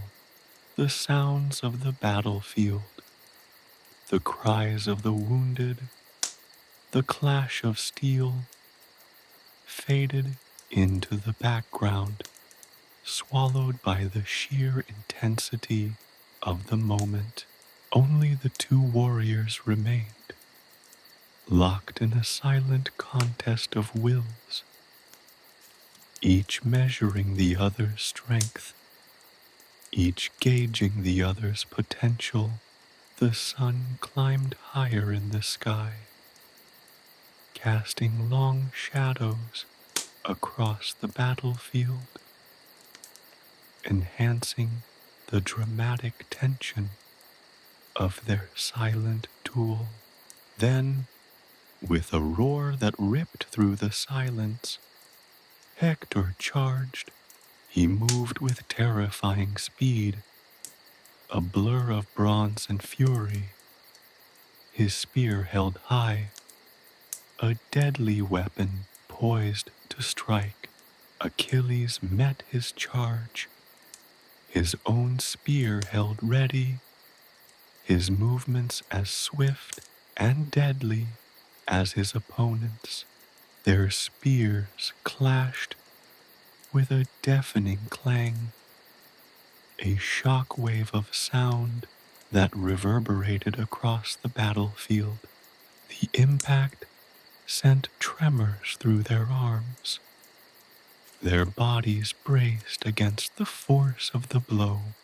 The clash was brief, a fleeting exchange of blows, a dance of death performed with a brutal elegance.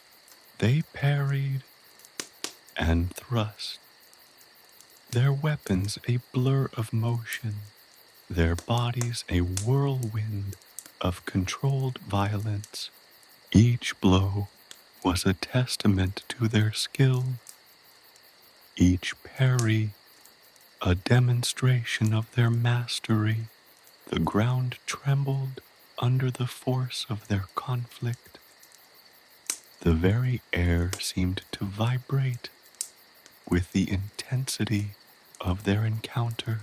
For a brief, breathtaking moment, they were locked in a furious embrace, their spears intertwined, their bodies straining against each other in a silent contest of strength and will.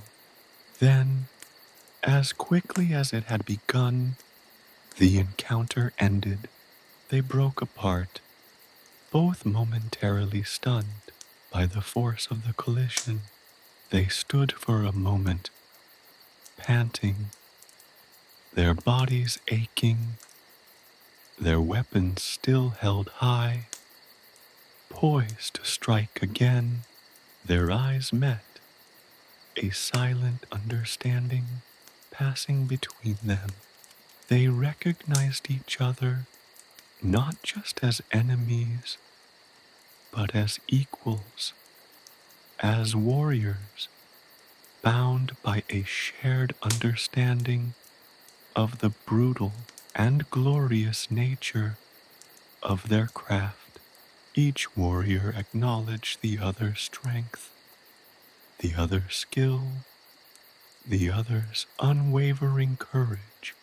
This was not a battle born of hatred or malice, but of a mutual respect and admiration forged in the fires of combat. It was a meeting of titans, a clash of legends, a moment etched forever in the annals of the Trojan War. The brief encounter ended as suddenly as it began. Both warriors, having tested each other's strength, turned their attention back to the broader battle, Hector returned to the fray, his presence galvanizing the Trojan troops, his return a beacon of hope amid the chaos. Achilles, too, moved back into the tide of war, his movements precise, calculated, his near-immortality giving him an edge in the clashing steel, but his eyes lingering on the disappearing figure of his opponent, a premonition of future confrontations simmering in his heart. Their brief duel, a fleeting exchange of skill and power, had set the stage for a conflict far greater than either could have imagined, a conflict that would shape the destiny of both men and of the war itself. The fighting raged on, a relentless storm of steel and blood. The Achaean advance slowed somewhat as the Trojans, inspired by Hector's brief but powerful display, stood firm. The clashing of swords, the thud of bodies hitting the earth, the screams of dying men. It was a brutal symphony, a cacophony of pain and destruction. The sun beat down mercilessly on the battlefield, turning the sand to shimmering heat and baking the corpses of the fallen, a macabre testament to the cost of this endless war. But even amid the chaos, Achilles remained a force to be reckoned with, a storm of controlled violence moving through the carnage. He cut a swathe through the Trojan ranks, his spear a deadly instrument of destruction, his movements a mesmerizing ballet of death.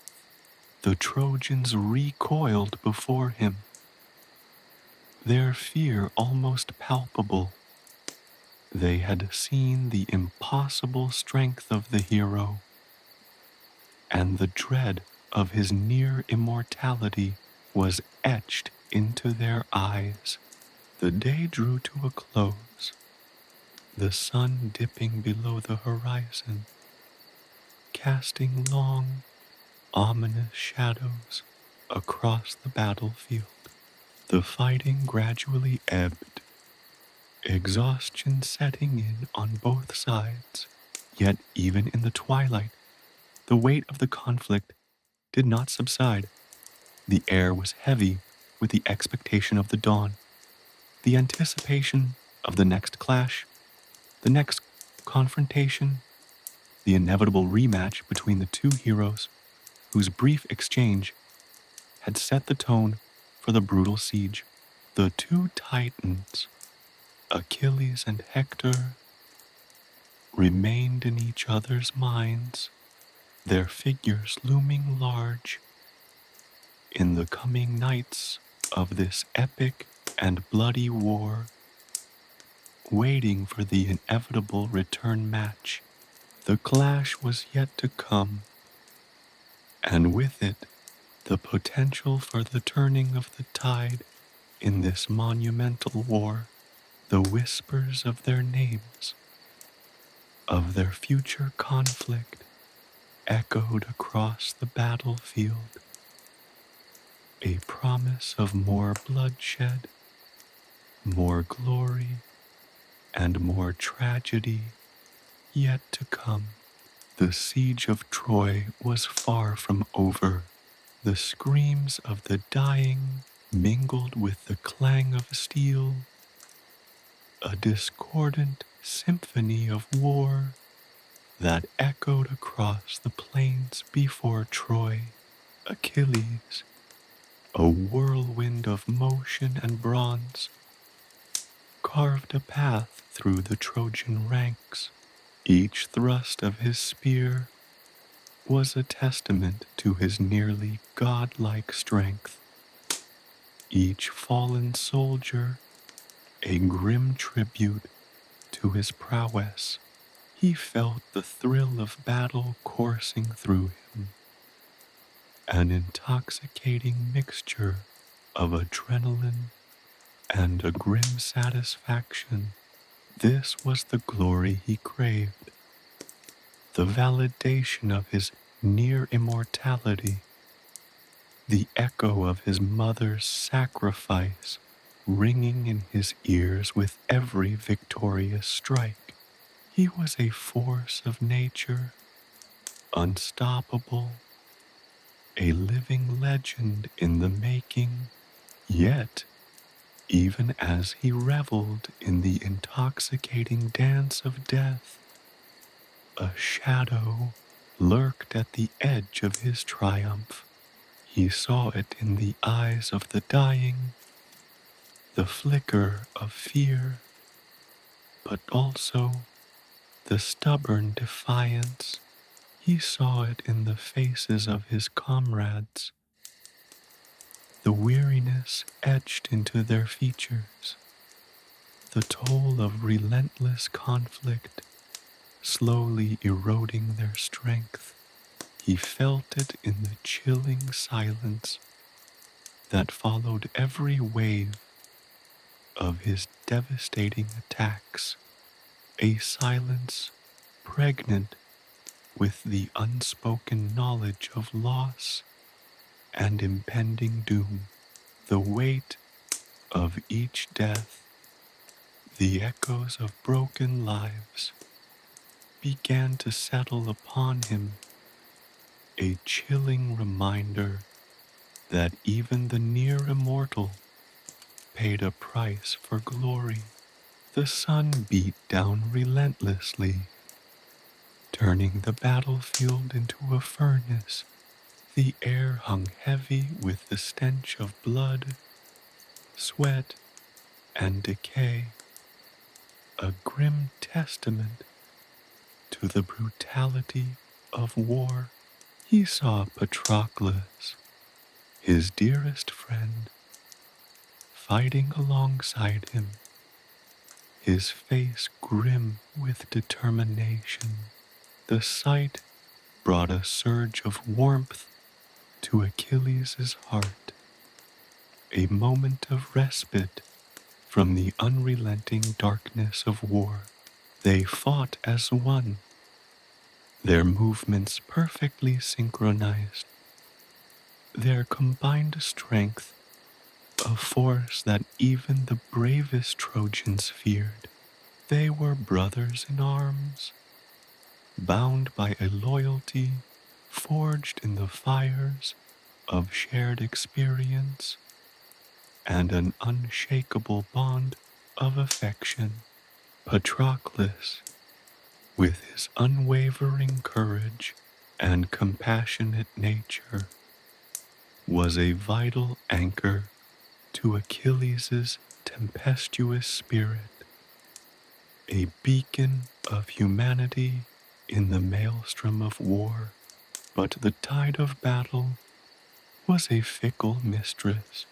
The Trojans, bolstered by their champion Hector, fought with renewed vigor, their desperation fueled by the knowledge that their city, their homes, their very lives were hanging in the balance.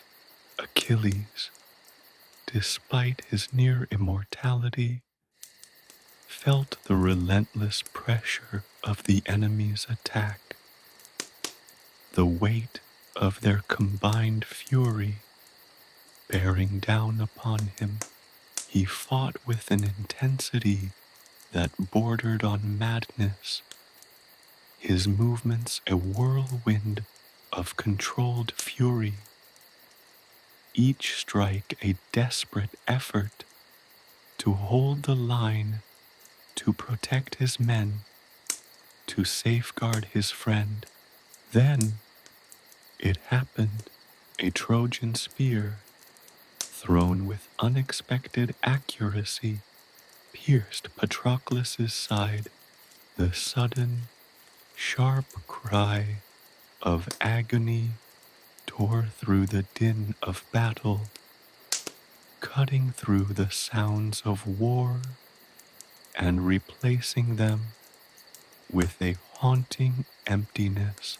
Achilles saw his friend collapse, his lifeblood staining the parched earth. The world tilted on its axis, the intoxicating thrill of battle replaced by a bone-deep chill of horror and despair. Time seemed to slow, each second stretching into an eternity. The world around Achilles dissolved into a blurry haze of blood and chaos. The screams of his comrades, the clashing of weapons, the relentless advance of the enemy, all faded into an almost unbearable silence. His heart lurched violently, the pain that clutched at his soul, mirroring the physical wound that ravaged his friend. His invincible armor, his near immortality, felt utterly worthless, a hollow mockery of his strength in the face of such devastating loss. He charged, a raging storm unleashed, his heart a tempest of grief and rage. He swept through the Trojan ranks, his spear a vengeful instrument of destruction, his movements fueled by an almost inhuman fury. He slaughtered countless men, his actions a terrible yet futile attempt to erase the unbearable pain that clawed at his soul. He laid waste to those who stood in his path, their deaths merely tokens in the blood-soaked tally of his grief. Yet, even as he wreaked havoc on his enemies, the hollow ache of loss remained, a constant and excruciating reminder of his devastating grief. The sun set on a battlefield soaked in blood, a landscape transformed into a macabre canvas painted with the horrors of war and the stark reality of loss. Achilles stood amidst the carnage, his armor smeared with gore, his body aching with exhaustion, his soul shattered by grief. The glory of victory tasted like ashes in his mouth, its sweetness poisoned by the bitterness of loss. He had tasted both the exhilarating high of triumph and the crushing weight of defeat, a brutal lesson etched in the blood of his friend, a grim reminder that even the near-immortal paid a price for glory. The shores of Troy, once a promise of legendary achievement, were now stained with the bitter crimson of heartbreak, a testament to the devastating cost of war and the unrelenting cruelty of fate. He knelt beside Patroclus, holding his friend's lifeless body, his silent sobs a lament for what had been lost, a profound and agonizing farewell to the comrade who had stood alongside him on this journey to glory and loss. The cries of the wounded faded, the roar of battle muted by the weight of his grief. leaving only a heavy silence, a void that echoed the emptiness in his heart. The war raged on, but for Achilles, the true battle had just begun. The struggle to reconcile the glory he had achieved with the immense loss that now shadowed his every victory, his every moment. The price of his near immortality, it seemed, was a burden of grief, an endless torment of a heart that would never truly recover. The flickering torchlight cast long dancing shadows across the faces of the weary Achaean soldiers. The air within the camp hung heavy with the stench of sweat, unwashed bodies, and the ever-present cloying aroma of death. Even the night offered no respite from the relentless weight of the siege. Achilles, his bronze armor discarded, sat apart from the rest, a brooding figure silhouetted against the canvas of the night sky. The usual boisterous camaraderie of the camp, the raucous laughter and drunken songs were absent, replaced by a tense, almost palpable silence. The weight of Patroclus's death hung over them all, a suffocating blanket of grief and unspoken anxieties. He stared into the dying embers of a fire, the flames mirroring the turbulent inferno raging within his own heart.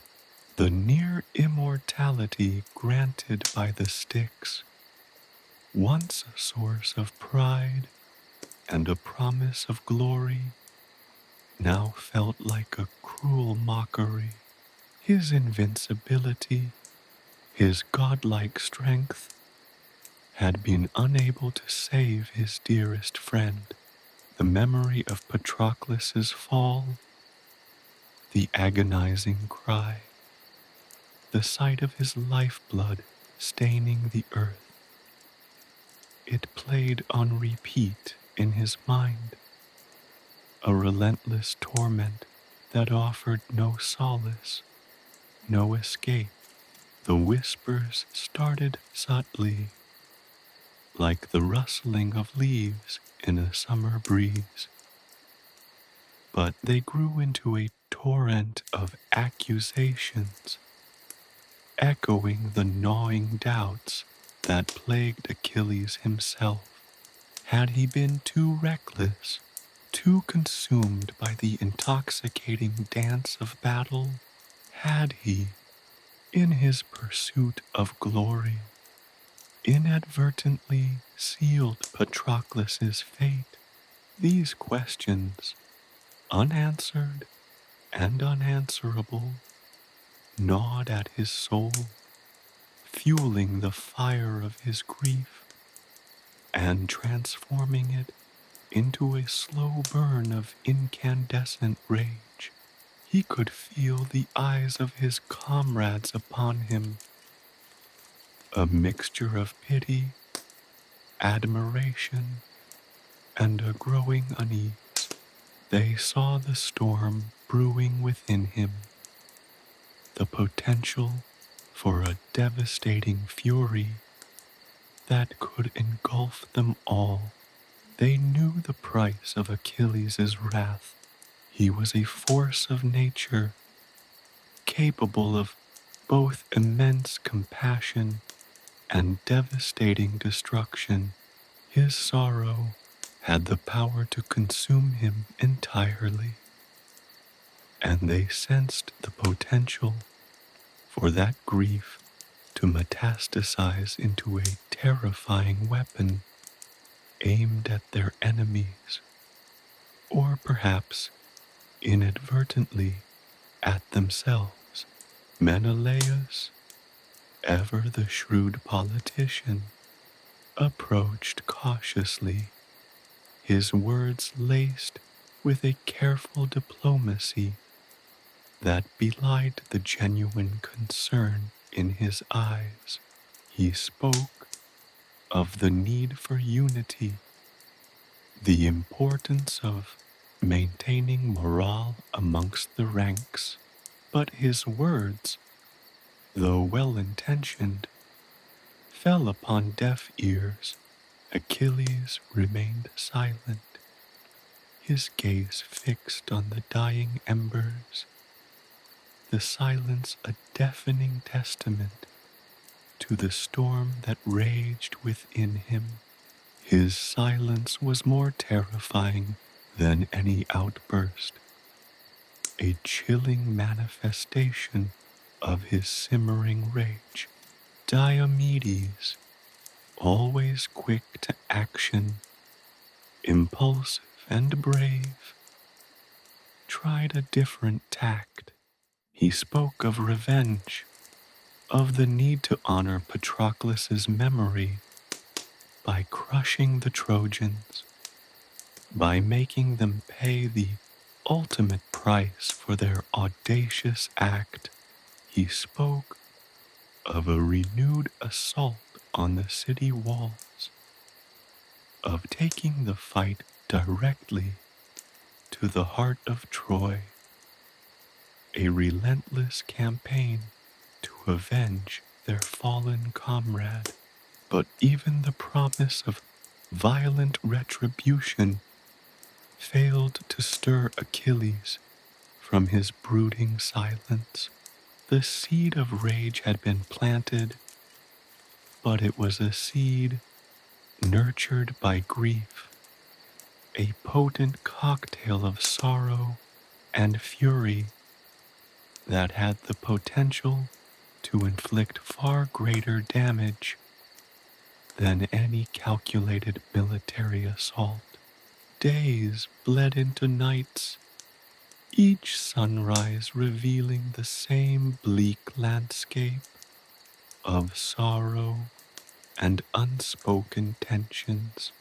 The war continued, a relentless clash of steel and blood, but within the Achaean camp, a new battle was brewing, a silent conflict of emotions and unspoken resentments. The camaraderie that had once bound the men together was fraying under the weight of their losses. The relentless pressure of the siege and Achilles' simmering anger, his withdrawal, his brooding silence, cast a long shadow over the camp, chilling the very air. The other commanders, normally vibrant and decisive, seemed hesitant, uncertain of how to approach the formidable warrior whose grief threatened to consume them all.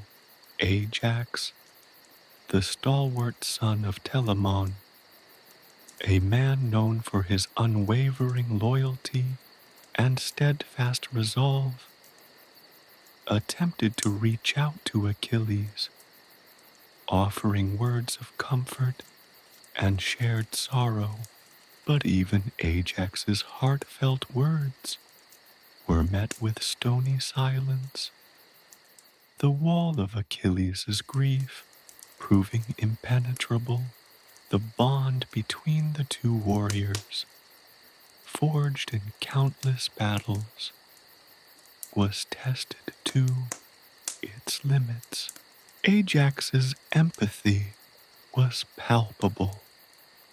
His attempts to break through Achilles' stoicism, demonstrating the growing concern and apprehension throughout the army. The silent tension within the camp was almost more unbearable than the daily sounds of war. Even Odysseus, the cunning strategist and master orator, found himself unable to penetrate Achilles' emotional fortress. His carefully crafted words of reason and persuasion were met with a chilling indifference, a grim testament to the depth of Achilles' grief and the overwhelming power of his rage. The legendary hero, known for his fierce loyalty and unparalleled strength, was shrouded in a darkness that seemed impenetrable, an ominous silence that hinted at a devastating storm about to break. The whispers began to escalate, evolving from concerns into accusations. Some of the other Greek commanders openly questioned Achilles' withdrawal from battle, the whispers of his inaction growing louder in the silence of their encampments. The absence of his legendary strength was felt acutely, the gap in their defenses a testament to his retreat. The Trojans, sensing the shift in the Achaeans' resolve, emboldened by the withdrawal of their fiercest adversary, launched a series of aggressive attacks, testing the limits of the remaining Greek forces. The growing tension within the camp reached a fever pitch. Openly frustrated, Agamemnon, the king of Mycenae, approached Achilles, his voice edged with a mixture of accusation and desperation. He pointed out the growing unrest in the ranks, the declining morale, the ever-increasing boldness of the enemy assaults. Agamemnon's attempts to persuade Achilles back into the fray were met with a cold, hard stare that spoke volumes. The weight of Patroclus' death, the simmering rage that festered within Achilles' heart, was not simply a personal tragedy, but also a threat to the entire Achaean army. The war, it seemed, was not just a conflict against Troy, but also a battle against the consuming grief and the explosive rage that threatened to tear apart the very fabric of their alliance. The rage that was brewing inside Achilles was a potential force of destruction, a tempest that could reshape the course of the war itself. The quiet of the camp masked a simmering conflict, a silent battle that would soon erupt with a force that would shake the very foundations of the Greek encampment and ultimately decide the fate of the war. The shores of Troy, already stained with the blood of battle, were about to witness a new and far more dangerous conflict. The conflict born from the heart of a grieving and enraged demigod. Chapter 5. The Wrath of Achilles. The air within Agamemnon's council tent was thick with the scent of stale wine and simmering resentment. The flickering oil lamps cast long dancing shadows on the faces of the assembled Achaean leaders, highlighting the tension etched into their features. Outside, the sounds of the siege, the distant clang of metal on metal, the screams of the dying, served as a grim backdrop to the simmering conflict within. Agamemnon, his face etched with a weariness that belied his regal bearing, sat at the head of the rough-hewn table, his gaze fixed on Achilles. Achilles stood apart, a solitary figure, radiating an almost palpable aura of icy fury. His usually gleaming bronze armor lay discarded, replaced by the somber darkness of his grief. The near-immortality gifted by the Styx, once a symbol of his invincibility, now felt like a cruel joke, a mocking reminder of his inability to protect Patroclus.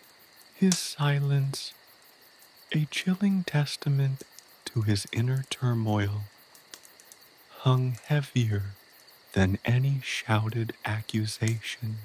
The argument had begun subtly, a low murmur of discontent over the distribution of spoils taken in the latest skirmish.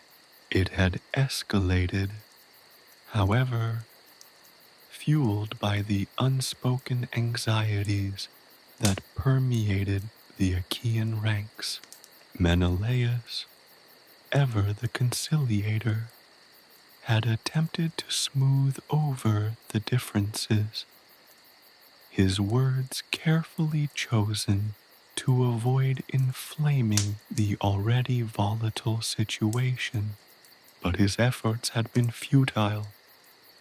The simmering resentment, boiling over like a pot left too long on the fire.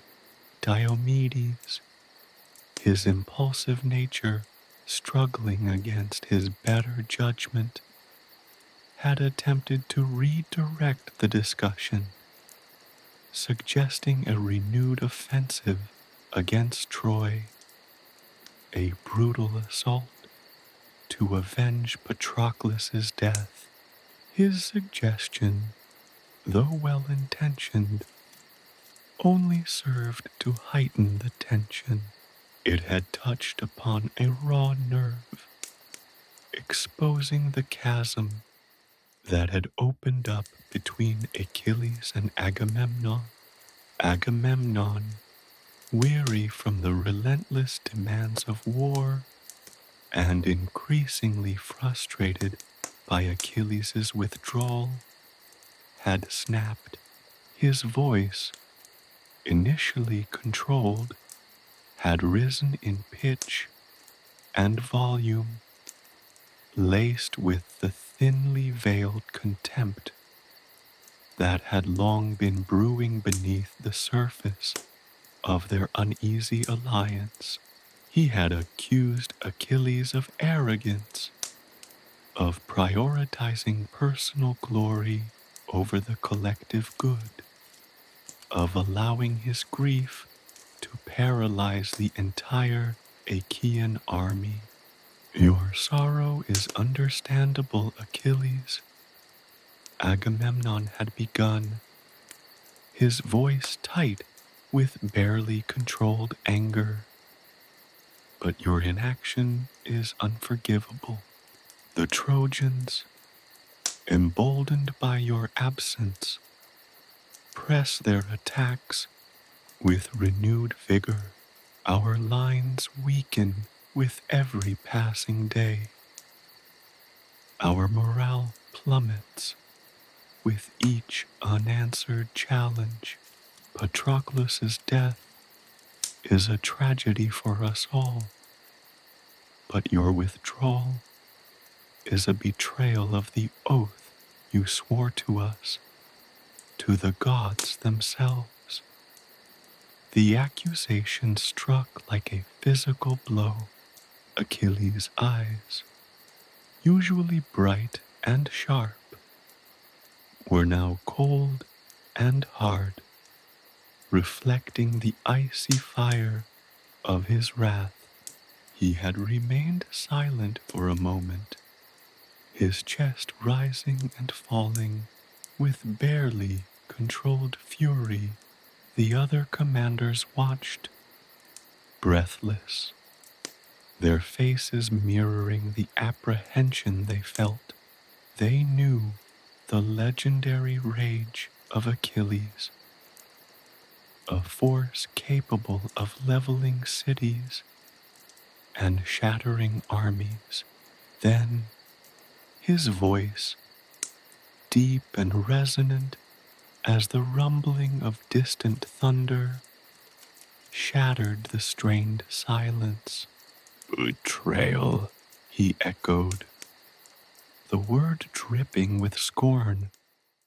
You speak of betrayal, Agamemnon, while you feast upon the spoils of war, reveling in the glory that should be shared among all of us.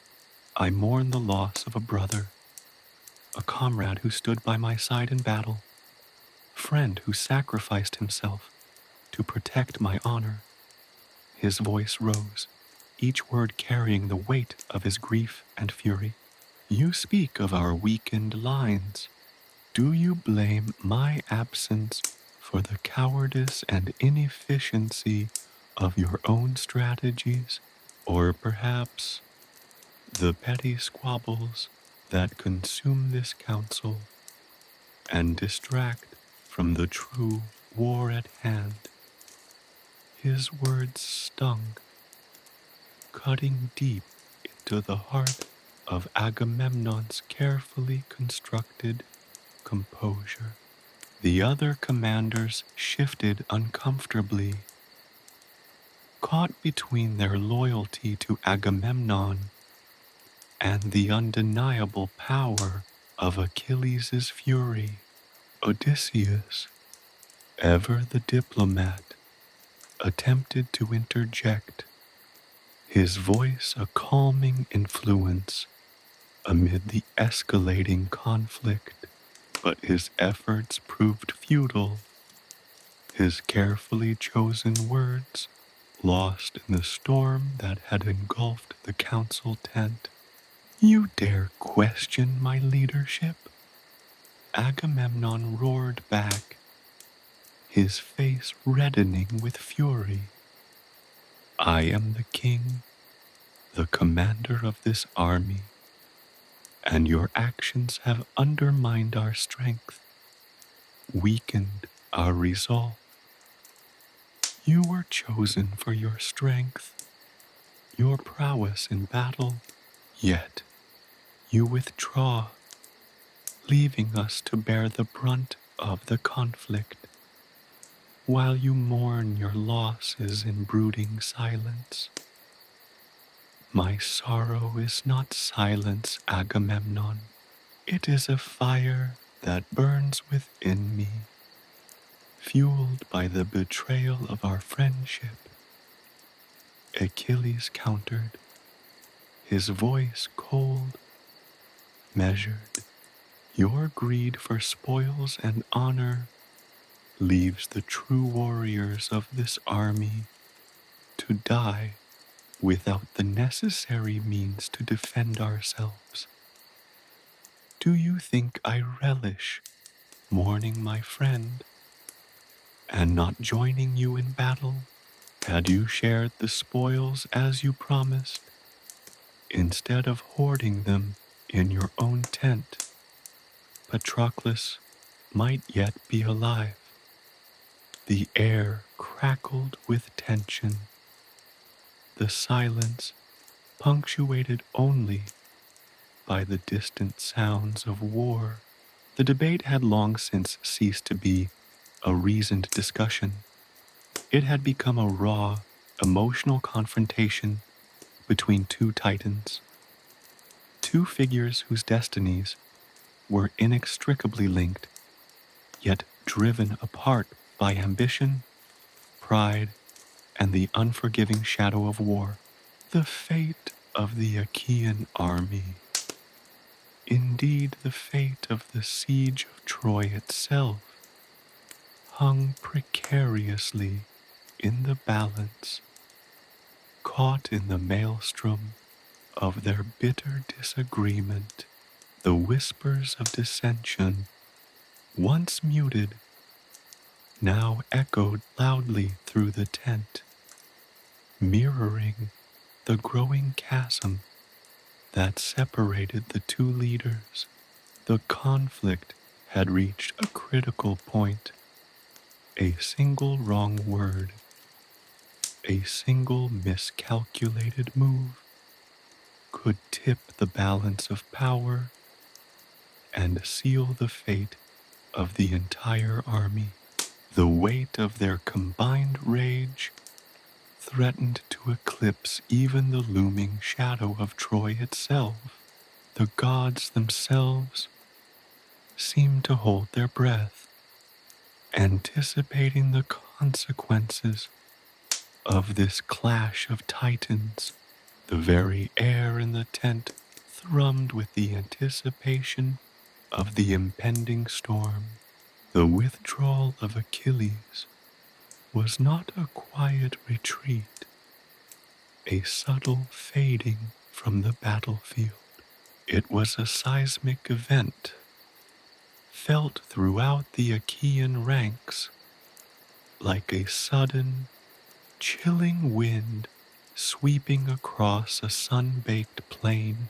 One moment, he was there, a whirlwind of bronze and fury, a force of nature incarnate, cutting a swathe through the Trojan ranks. The next, he was gone, leaving behind a void that echoed with the absence of his legendary might. The Trojans, sensing the shift in the tide, pressed their advantage with renewed ferocity, their attacks sharper, their movements bolder, emboldened by the knowledge that the greatest warrior of the Achaeans was no longer among them. The battlefield, once a chaotic maelstrom of clashing steel and desperate cries, now took on a new, desperate quality. The Achaean lines, once held firm by the sheer terror, inspired by Achilles' presence, began to buckle under the weight of the Trojan onslaught. The disciplined ranks, once a wall of impenetrable bronze, now resembled a crumbling edifice, riddled with gaps and vulnerabilities. The air vibrated with the panicked cries of men facing certain death, the clang of collapsing shields, the agonizing screams of the wounded. Menelaus, ever the valiant but ultimately limited warrior, fought with a ferocious energy that belied his diminishing strength. He fought not only for his kingdom, but for the very survival of his army. His every thrust and parry, a desperate attempt to stem the tide of the Trojan advance. But even his courage, normally a beacon of hope on the battlefield, could not compensate for the absence of Achilles' unparalleled prowess. He was a lone star, battling a gathering storm. Diomedes, his courage matched only by his tactical brilliance, attempted to rally the wavering Achaean ranks, his voice hoarse from shouting orders. Above the din of battle, he moved like a whirlwind from one embattled sector to another, inspiring his men with his bravery, urging them to hold the line, reminding them of the glory that awaited them if they could but endure. But even Diomedes, though a warrior of immense skill and unwavering resolve, found his efforts hampered by the sheer weight of the Trojan assault. The enemy, invigorated by Achilles' withdrawal, fought with a fervor born of desperation and a newfound confidence. Their attacks were relentless, brutal, fueled by the knowledge that their greatest adversary had abandoned the field. Ajax the Great, a bulwark of strength and unwavering resolve, stood like a rock against the relentless tide. His massive shield, a wall of bronze, deflected a storm of spears and arrows, protecting his weary comrades from the onslaught. He fought with the stoic determination of a man facing inevitable doom, his every movement a testament to his legendary strength and courage. But even Ajax, the bulwark of the Achaean forces, felt the crushing weight of the Trojan advance, a wave threatening to consume him and his men.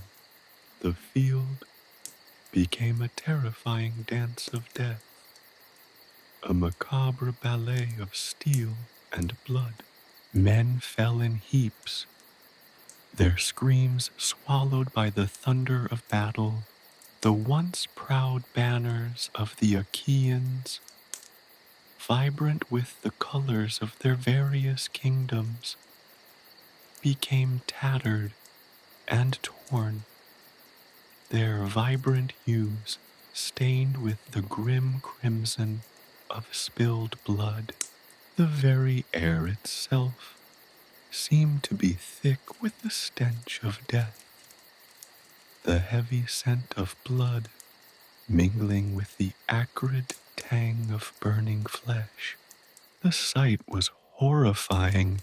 The Greeks, accustomed to Achilles' presence as a guarantee of victory, were utterly unprepared for the ferocity of the Trojan counterattack.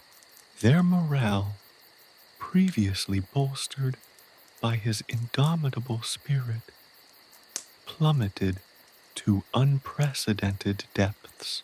The whispers of fear, once muffled by the din of battle, now spread like wildfire through the ranks, sapping the strength from their already weary bodies. The once confident warriors now fought with a desperate, almost frantic energy, their movements less precise, their defenses more vulnerable.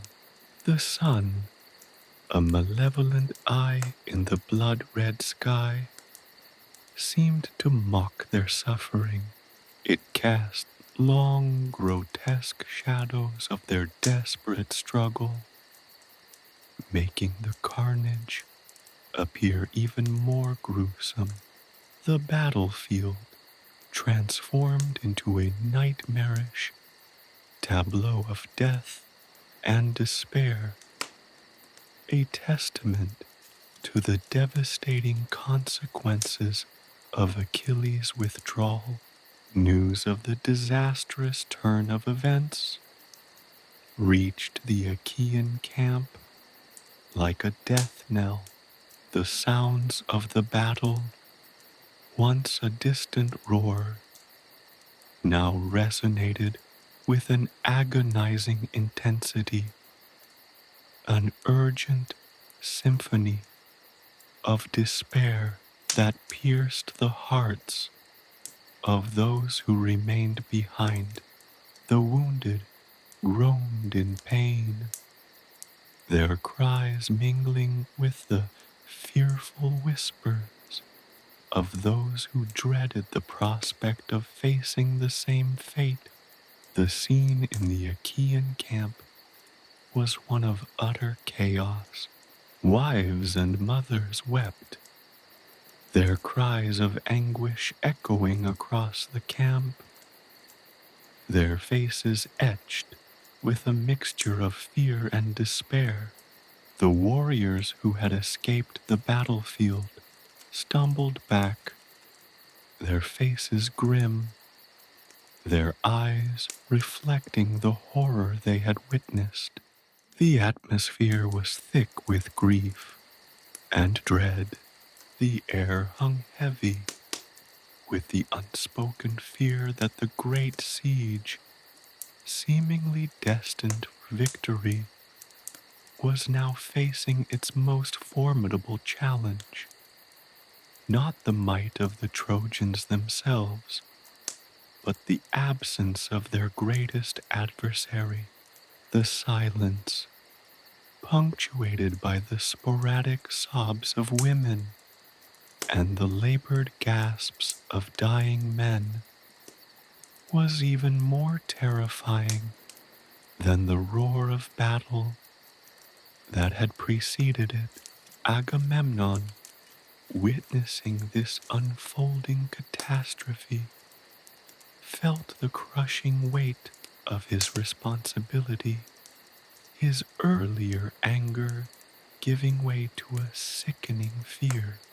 He had pushed Achilles too far, his arrogance blinding him to the consequences of his actions. He understood now, with chilling clarity, the price of his pride and the extent of his mistake. The battlefield was not just a place of conflict, it was a mirror reflecting the consequences of his own hubris. He now saw the true extent of Achilles' importance, not just as a warrior, but as a symbol of invincibility, a rallying point that instilled a sense of hope and courage in the hearts of his men. His absence had created a vacuum, a void filled with fear and despair, leaving the Achaean army vulnerable and demoralized. The terrible consequences of his actions were unfolding before his very eyes, a chilling testament to the devastating power of his own misguided pride and his inability to appreciate the true value of his most formidable warrior. The weight of this realization was almost unbearable. The fate of the entire Achaean army, and indeed the siege itself, rested precariously on the shoulders of a wounded and raging man who was now far from their desperate need. He had to find a way to appease him. He had to bring Achilles back. The fate of the siege The fate of the Achaeans rested on this desperate gamble. The Trojan advance was not a mere surge. It was a tidal wave of bronze and blood, a relentless onslaught that crashed against the weakened Achaean lines, where once the disciplined ranks had stood firm. Now gaps yawned, exposing vulnerable flanks to the enemy's fury. Hector, the Lion of Troy, roared his battle cry, a sound that echoed across the plains, inspiring his men to even greater feats of violence. His double axe, a fearsome weapon gleaming in the afternoon sun, carved a path of destruction through the Achaean ranks, leaving a trail of fallen warriors in its wake. Paris, despite his infamous role in initiating the war, fought with a surprising ferocity, fueled perhaps by a desperate need to prove his worth, to somehow atone for the shame he had brought upon Troy. His arrows, guided by the capricious whims of Aphrodite, found their marks with chilling accuracy, piercing through shields and armor, felling even the strongest warriors. His presence, though not as overtly dominant as Hector's, instilled a sense of renewed confidence throughout the Trojan ranks, a belief that victory was within their grasp. The Trojan infantry, emboldened by the absence of Achilles and the weakening of the Greek defenses, pressed their advantage with relentless fury. Their spears, a deadly rain of bronze, found their targets with brutal efficiency, while their swords, honed to razor sharpness, tore through flesh and bone with horrifying ease. The clash of steel, the agonizing screams of the wounded, and the thunderous roar of the battle formed a symphony of chaos and destruction, a brutal testament to the devastating consequences of Achilles' withdrawal. The once orderly battlefield now resembled a chaotic maelstrom of violence, a swirling vortex of clashing steel and desperate cries. The ground, once a scene of disciplined warfare, was now littered with the bodies of the fallen, a grim testament to the relentless ferocity of the Trojan advance. Streams of blood mingled with the dust, creating a gruesome landscape that reflected the horror of the battle. Menelaus, his face grim, fought with the tenacity of a cornered lion. Despite his courage and skill, he was but one man against a tide of enemies. His sword flashed, a blur of motion against the enemy, each parry and thrust a testament to his unwavering determination. Yet, despite his valiant efforts, he found himself overwhelmed, forced to retreat, his once proud defense line steadily crumbling under the weight of the Trojan assault. Diomedes, his eyes burning with a fierce determination, fought with a tactical brilliance that was almost superhuman. He moved across the battlefield like a phantom, his sword a blur of deadly motion, striking at vulnerable points in the Trojan lines, aiming to disrupt their advance and buy time for his weary comrades. He was a master tactician, but even his skill could not compensate for the sheer weight of the enemy's numerical advantage, born from the confidence instilled by Achilles' withdrawal. Ajax the Great, a mountain of a man, stood as an unyielding bastion against the relentless assault. His immense shield, a seemingly impenetrable wall of bronze, deflected a hail of spears and arrows. His every movement was a testament to his legendary strength. But even Ajax, despite his heroic efforts, felt the strain. The Trojans, sensing his isolation, pressed their attacks with renewed ferocity, their collective strength threatening to overwhelm even the legendary Ajax. He stood as a symbol of Achaean defiance, a lone warrior against a raging storm, his very presence a testament to the spirit of the Greeks. But even this indomitable warrior was pushed to the very brink. The sight was a dreadful panorama.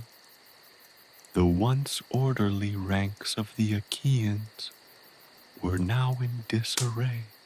The once proud banners of the various kingdoms, once bright and vibrant, were now torn and tattered, stained with blood and dust.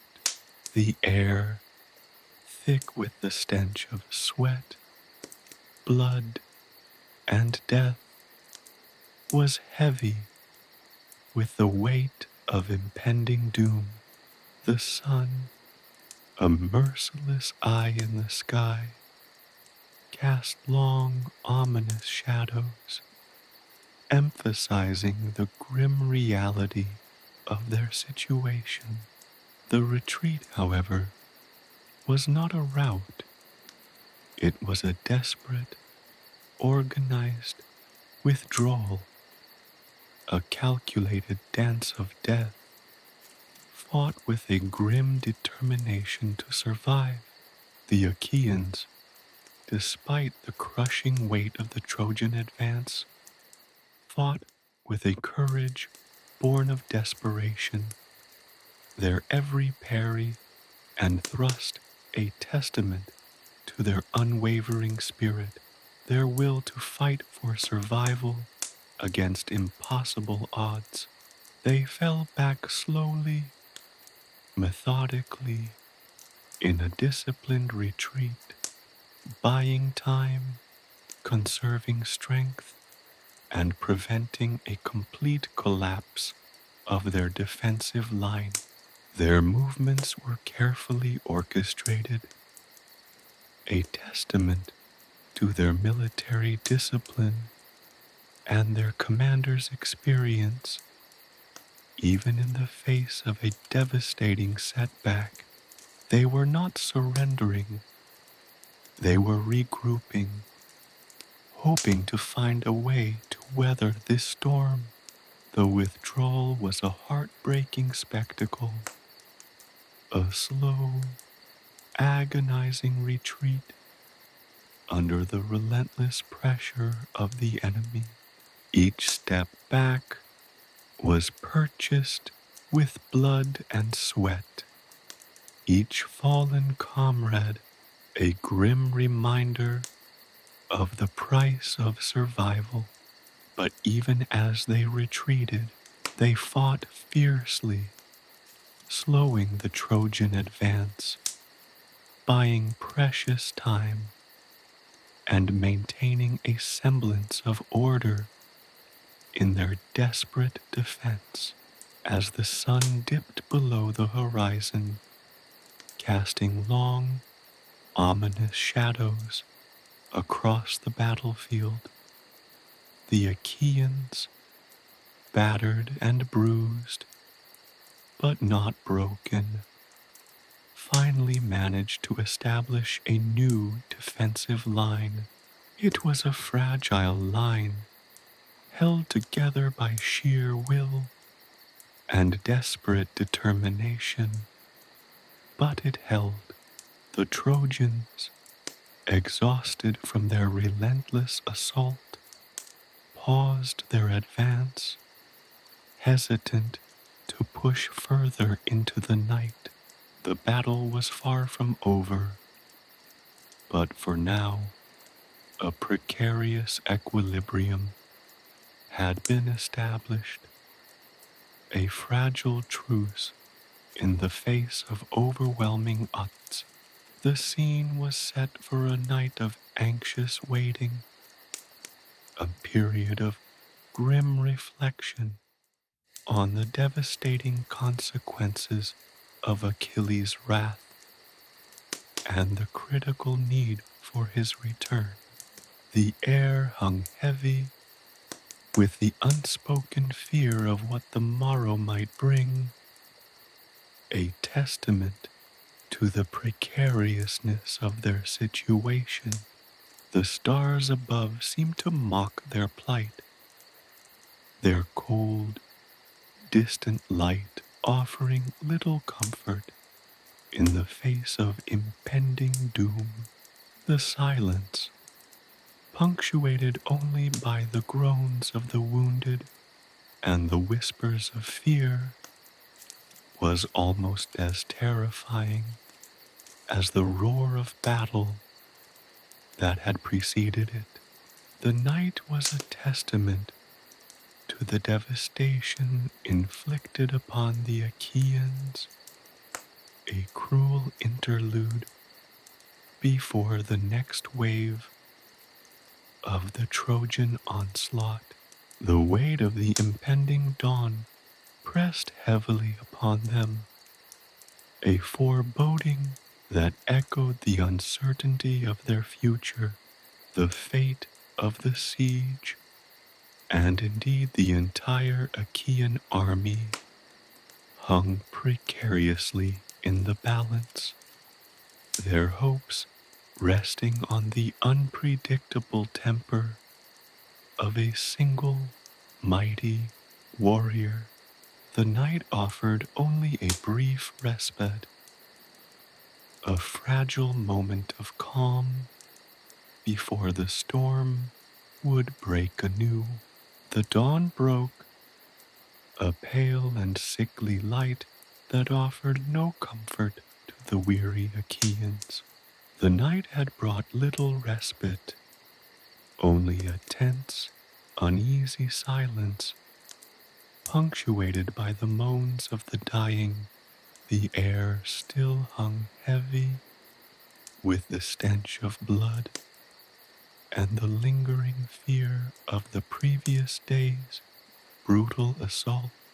But even as the first rays of sun touched the ravaged battlefield, a fresh horror descended.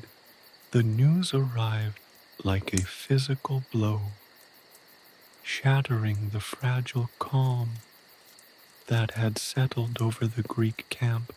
It was Patroclus, Achilles' dearest friend, his shadow, his other half, who had fallen, not merely fallen in battle, a common enough fate among warriors, but brutally slain, his body desecrated by the triumphant Trojans. The details were gruesome, relayed in hushed, horrified whispers that spread through the ranks like wildfire. Patroclus, clad in Achilles' armor, had led a desperate charge, a courageous attempt to break the stalemate and bolster the flagging morale of the Greek army. He had fought with the ferocity of a cornered wolf, his strength fueled by his loyalty to Achilles and his desperate need to protect his beloved friend's honor. He had cut a swathe through the Trojan ranks, a whirlwind of bronze and fury, briefly turning the tide of battle. But the weight of the Trojan army and the relentless advance of Hector proved too much. He had been overwhelmed, finally falling beneath the combined assault of Hector and his men. The image of Patroclus lying amongst the slain, his face marred by the brutal violence of his death, haunted the Achaeans. The armor, so recently gleaming with the pride of a warrior, was now stained crimson, its once pristine surfaces dulled by the grim reality of war. It was a sight that stripped away the veneer of glory, revealing the brutal, unforgiving reality of combat, the raw, primal savagery of death in the face of unmatched power. The armor, once a symbol of Achilles' invincibility, now served as a gruesome reminder of the fragility of life, of the tragic loss that had befallen the Achaeans. The news reached Achilles not as a whisper, but as a scream, a raw, primal cry of grief and rage that echoed across the plains, a sound that shattered the tense quietude of the camp and sent a shiver down the spines of even the most hardened warriors. The usually impassive warrior, the godlike hero of legend, was undone. He had been struck by something far more profound than a mere mortal wound. He had been wounded in his soul. The loss of Patroclus was more than the death of a friend. It was the severance of a bond so profound, so intrinsic to Achilles' very being, that it left him hollowed out, devoid of hope. Patroclus had been his companion, his confidant, the one person who truly understood him. Their friendship had transcended mere camaraderie, evolving into a bond of such profound depth and intimacy that it resembled a spiritual unity. The very fabric of his existence had been ripped apart, leaving behind a void so immense that it threatened to swallow him whole. Achilles' grief was not a silent, private affair. It was a tempest, a raging maelstrom of emotion that consumed him entirely, a torrent of sorrow that spilled out onto the world, expressing itself in a display of despair that shook the very foundations of the Greek camp. His anguish was palpable, a physical force that resonated through the hearts of the Achaeans, prompting waves of sympathy and fear in equal measure. He tore at his hair, his cries echoing across the camp, a sound filled with raw agony, a lament that reflected the loss of his dearest friend, the loss of a part of himself, and the profound sense of loneliness that now consumed him. He rolled in the dust, his body racked with sobs, his mighty frame reduced to the semblance of a broken man, his grief an unbearable weight that bore down upon him. His rage, however, was an even more terrifying spectacle. It was not the controlled anger of a warrior on the battlefield, but a wild, untamed fury, a chaotic storm of destruction, threatening to consume everything in its path. His eyes burned with the fire of vengeance, his gaze filled with a chilling intensity that spoke of impending carnage. The normally stoic hero now appeared as a volcanic force of destruction, a raging inferno of grief and wrath. The whispers amongst the Achaeans spoke of his wrath, an untamed beast unleashed. They knew the consequences of such unbridled fury. Achilles, in his grief, was not merely mourning the loss of his friend. He was mourning the loss of a part of himself, and that loss was fueling a rage that had the potential to engulf the entire war. The news of Patroclus's death spread like wildfire throughout the Greek camp, spreading a chill of dread throughout the Achaean ranks. The warriors, who had witnessed Achilles' overwhelming power and the near unstoppable nature of his rage, trembled before the storm of destruction they knew was about to break loose. The very air around Achilles crackled with a raw, untamed energy. He stalked his tent, a caged lion, pacing restlessly, his grief and anger forming a volatile cocktail that threatened to explode. The Achaeans dared not approach him. His pain was a tangible thing, a radiating force that held them at bay. The gods, it seemed, were silent.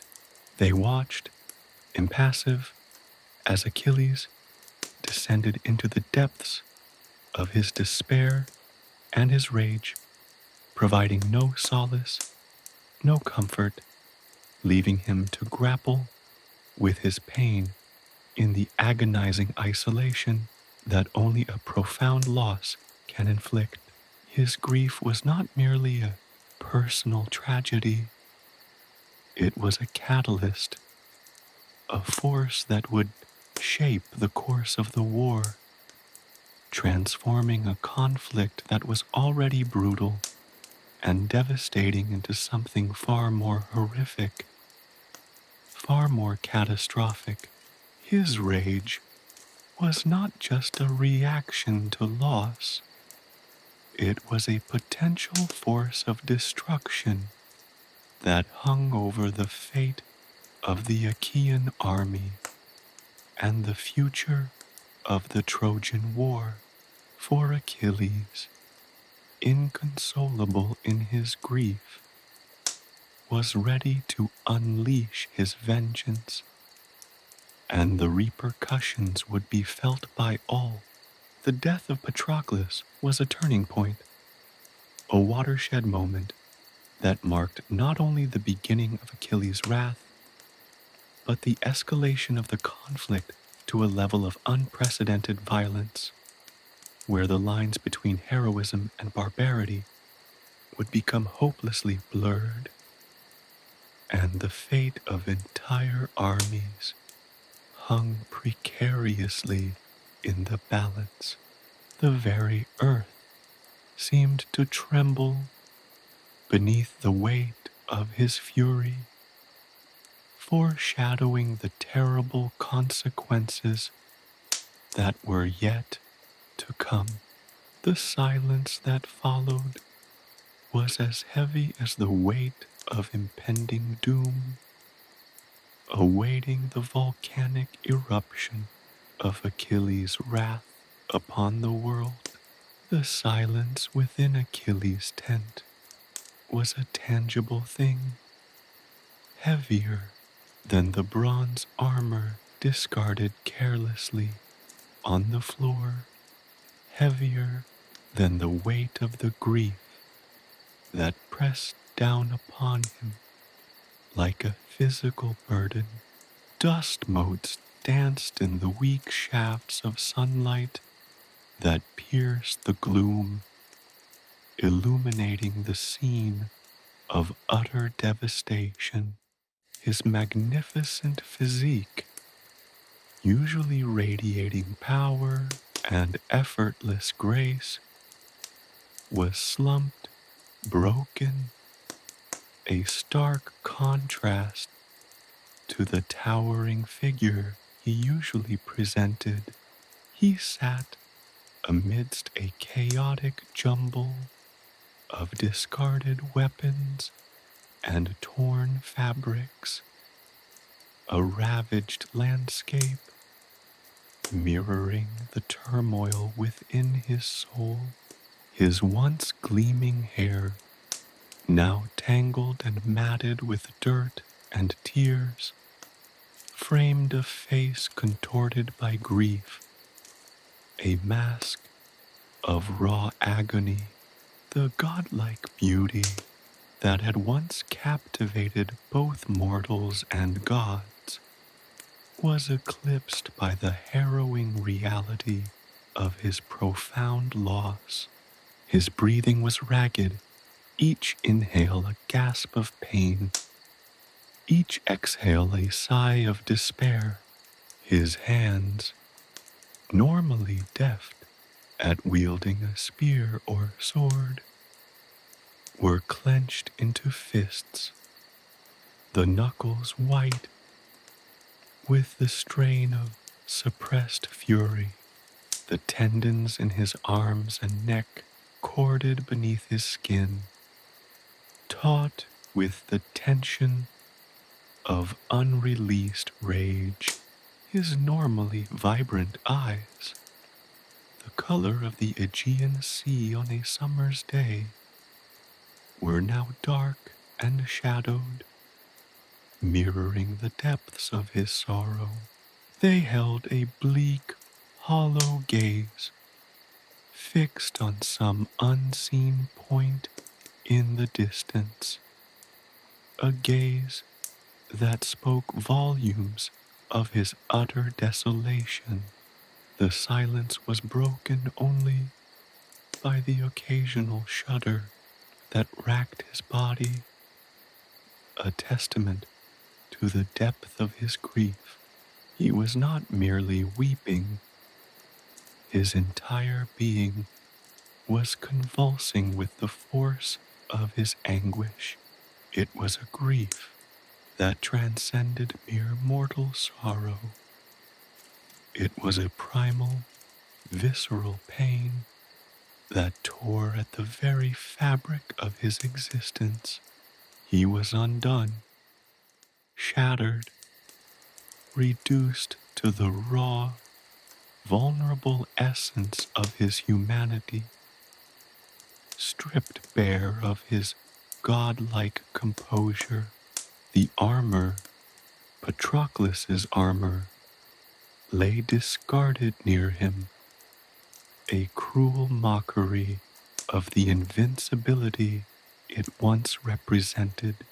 The crimson stains on the bronze were like grotesque brush strokes on a canvas of death, a macabre painting depicting the brutal end of his dearest friend. The sight of it only deepened his despair, stirring the embers of his fury into a raging inferno. Each detail, the dent in the breastplate, the scrape on the helmet, the stain of blood on the greaves, was a fresh wound to his soul, a constant reminder of the violent, untimely death of the man who was more than a friend, more than a brother. He was the other half of Achilles' soul. He whispered Patroclus's name, a soft lament barely audible above the pounding of his own heart. The name echoed in the confines of the tent, a desperate plea to a world that had cruelly taken everything he held dear.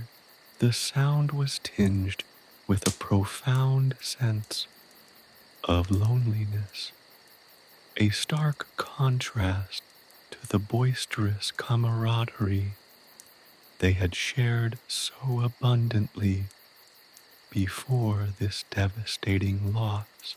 The void left by Patroclus was a chasm in his being, a darkness that threatened to swallow him whole, to erase him from existence. He rose abruptly, his movements jerky and uncontrolled, a stark contrast to his usual controlled grace. He paced the confines of his tent, his footsteps echoing the turmoil within his heart. He was trapped, a prisoner of his own grief and rage, his mind consumed by a whirlwind of conflicting emotions. The memories flooded back, their shared laughter, their training exercises, their silent understanding, the poignant moments of their friendship were interspersed with the gruesome details of Patroclus's death, a cruel juxtaposition of joy and horror that tore at his soul. His anger began to boil, a slow, steady burn that gradually intensified into a raging inferno. It was not a sudden explosion, but a controlled escalation of fury, a calculated crescendo of vengeance. He would not mourn, he would not grieve passively. He would unleash the tempest of his wrath upon the world. He would make the Trojans pay for this unspeakable crime, for daring to violate the sanctity of their bond, or tearing a hole in the very fabric of his existence. This wasn't just about a friend's death. It was about a transgression against his very being, a defiance of the sacred bond that tied him to Patroclus. The rage was not an irrational outburst. It was a calculated response, a strategic decision born out of profound loss and an unwavering sense of justice. He would make them pay for every drop of blood spilt, for every wound inflicted, for every indignity suffered by his friend.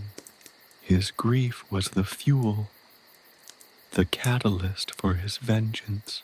He would transform his sorrow into a weapon, a tool of destruction to level the injustice he had been dealt. He looked toward the discarded spear, its bronze tip gleaming faintly in the weak light. His eyes were no longer filled with the hollow despair of grief. They burned with a cold, calculating fire. The spear was not merely a weapon, it was an extension of his own resolve, a symbol of his unwavering commitment to retribution. He would not rest, he would not falter, he would pursue his vengeance with the relentless intensity of a storm at sea. His hand reached out and grasped the spear, his fingers tightening around the shaft, as if squeezing the life out of the Trojans. The simple act of holding the weapon seemed to solidify his resolve. The rage continued to build, intensifying with every passing moment.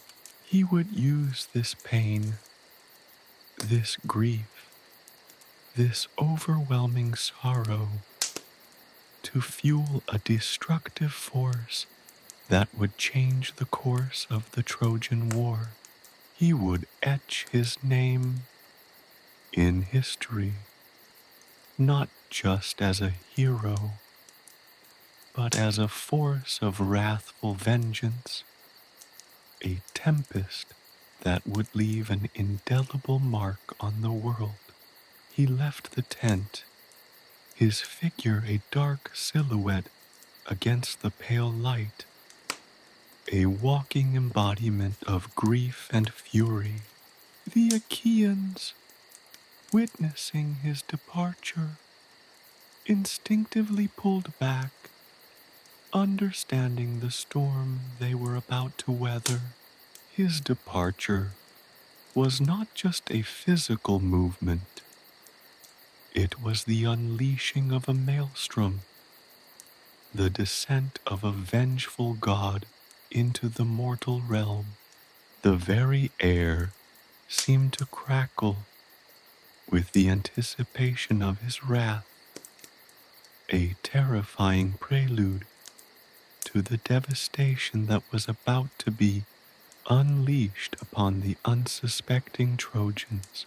The world itself braced for the impact, the consequences of Achilles' grief, and the terrifying force of his untamed fury. The war, already brutal, was about to enter a new, far more terrifying phase. Chapter 6: Fate's Fulfillment. The roar of battle was a familiar symphony, yet this time it held a different resonance for Achilles. It was no longer a cacophony of clashing steel and desperate cries.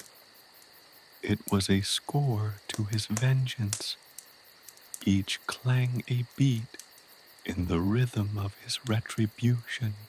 He emerged from his tent, a wraith of grief and fury, a storm given human form. The Achaean ranks parted before him, like the Red Sea before Moses, a testament to the fear and awe his presence inspired. Even the bravest warriors, hardened by years of brutal conflict, instinctively recoiled, sensing the tempest that raged within him. His armor, newly polished, gleamed like a malevolent star, reflecting the grim determination in his eyes. He no longer moved with the fluid grace that had previously defined him. His movements were sharp, precise, the actions of a predator stalking its prey. Each step was deliberate, each breath controlled, a stark contrast to the tempest of emotions that churned within him.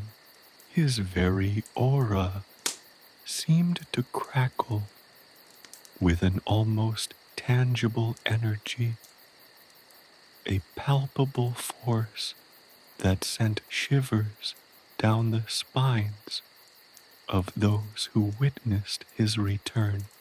The Trojans, who had tasted a brief respite from his devastating attacks, now felt the icy grip of terror. News of Patroclus's death had spread through their ranks like wildfire, fueling a desperate hope that the lion would remain in his den, consumed by grief. That hope was quickly extinguished as Achilles strode into their midst, a vision of wrathful retribution. Their cheers died in their throats, replaced by a chorus of panicked cries, a symphony of fear that resonated across the battlefield. He didn't merely fight, he annihilated. His spear, a blur of bronze, found its mark with terrifying accuracy, each thrust a death sentence. He moved through the Trojan ranks as a scythe through wheat, carving a path of destruction that left a trail of carnage in its wake. The screams of the dying were his war song, their blood a testament to his power, a grim offering to the ghost of his friend. Hector, the Trojan prince, watched from afar, his heart heavy with a mixture of fear and reluctant admiration. He had faced Achilles before, had felt the weight of his might, but this was different. This was not the Achilles who fought for glory or honor. This was a creature fueled by an implacable rage, a force of nature unleashed upon the world. He saw the madness in Achilles' eyes, a fire that burned brighter than any he had ever witnessed. He knew with chilling certainty that this was not a battle he could win. Achilles targeted the Trojan leaders, each blow a calculated strike aimed at dismantling their fighting spirit. He sought not merely to kill, but to break, to shatter their confidence, to leave them trembling before his unconquerable might. His rage was a weapon as deadly as his spear, an invisible force that paralyzed his opponents, leaving them vulnerable to his devastating assaults. The river of blood flowed freely across the battlefield, a grim testament to Achilles' fury. He spared no one, showing no mercy. His relentless assault, a wave of destruction that swept through the Trojan ranks. The cries of the wounded mingled with the clash of steel, creating a cacophony of death and despair that echoed across the plain. The air was thick with the stench of blood and sweat, the acrid taste of carnage hanging heavy in the air. Even the gods themselves paused to witness this spectacle of devastation. Ares, the god of war, smiled grimly, enjoying the carnage. Aphrodite, goddess of love and beauty, recoiled in horror, shielding her eyes from the brutal spectacle. Athena, goddess of wisdom and strategy, watched with a mixture of concern and grim fascination, understanding the terrible cost of unchecked rage. But Achilles was oblivious to the divine audience. He was lost in the whirlwind of his vengeance, a storm of fury that knew no bounds. He fought with the relentlessness of the sea, the unyielding force of a mountain. He was a force of nature, a being unbound by mortal limitations. His invincibility, the gift and the curse bestowed by the River Styx, served only to amplify his destruction, making him a harbinger of death, a walking apocalypse. The battle raged throughout the day, the sun setting on a scene of unimaginable carnage.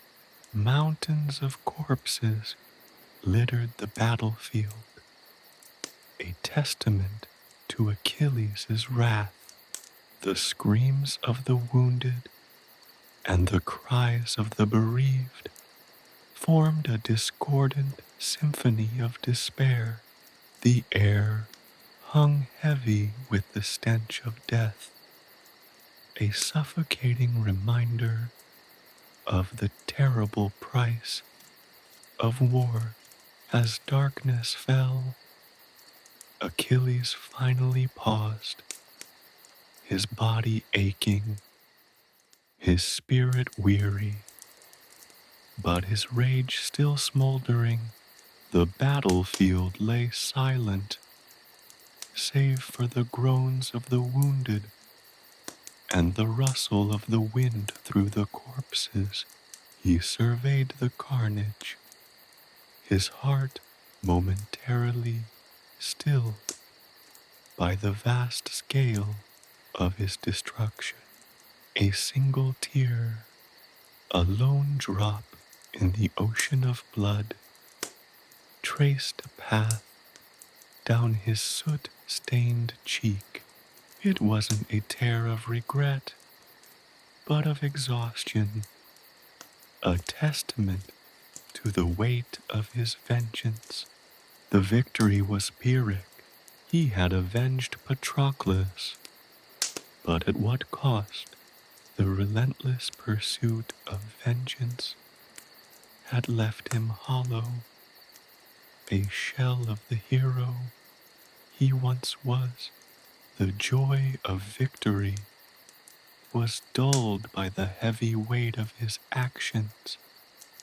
A dark shadow cast upon the triumph.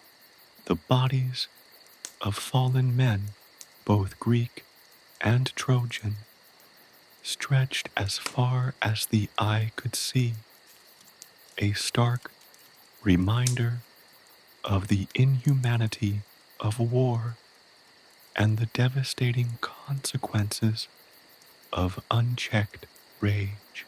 He realized that even in victory, there was no true solace, no balm for the gaping wound in his soul. The echoes of Patroclus's laughter, his smile, his gentle touch, seemed infinitely far away, swallowed by the darkness of his rage-fueled triumph. He had carved a path of destruction, but the only road left before him was one of lingering grief and profound loneliness.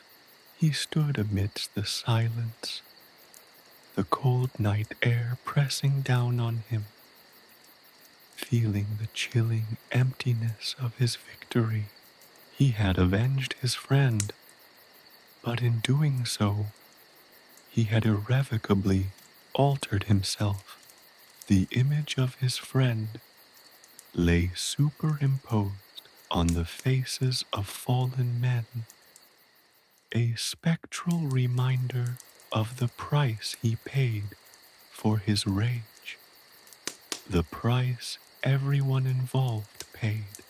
His eyes darted across the field, focusing on the faces of the fallen, the expressions frozen in moments of agony, fear, or even surprise.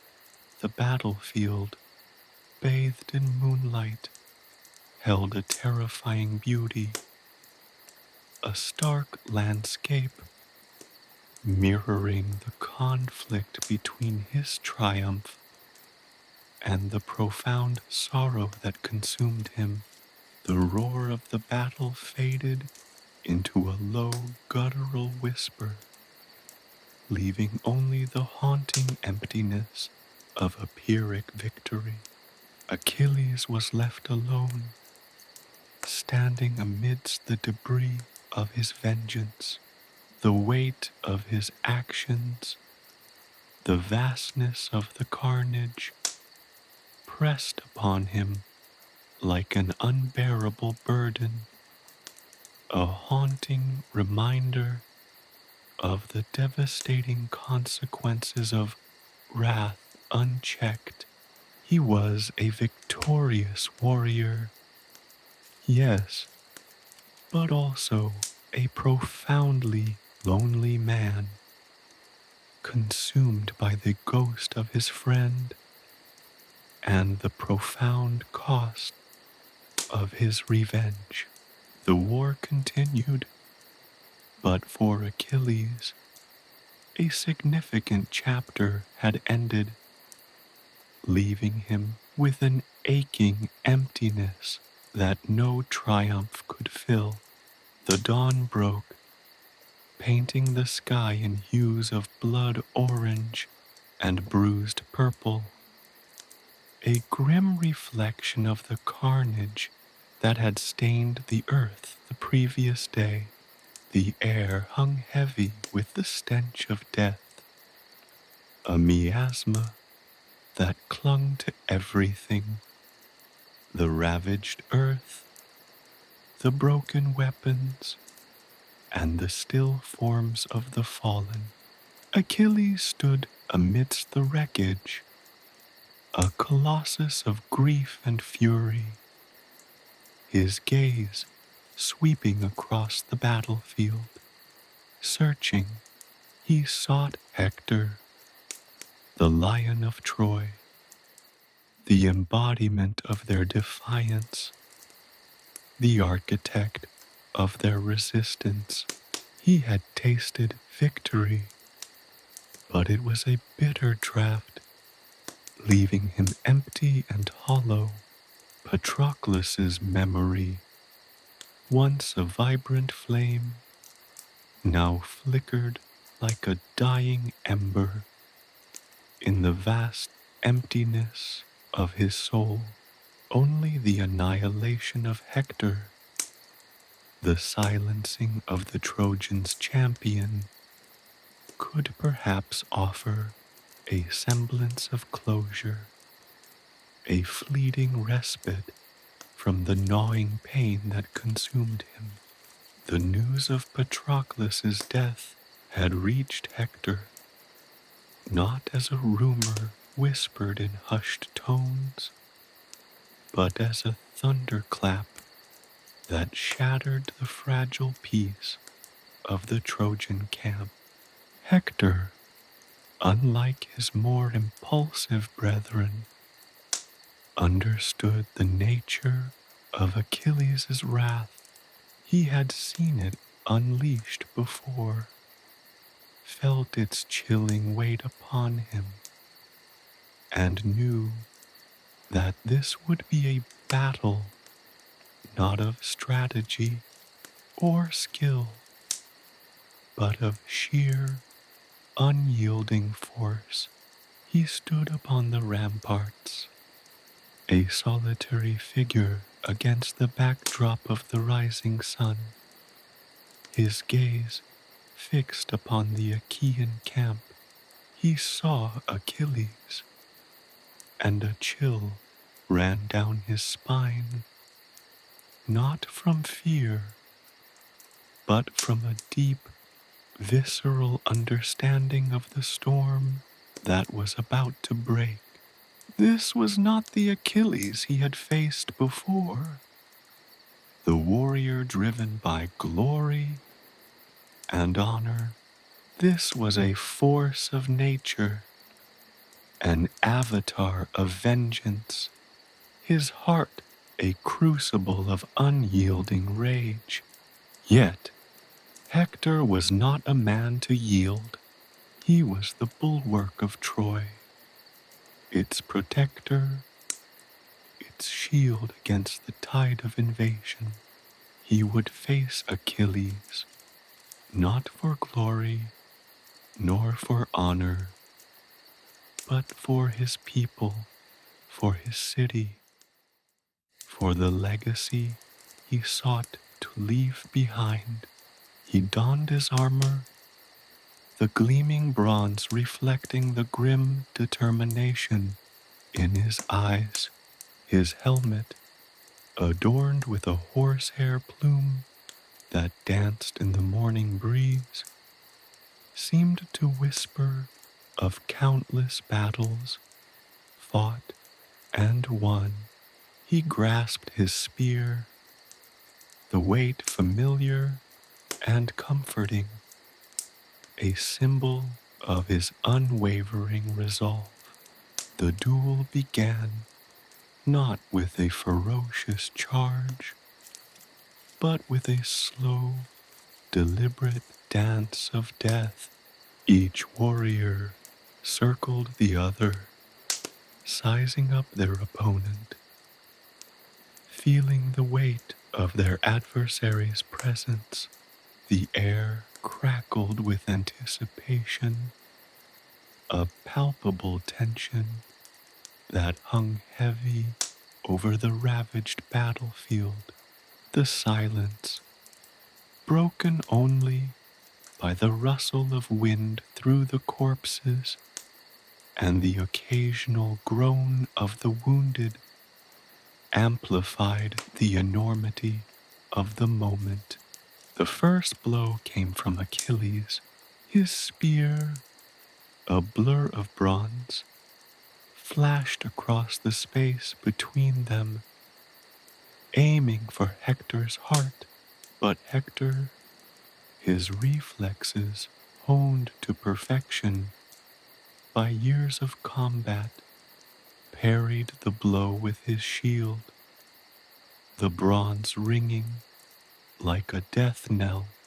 The impact shook him to his core, but he stood firm, unyielding, his resolve unbroken. The exchange escalated, a brutal ballet of death played out under the watchful eyes of the gods. Each blow was a testament to their skill, their power, their unwavering determination. Spears clashed, shields met, the rhythmic clang of bronze echoing across the field. The earth trembled under the force of their blows. the very ground seeming to bear witness to their titanic struggle. Achilles, fueled by his grief and rage, fought with a ferocity that bordered on madness. His movements were swift, precise, each thrust a calculated strike, aimed at ending Hector's life. But Hector, despite being outmatched in raw power, met his every attack with unwavering courage and skill. He used his agility to evade the worst of Achilles' attacks, parrying blows with remarkable skill and countering with thrusts that tested Achilles' defenses. The battle raged on, a furious dance of death that seemed to stretch on forever. The sun climbed higher, its rays beating down on the combatants, adding to the grueling nature of the fight. Sweat streamed down their faces, mixing with the dust and blood that coated their bodies. Their breaths came in ragged gasps, their muscles screaming in protest. Yet neither man faltered, neither man yielded. The gods, enthralled by the spectacle, watched from Olympus. Zeus, observing the duel with detached interest, pondered the implications of the outcome. Athena, ever watchful, favored Achilles, while Ares, the god of war, found himself captivated by the sheer power and skill displayed by both warriors. Aphrodite, the goddess of love, averted her gaze, unable to bear witness to such brutality. The duel reached its climax with a desperate, brutal exchange. Achilles, seizing a moment of opportunity, disarmed Hector, leaving him vulnerable. Hector, realizing his predicament, fought with a strength born of desperation. He grappled with Achilles, seeking to gain a momentary advantage. But Achilles, with a strength that seemed superhuman, overpowered Hector and plunged his spear into the Trojan prince's chest. Hector collapsed to the ground, his lifeblood staining the dust a crimson red. His eyes met Achilles's for one last moment, a mixture of resignation and defiant pride. Silence fell upon the battlefield, a silence more profound and terrifying than the roar of battle. The sun seemed to dim, as if the very heavens were mourning the loss of the great Trojan hero. Achilles stood over Hector's lifeless body, his rage finally spent, leaving behind an echoing emptiness. He had avenged Patroclus, but the victory felt hollow, the taste of triumph dulled by the enormity of what he had done. The cost of vengeance, he realized with a chilling clarity, was far greater than he had ever imagined. The battlefield, once a scene of furious conflict, now lay silent, save for the gentle breeze whispering through the corpses. and the somber sigh of the earth. The war continued, but for Achilles, the weight of his victory was already too much to bear. He stood alone, a conqueror, consumed by the shadows of his triumph. The dust swirled around Achilles' feet, a reddish-brown cloud clinging to the air, thick with the coppery tang of blood. He stood over Hector, the great Trojan prince, his lifeblood staining the earth a grim, crimson tapestry. The once proud warrior lay still, his armor, once gleaming, now dulled and marred, a testament to the brutal dance of death they had just shared. The horsehair plume that had once danced so proudly atop his helmet now lay limp and broken, a pathetic symbol of his fallen glory. Achilles' own breath hitched in his chest, a ragged sound in the sudden, unnerving silence that had descended upon the battlefield. The roar of battle, the clash of steel, the screams of the dying, all were gone, replaced by an oppressive quietude, broken only by the whisper of the wind sighing through the corpses. The sun, which had shone so brightly just moments before, seemed to dim, casting long, mournful shadows across the ravaged landscape. It felt as if even the heavens mourned the passing of the Trojan champion. He had killed Hector. The words echoed in his mind, a hollow, chilling refrain. He had avenged Patroclus, but the victory felt as if it were forged in ashes, a bitter, tasteless triumph. The rage that had fueled his relentless pursuit, the burning fire of vengeance that had consumed him, had finally been quenched, leaving behind a desolate emptiness, a void deeper than any he had ever known. He looked down at Hector's face, once proud and defiant, now pale and still.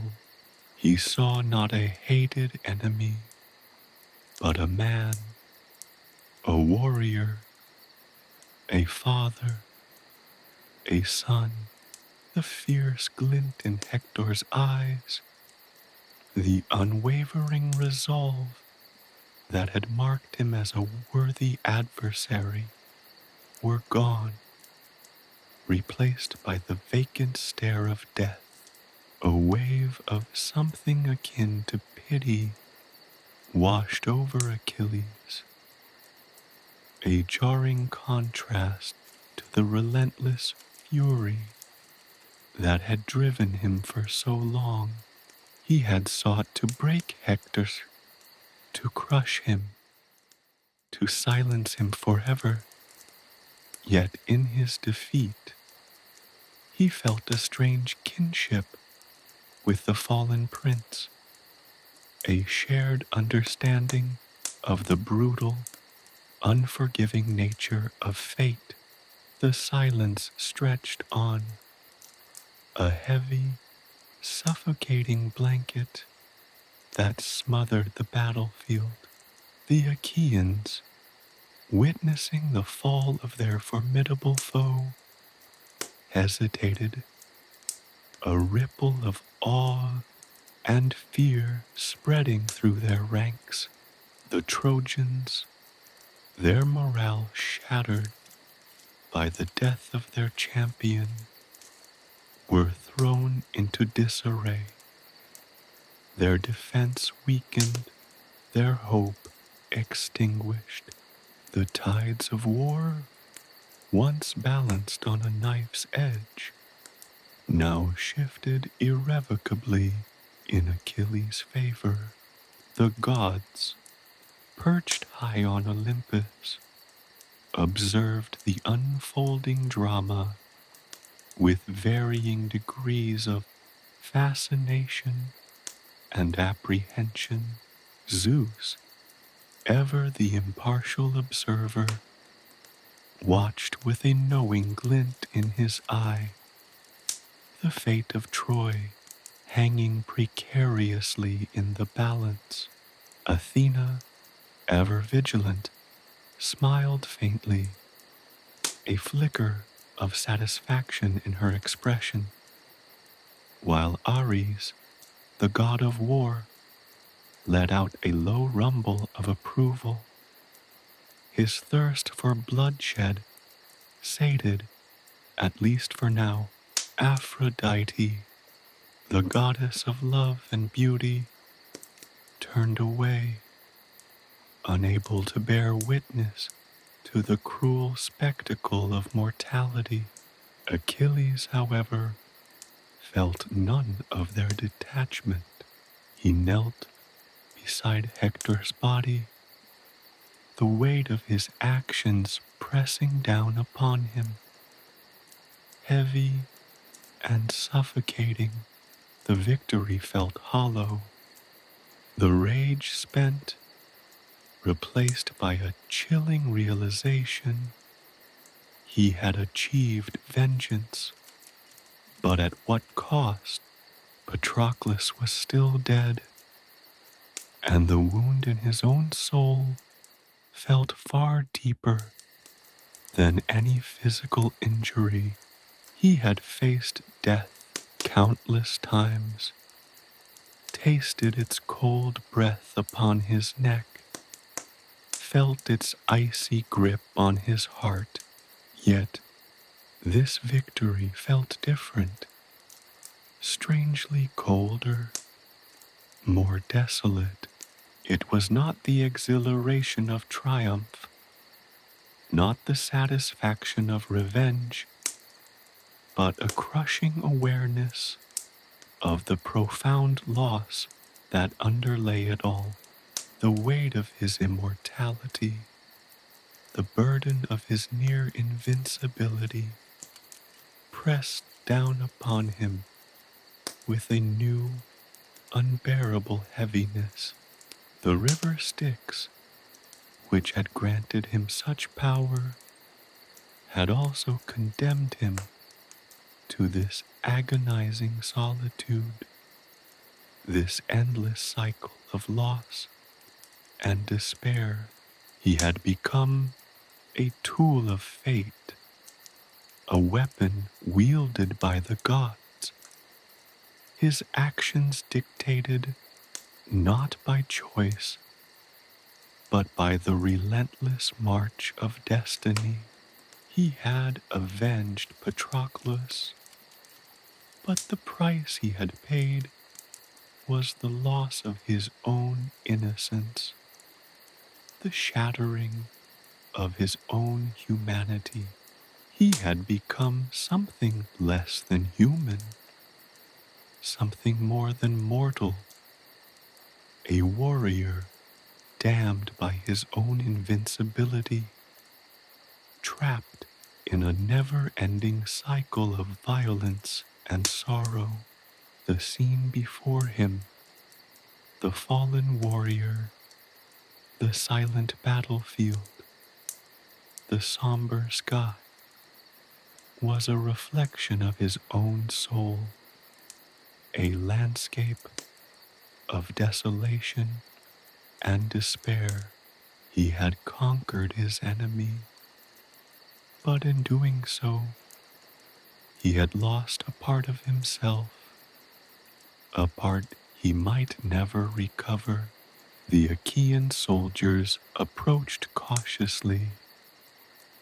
their eyes reflecting the somber reality of the moment. They had witnessed the might of Achilles, his relentless fury, his unyielding power, yet in his victory they saw not the triumphant hero, but a man consumed by grief, weighed down by the burden of his own invincibility.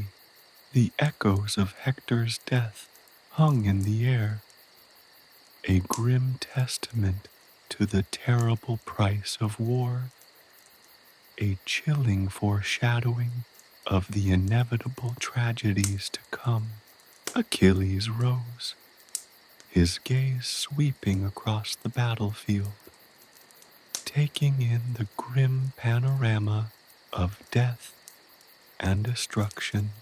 The air hung heavy with the stench of blood and decay. The ground stained a deep crimson. His own reflection shimmered in the polished surface of his armor, a ghost-like image that seemed to mock his victory. He was the victor, yet he felt utterly defeated.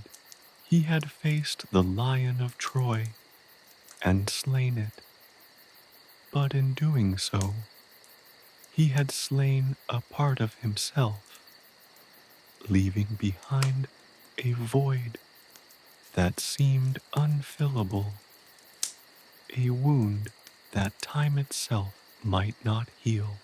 The war continued, of course. The siege of Troy would rage on, but for Achilles, the battle was already over. He had won, yet he had lost everything. The weight of his victory pressed down upon him, crushing him beneath its merciless burden. The gods watched from Olympus, their expressions unreadable, their intentions inscrutable, as the sun set on another day of bloodshed, leaving Achilles alone, with the haunting echoes of his triumph, the crushing weight of his fate, and the gnawing emptiness of his soul. The fate of Troy still hung in the balance, but for Achilles, the die had already been cast. His destiny, both glorious and tragic, was irrevocably intertwined with the fate of the city, a destiny he now faced with a heavy heart and a soul consumed by the shadows of his own invincibility. The silence after the fall of Hector was a thing unto itself, a palpable entity pressing down on the ravaged battlefield. It was a silence heavy with the weight of death, the stench of blood, and the lingering echo of the clashing steel. The Achaeans, who moments before had roared in a frenzied symphony of war, now stood frozen, their faces etched with a mixture of awe and disquiet. They had witnessed the spectacle of Achilles' fury, his unstoppable might, his relentless pursuit of vengeance.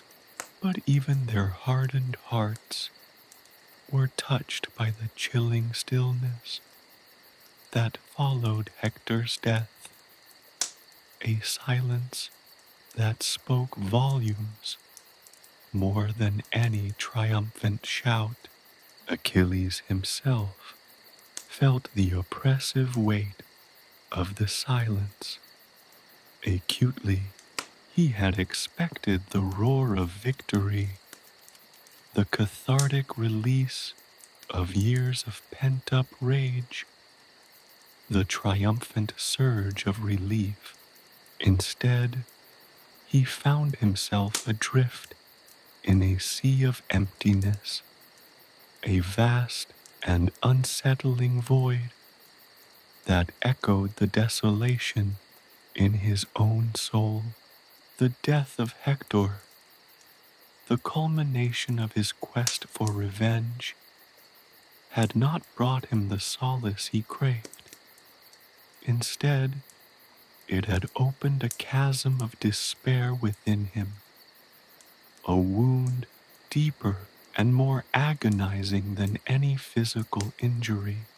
He knelt beside the fallen Trojan prince, the crimson stain of Hector's blood seeping into the earth like a dark tide. He studied the lifeless face, the proud features now slack and still, the once fiery eyes dulled by the cold hand of death, the epic struggle, the relentless chase, the final brutal confrontation. All of it seemed to recede into a distant, hazy memory, leaving behind only the stark reality of Hector's death and the overwhelming emptiness that followed. The magnificent armor that once protected Hector now lay discarded and broken, a testament to the ferocity of their battle. Each dent, each scratch, each shattered piece whispered tales of their deadly dance, a testament to the strength and skill of both warriors. But amidst the wreckage of war, there was also a strange symmetry, a cruel reflection of the shared fate that bound them. Both were warriors, both were mortals, and both were subject to the whims of fate, the unrelenting hand of destiny.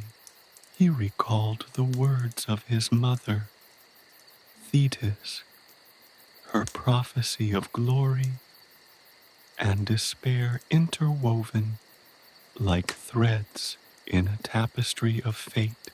He had sought glory, had tasted the heady wine of victory on countless battlefields, had proven himself to be unmatched in strength and skill.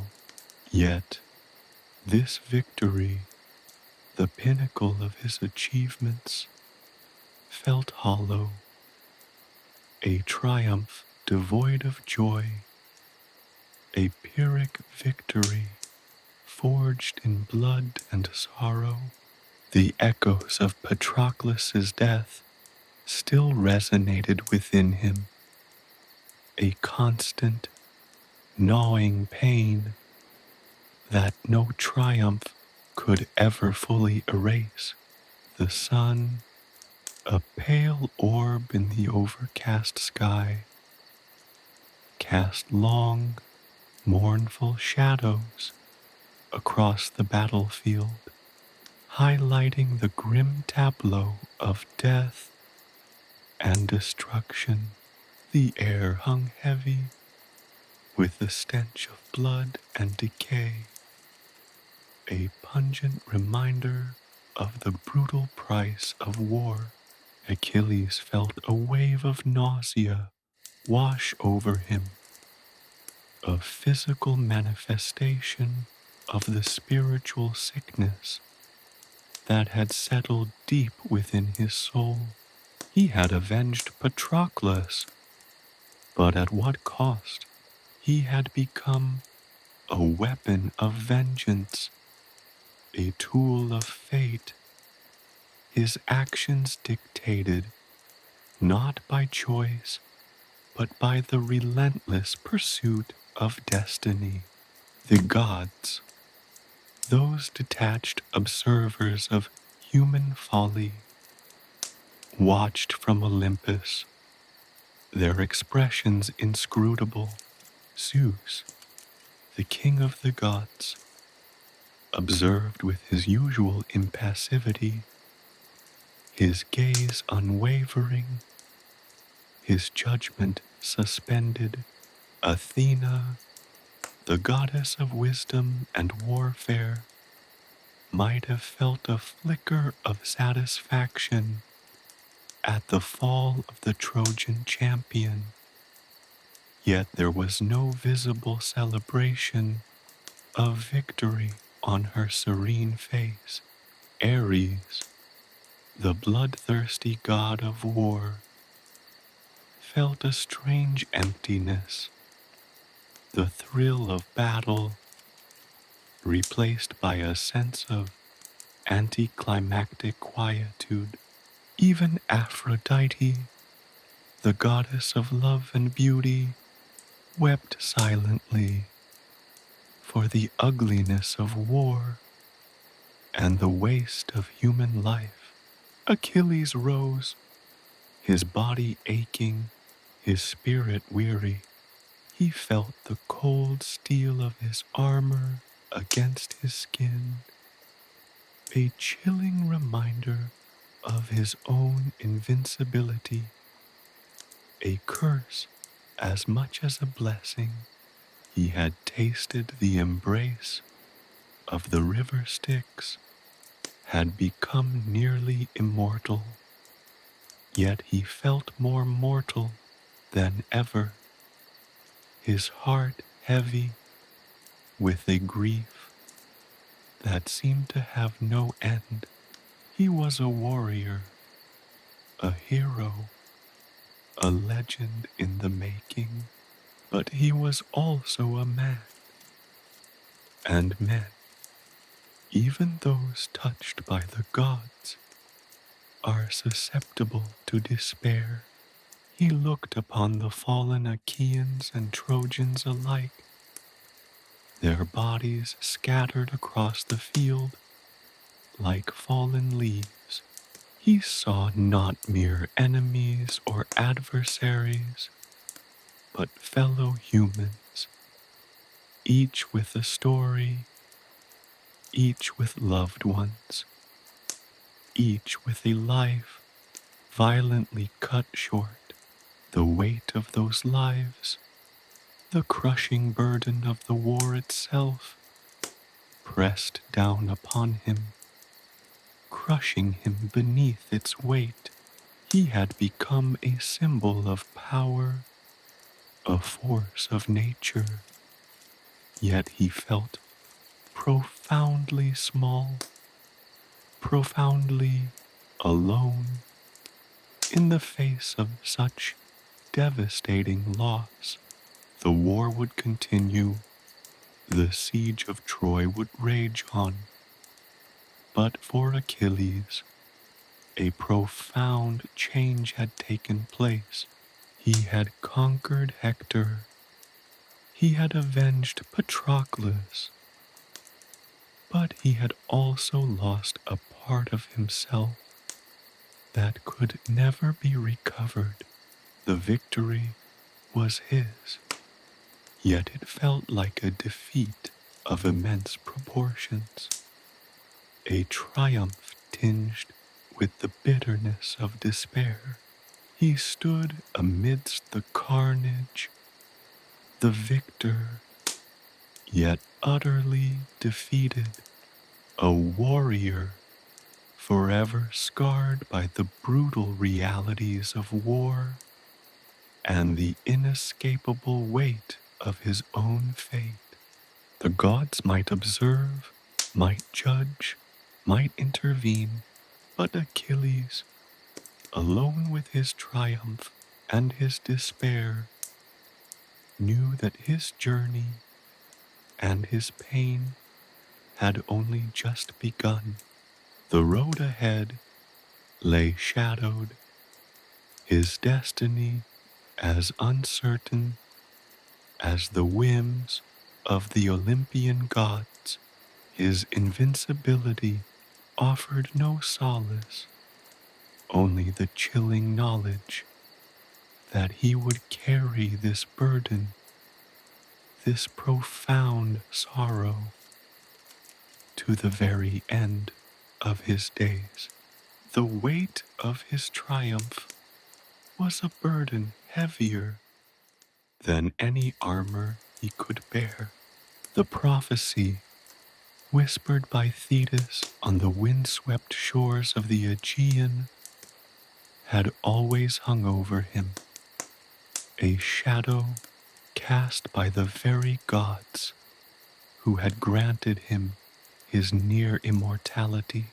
It was a prophecy of glory, yes, of unmatched prowess on the battlefield, of a name that would echo through the ages.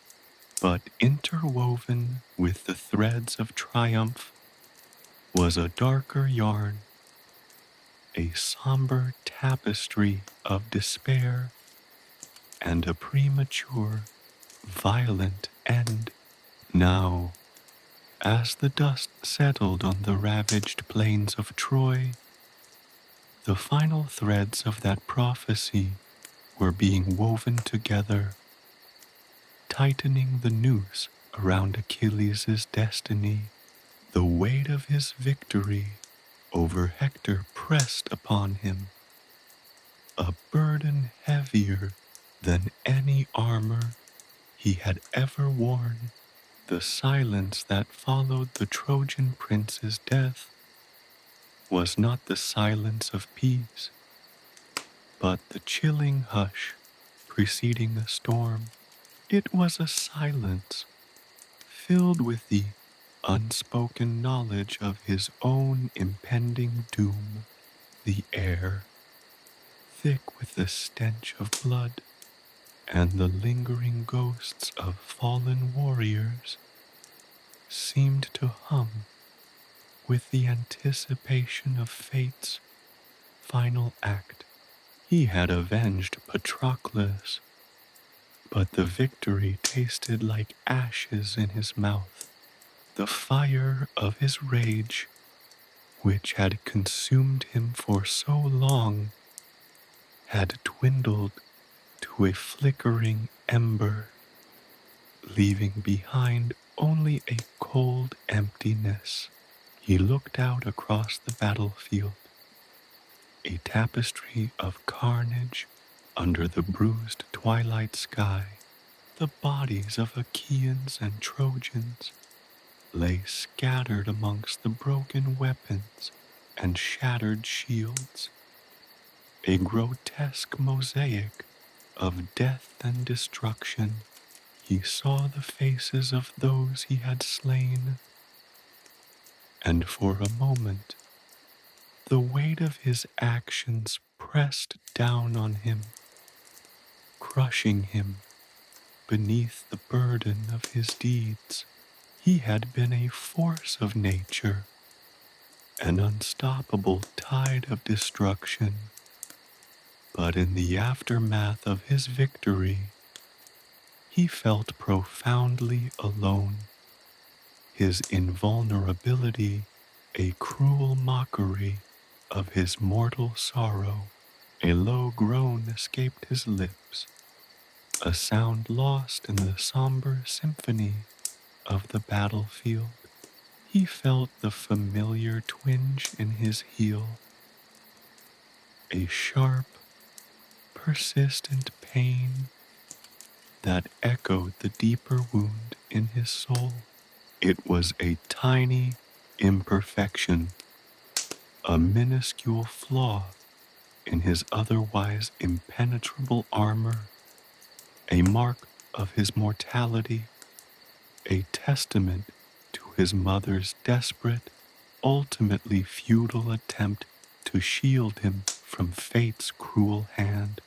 This seemingly insignificant injury, a small price paid for near immortality, held within it the promise of his death, a destiny he had striven so hard to evade. His invulnerability bestowed by the Styx's embrace was not a guarantee of eternal life, but a cruel paradox, a promise of an extended life, punctuated by the inevitable, inescapable end. Thetis's words returned to him, echoing in the desolate space of his heart. He had sought glory, and he had found it in abundance.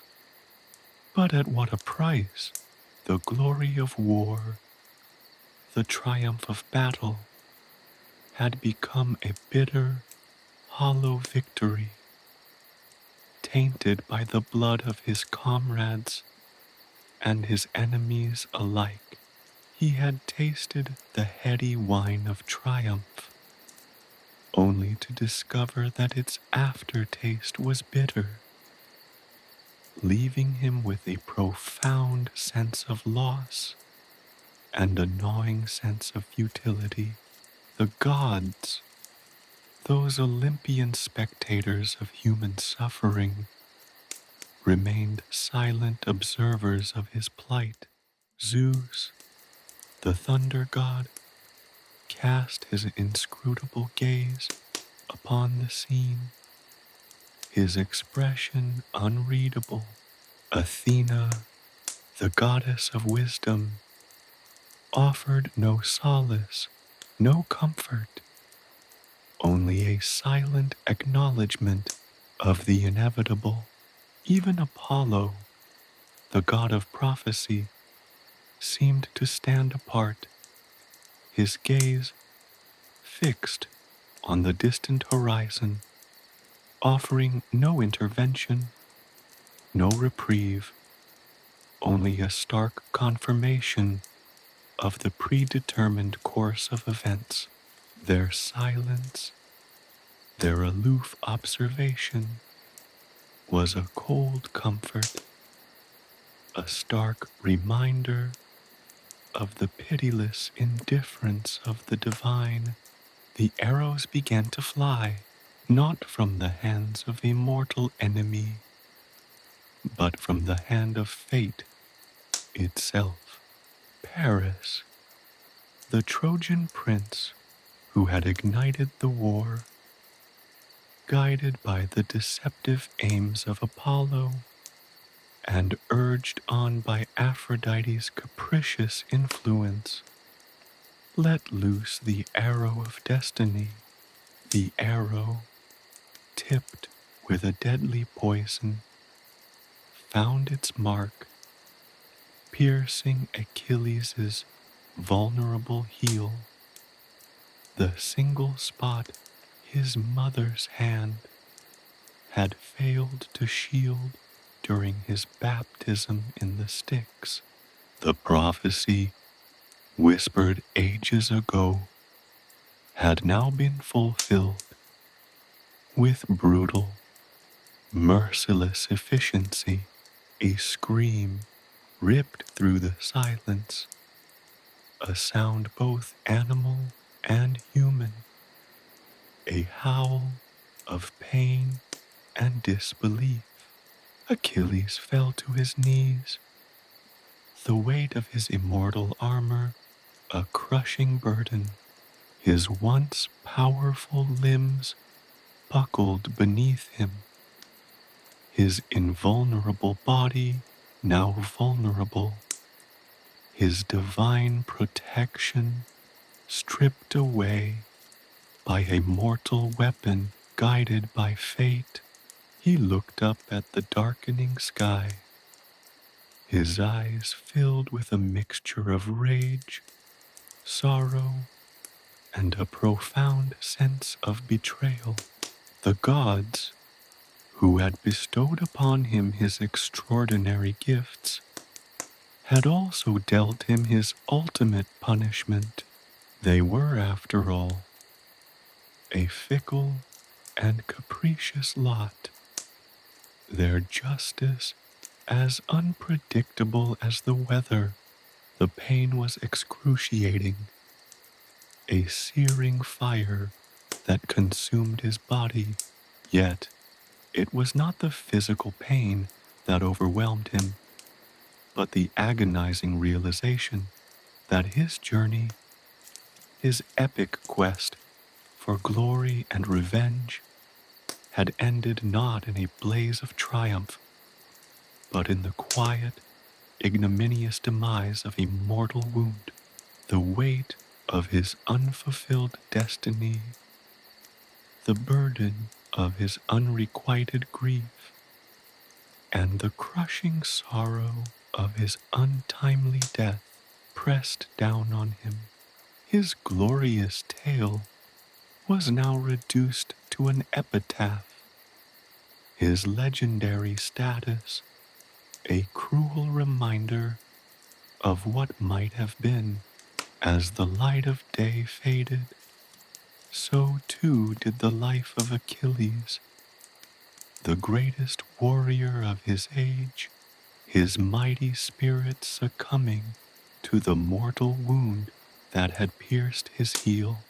The once untouchable hero lay dying, his invincible body laid low by the very flaw that made him almost a god. The whispers of the prophecy faded away, the final threads of fate's tapestry woven together, forming a chillingly beautiful narrative of a hero's rise and fall, of glory and despair, of a life both extraordinary and tragically short. The battlefield, once a stage for his heroic exploits, became his tomb. The silence that followed his death, a stark testament to the relentless march of fate and the finality of destiny. The gods remained silent spectators, their judgment unspoken, their involvement left only to the interpretation of those who would remember the legend of Achilles, the man who was nearly immortal, yet who ultimately succumbed to the touch of mortality. His death, though tragic, served only to solidify his place in history, a testament to the power of his deeds and the inevitable grip of fate.